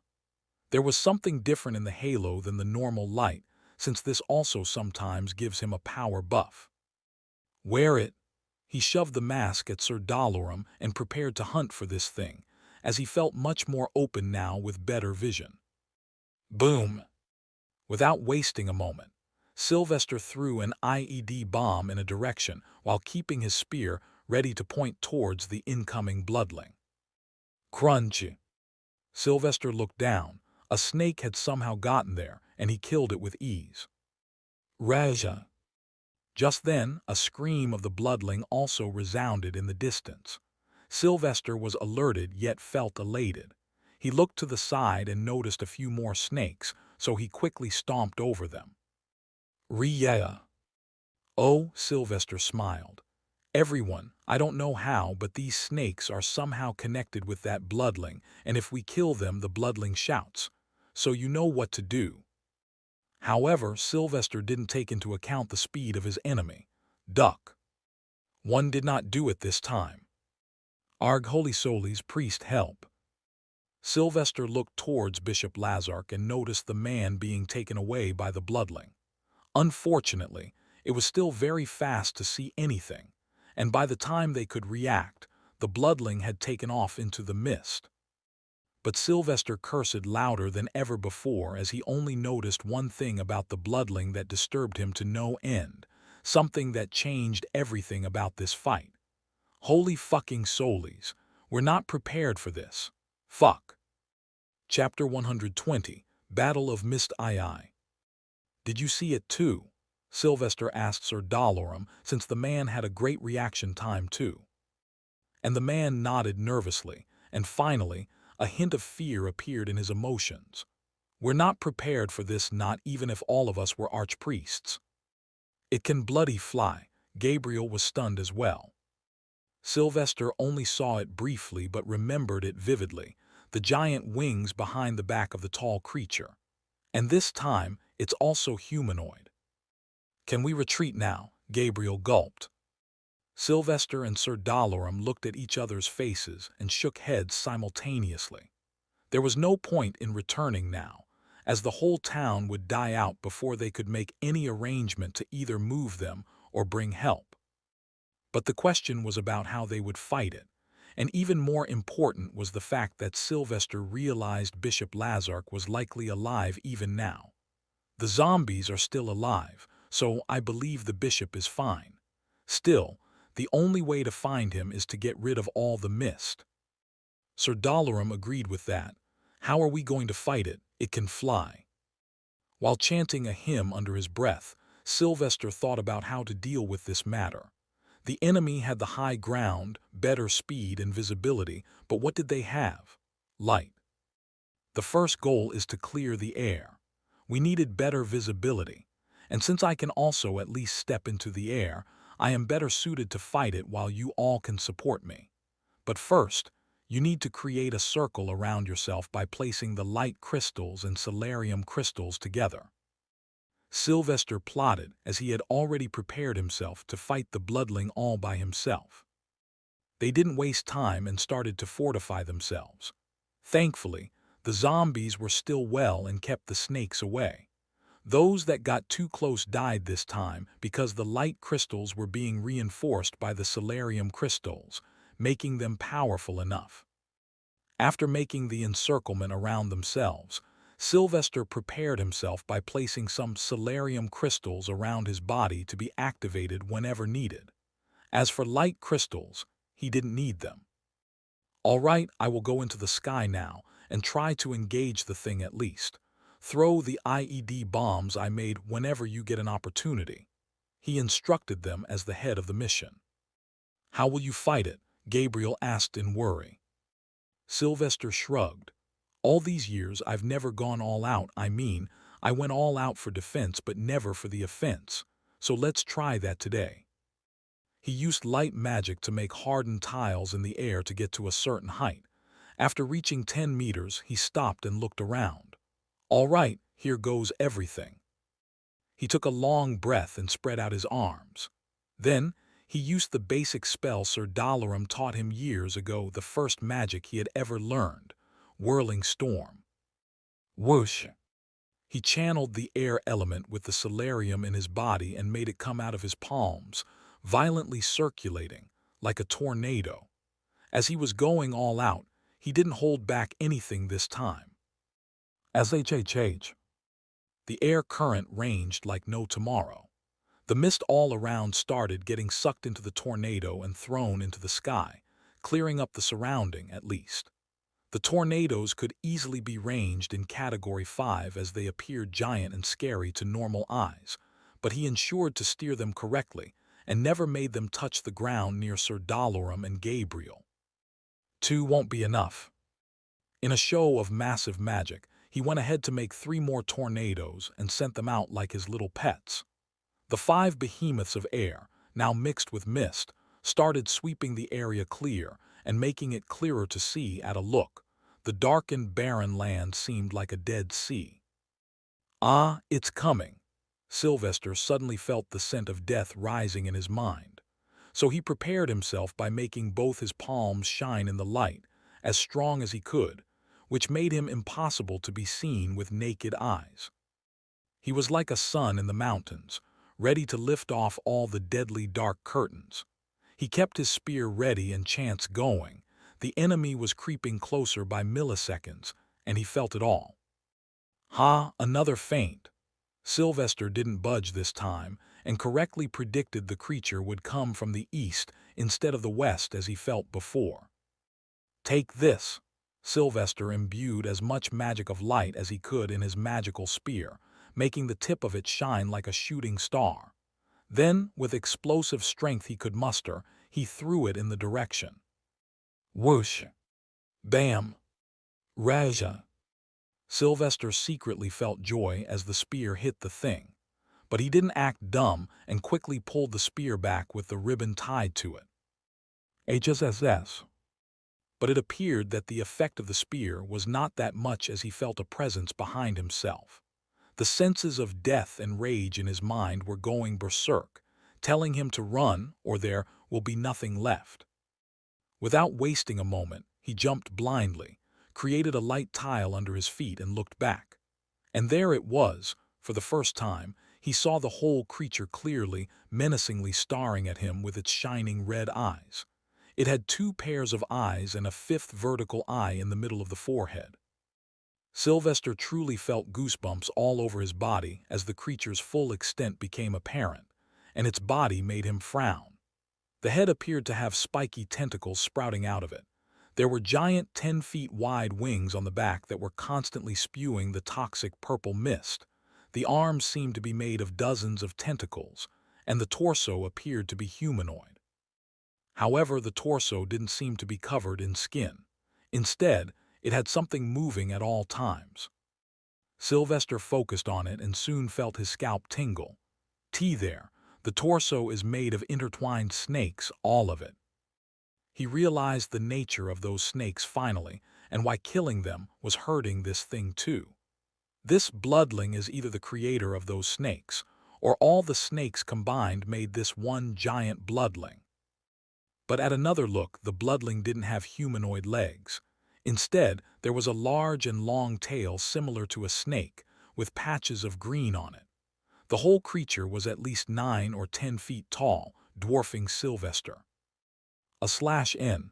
Check this para-comment for the image. Whoosh! Sylvester used his spear to stop the blades of air the creature sent his way. But he was far too underpowered physically and was thrown away. Thankfully, with his mastery over the light element, he never really fell and made a tile for himself to stay up. He then noticed the spot he had likely hit before. There was nothing since the moving snakes on the thing's torso replaced the injury. Is the head the only spot to hit it? Sylvester wondered. Deciding to do everything possible, he started using all elements to his heart's content. And since fire and light were Bloodling's bane, he went overboard. He turned the original raging tornadoes of air into fire tornadoes and sent them all towards the Bloodling. However, the latter was calmly hovering in midair and didn't try to kill Sylvester. Come on, I'm standing right here. Sylvester was waiting for any movement. But he noticed its head turning and looking down towards Sir Dalaran and Gabriel. It became clear the creature wished to deal with them first, as his light was likely more harmful to it. Fuck, this thing can think. You can't run. Boom. Sylvester openly used earth elements this time, a move called earth drops that bombarded the enemy with chunks of earth of varying sizes. But Sylvester also used fire to turn the earth balls into more deadly blows. Bam bam. Come here, I'm the real hunt. Sylvester tried to get its attention. Boom. Raha, the Bloodling cried in pain as all of a sudden Gabriel and Sir Dalaran started throwing IED bombs too, and they were devastating to the snakes on the creature's torso. The bloodling, annoyed, made its armed tentacles release thousands of little snakes towards Sir Dalorum and Gabriel. But the snakes quickly died as the two men were under the protection of light and solarium crystals.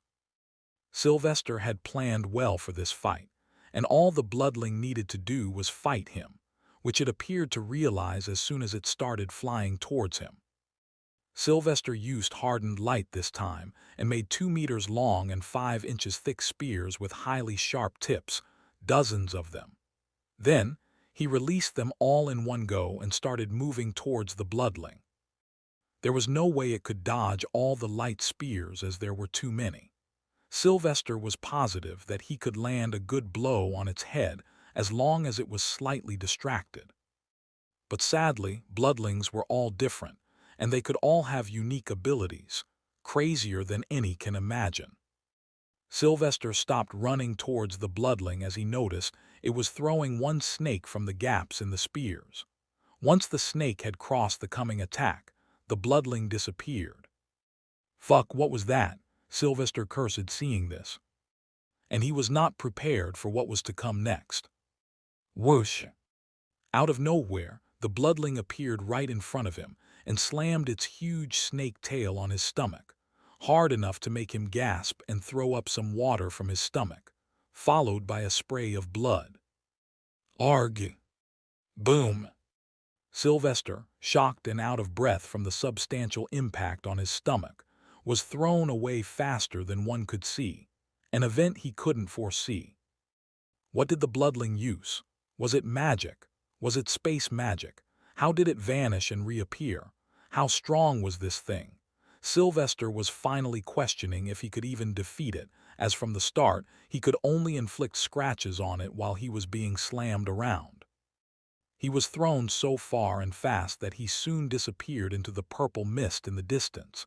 Even his halo vanished, and the tornadoes of fire and air went berserk. Sir Dalorum and Gabriel, who saw it all, were distraught and wanted to chase after Sylvester, but they had a bigger problem as the new target of the creature was them. "Quick, use all the remaining solarium crystals. Only they can stop it," Sir Dalorum shouted. So the two immediately reinforced the light crystals around them with more solarium particles, instantly turning up the intensity of the light magic. Bam! The bloodling landed on the ground and tried to hit the two with its tail, then used blades of air from its wings and little snakes. But nothing went through the light shield. "How long can we hold on? If the crystals run out of power, it's the end," Gabriel asked as he saw they had only a few more light crystals left.